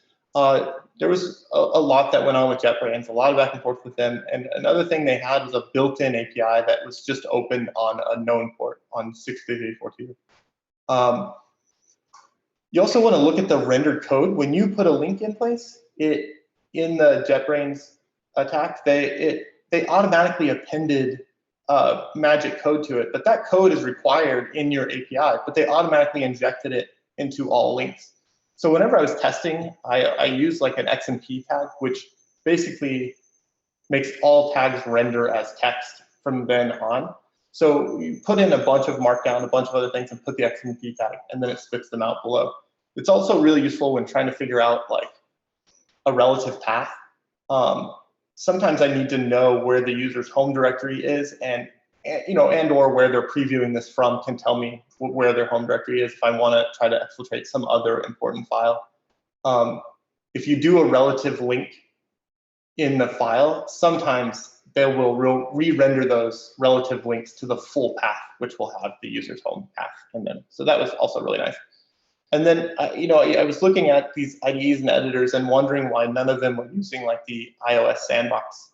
And then it started to make a little bit of sense that, the iOS sandbox prevents, or the OS X sandbox prevents you from making external, like calls to external executables. And so a lot of these IDEs depend on calling external executables for evaluating node or debugging or whatever else. So it makes sense that the sandbox restrictions prevented a lot of these apps from being involved there. And a lot of them are open source and downloadable that way anyway, so they try to not be on the store. But it was interesting to look at apps that may just not be possible for them to be sandboxed. I don't know how much time we have, or if you have time for questions. If not, be sure and add me on Twitter, or we could talk about this more. I will be releasing a full blog or document outlining each of these and the version fixes and steps to reproduce, because I know this is kind of a whirlwind of stuff. So we have plenty of time for questions. We have about 15 minutes, I think. So let's see here. What kind of process do you have for unpacking and debugging an app? For example, Electron. This person's seen a lot of instances with issues when trying to run the app in debug mode, etc. Yeah. So with Electron, it's actually super easy on OS X. I don't do a lot in Windows, so I'm not really sure. But in OS X, you can like right-click on an application and go to its let's see. You can go into its contents and resources, and then there's an ASAR file. From npm, you can install the ASAR packer unpacker, and you can just unpack the file, and you'll have full access to its HTML and JavaScript. So you can do that and check out like how Slack works and all the HTML and JavaScript that's in Slack, and everything's in there. And maybe it's minified, and you need to reverse some of that, or there's a lot of them use Webpack or whatever else, and there are tools to unpack Webpack apps. But I thought it might be really interesting to build a tool to automatically unpack Electron apps. And then I thought it would be interesting you can attach to running apps with the debugger by its process ID. And it might be interesting to inject some code to enable the developer tool by process ID if you are a privileged enough user. And that might be really helpful to help debug as well. A lot of them, like Visual Studio Code and some of those, you can just turn on the developer tool and use it as if it were a Chrome developer tool as you debug them. And then for the other tools, I wasn't targeting IntelliJ directly, but there is an IntelliJ version that was open source. So go through any of the open source projects and look at the code that's similar to these projects, or when you're attacking open source code, obviously it's pretty easy. So we had someone ask, are there any books on this topic? Not that I know of. There were some talks on Electron's, like security and identifying Electron, I think at some of the more recent OWASP. And there's also the Brave browser project, which was interesting. And they moved away from Electron because of some of its security concerns. But I haven't found much around this topic specifically, but I'm sure there's some best practice or some guides to embedded browser security, which have mostly been ignored apparently.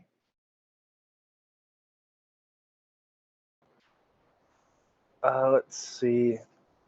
I think that might be it for the questions that were submitted. If for those that are watching right now, if you have any more questions, make sure to throw them in the Zoom.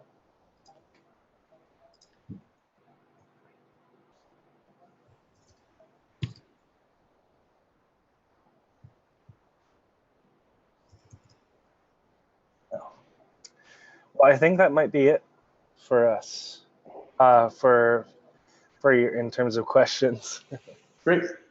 I just walked through a couple of examples of the ones I had. I have reported all of these, and most of them either said that there were a no fix or they have updated. So I tried to get as many of the old versions as I could wrangle and try to get a few of these POCs together really quick. But not all the editors, it was easy to find a back version. So. Hey Matt, one of the I guess comments / questions I have about the whole idea here is that there are tons of web-based WYSIWYG libraries for text editing that go into blogs or just get baked into all kinds of websites and stuff like that. These same principles can apply to those things as well, with like the web hacking and embedding like file paths and stuff like that too, right? Yeah, absolutely. I mean, any of the stuff that ends up rendered in places like this, it is absolutely relevant there. As far as Markdown goes, I found a bunch of vulnerabilities in just the parsing for marked, the default Markdown parser that's used in Visual Studio Code. So it was possible to inject JavaScript even if they had the sanitize options on, because writing parsers is hard, and there's a lot of ways to inject JavaScript in those as well. So there'll always be attacks on parsers and handles of parsers. And then renderers and link handlers and things like that. Cool. Very cool. Well, thank you, Matt. I really appreciate your time presenting this to everyone today. Great, thank you.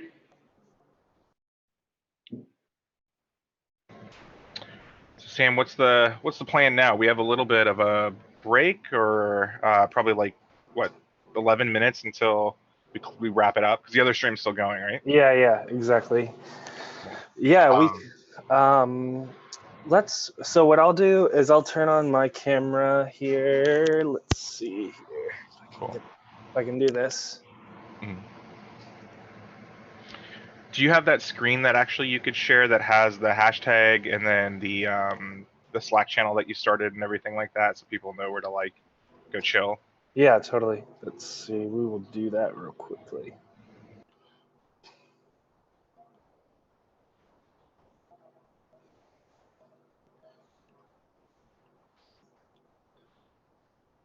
And I will just a second. I'm going to mute my mic and switch over mics real quick.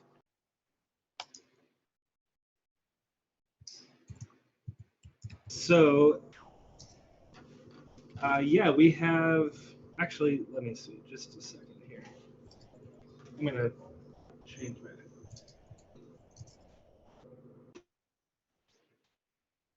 I think lesson learned for the next one is we need to have 2 operators and not just Sam.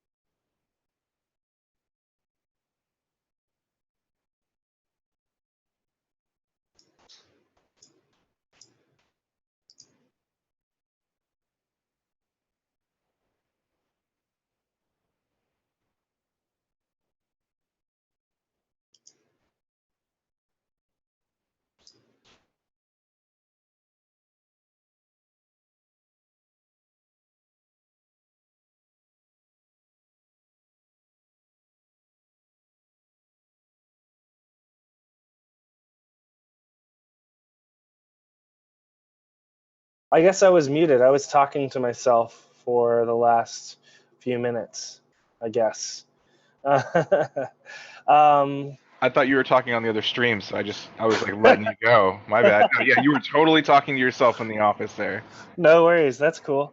I was just pantomiming for those that were watching the video.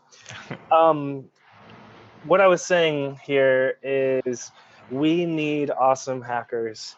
As I've been saying throughout the day today, we need advanced web, mobile reversers and hardware hackers We need people that can take things to the next level, and that's a big reason why we did Level Up today, is because we have, as Casey said this morning, this bug bounty industry and community and scene is growing. We have more and more customers coming onto Bugcrowd and to other platforms, and they need people with advanced skills that can hack into different things. So if you can do this stuff, please let us know through this survey. We're going to be sending out a survey this weekend or maybe Monday or Tuesday to everyone that attended and everyone that registered, and that will ask you for feedback on Level Up and your entire experience and what you thought of it, what we could do better. We're going to be doing more of these. I'm very thankful that people have asked me already, are you going to do more of these? Definitely we are, and your feedback will be a big part of helping us make the future Level Ups even better. But we'll also be asking you for your skills, because we use those skill tags, as we call them, from the survey and through other things that we do. We use those to select people to invite to private bounties. A lot of our customers run private hardware bounties for a while, and then they'll go public. Tesla did that. Netgear did that. And so filling out that survey will be super crucial for us as we invite people into those private bounties. Jason, as we fill in time a little bit, we just had someone ask in the chat, what can you explain a little bit about what are reversers, or what are those skills? Yeah, so we have quite a few public and private programs that are either COTS software or installable desktop software written in some type of language like that. So we need people who have skill sets that can reverse things like that. So IDA Pro ninjas and people who can go through disassembly and debug live applications. We get a ton of, we're lucky enough to get a ton of the antivirus companies come to us for help in subverting tools that they make. A lot of laptop manufacturers that ship embedded tools in their laptops want to make sure that they're not shipping OEM software that's insecure but needs to be on shipped laptops for one reason or another.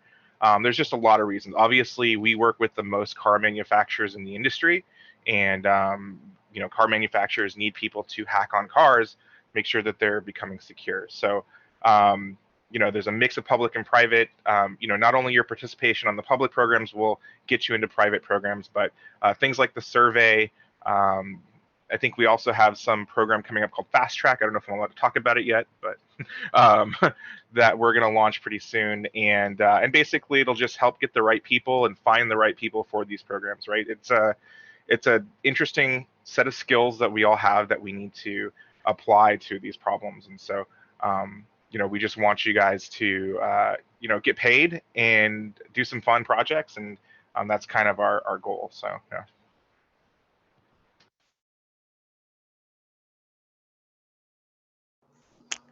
Okay, cool. Let's see, other slides I wanted to make sure that we covered here. Yes, everything will be recorded. It'll be up on YouTube. Definitely check out this Slack. This is the Bug Bounty World Slack. There's two different Slacks right now for the Bug Bounty community. There's Bug Bounty Forum, which is a smaller Slack. And then there's the Bug Bounty World. And the Bug Bounty World Slack invites anyone, which I think is really cool. And it allows you to talk to a lot of people that are getting started. It allows you to ask people like me questions, or others in the community. Casey's in there. The other platform companies are in there as well. They're starting to get in there. This just launched in the last 2 weeks, so it's new, but there's about 500 people in there already. It's really great. So go to bugbountyworld.com, sign up, and they'll invite you in, and you can use that to network with all the researchers.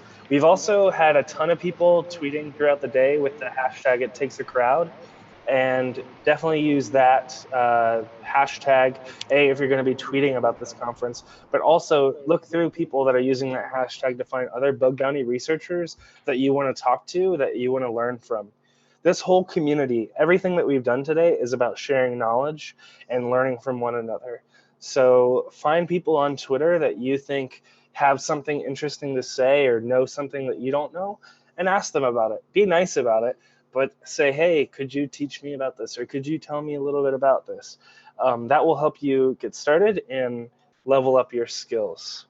So Jason, I can let you kind of fill in time while I make sure that the other stream ends on the right time, and then we'll close things out. Yeah, absolutely. We'll give it a couple minutes, but yeah, so we've been through a total of 2 tracks today, presentations that last 25 to 45 minutes on a bunch of different topics. So topics of reversing, topics of IoT, car, a lot of web, a lot of recon. And I think I said this earlier in between a couple of the talks, but it's hard to get up here in front of your peers and present. So if you know any of the speakers that came on today, make sure to go onto Twitter and thank them for sharing their methods and tools. I know that this week was especially hard for a lot of people because if they were presenting their slides to DEF CON or Black Hat or any of the cons in Vegas, or if they had a separate presentation they were working on there, that due date was actually this week. So it was compounded. A lot of people, missed a lot of sleep to do this, including myself. So, it's kind of a labor of love to level up the community. As far as Sam talked about, level up and what our plans for the future are for it. I learned more today at this conference than I have in the last 2 years going to live conferences. Now, I hope that won't be the same thing for the conferences I plan to go through next year. I want to learn, and obviously, but the caliber of people we had today was crazy.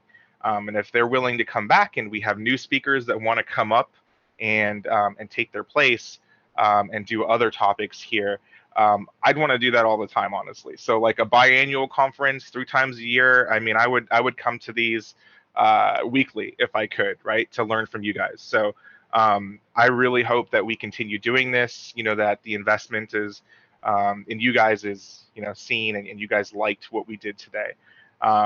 So Casey talked about like bug bounty and the future and everything like that. And I'd be remiss if I didn't say that if you hadn't already, if you just heard about us through Twitter or heard that there was this awesome virtual conference here, I would be remiss if I didn't tell you to sign up at Bugcrowd.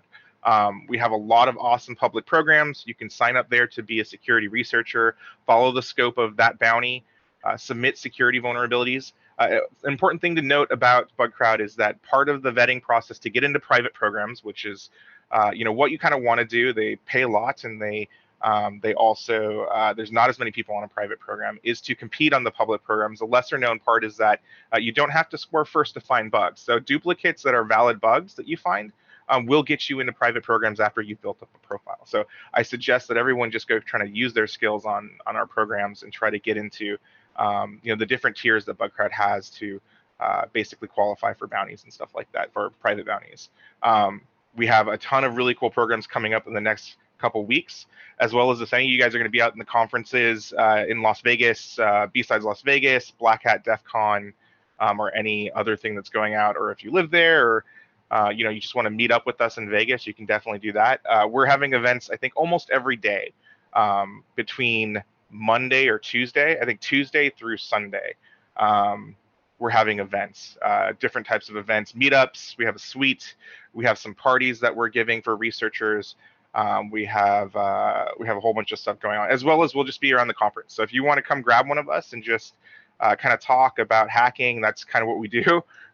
So just come grab us, and we'll have a beer or a energy drink or some water because it's Las Vegas, and we'll do our thing. So really, I'm thankful for what took place today. I really enjoyed the conference. I don't have much else to say other like that Casey brought out like the slides at the beginning to think where we were going as an industry. But I think someone asked in the AMA that we did a long time ago, like what my vision for bug bounties is, and it's what I want from this is to one day not have to work for a consultancy, maybe is to wake up and feel comfortable in the fact that I can do the job I love, break things, or find interesting puzzles to solve, get paid, and never leave the comfort of my home, which for the most part I already do because I work from home.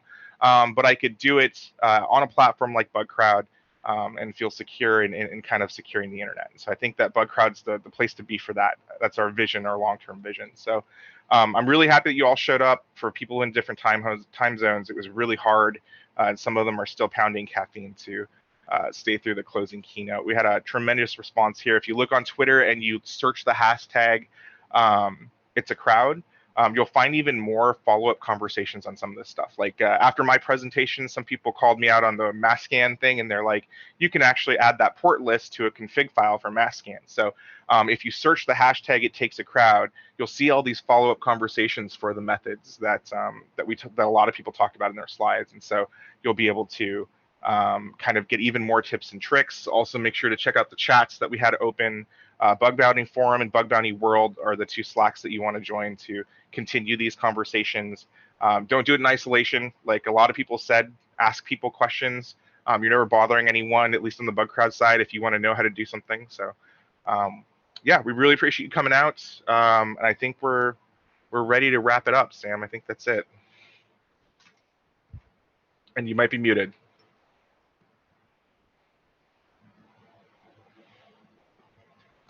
It takes Sam Houston. I like it. That's the new hashtag. They might be closing out the other stream. If you guys have any other questions, just feel free to hit us up on the Twitter, or we'll keep this open for a couple minutes, but we'll probably shut it down very soon. And the recordings, yeah, Sam said we'll try to get to them pretty soon so that you guys can grab them. Some of the authors already went on Twitter and posted their slides, but the context of the voice is really valuable. So the recording should come out pretty soon.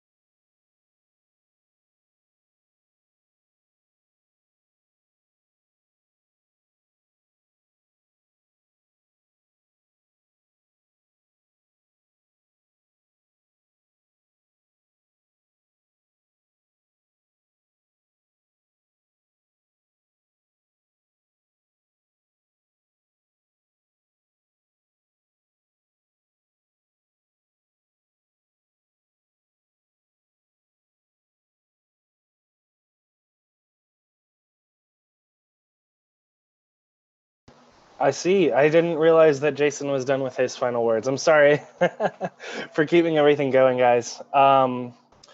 So I'm still waiting for stream 2 to finish, but in the meantime, I'll just, we'll let him finish his presentation.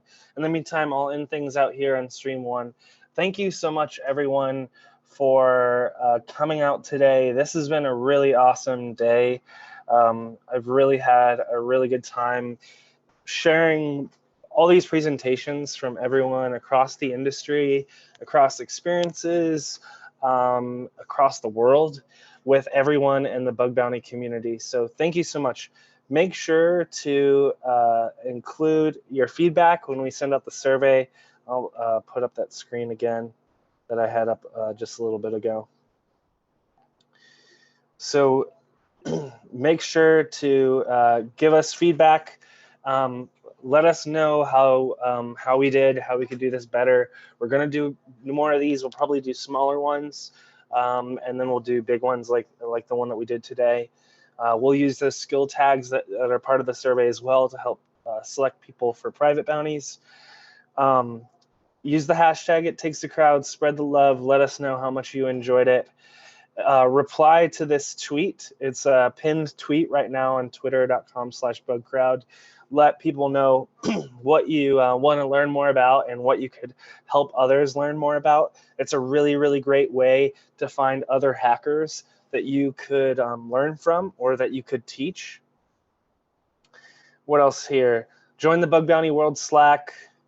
Let me see if there's anything else that I want to cover. I think that's it. So thanks so much. You can follow me on Twitter at twitter.com/SamHouston. You can follow Bugcrowd on Twitter, obviously, at twitter.com/Bugcrowd. You can follow Jason on Twitter at twitter.com/JHaddix. And yeah. We also, sorry, Sam, I forgot one thing. Bugcrowd also has some forums that we set up. So forums.bugcrowd.com. And so for add-on discussions and stuff, I'll take all the stuff that's coming in on Twitter for like in the conversations for It Takes a Crowd and the replies to the authors and stuff. And we'll try to start parsing those into the forum. So a lot of cheat sheets and cool topics go to the Bugcrowd forums on how to do certain types of testing. So we'll start putting some of this information there too, so you guys can add on in a more structured manner in the forums. Cool. Yeah, we'll definitely have some forum threads for all the videos once we post those, hoping to post those in the next few days on YouTube, and we'll tweet them out. I guess I can't say it enough. It's been super awesome to see everyone being so positive today and giving us such great feedback. I'm really happy that this has gone over so well and that people have enjoyed it. This was an idea of Jason's that he shot over to me a few months ago, and it's been great to see it come together so nicely. So thanks everyone for participating. You gave us your whole Saturday, or the bulk of a Saturday or Sunday if you're on the other side of the world. So thank you so much for your time. I really appreciate it.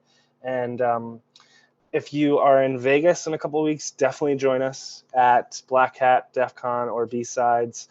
We'll be at 44Con in the UK in September, and we'll be other places on the internet and in real life throughout the year. But stay tuned to our Twitter account and bugcrowd.com. But thank you so much, everyone. I really appreciate it.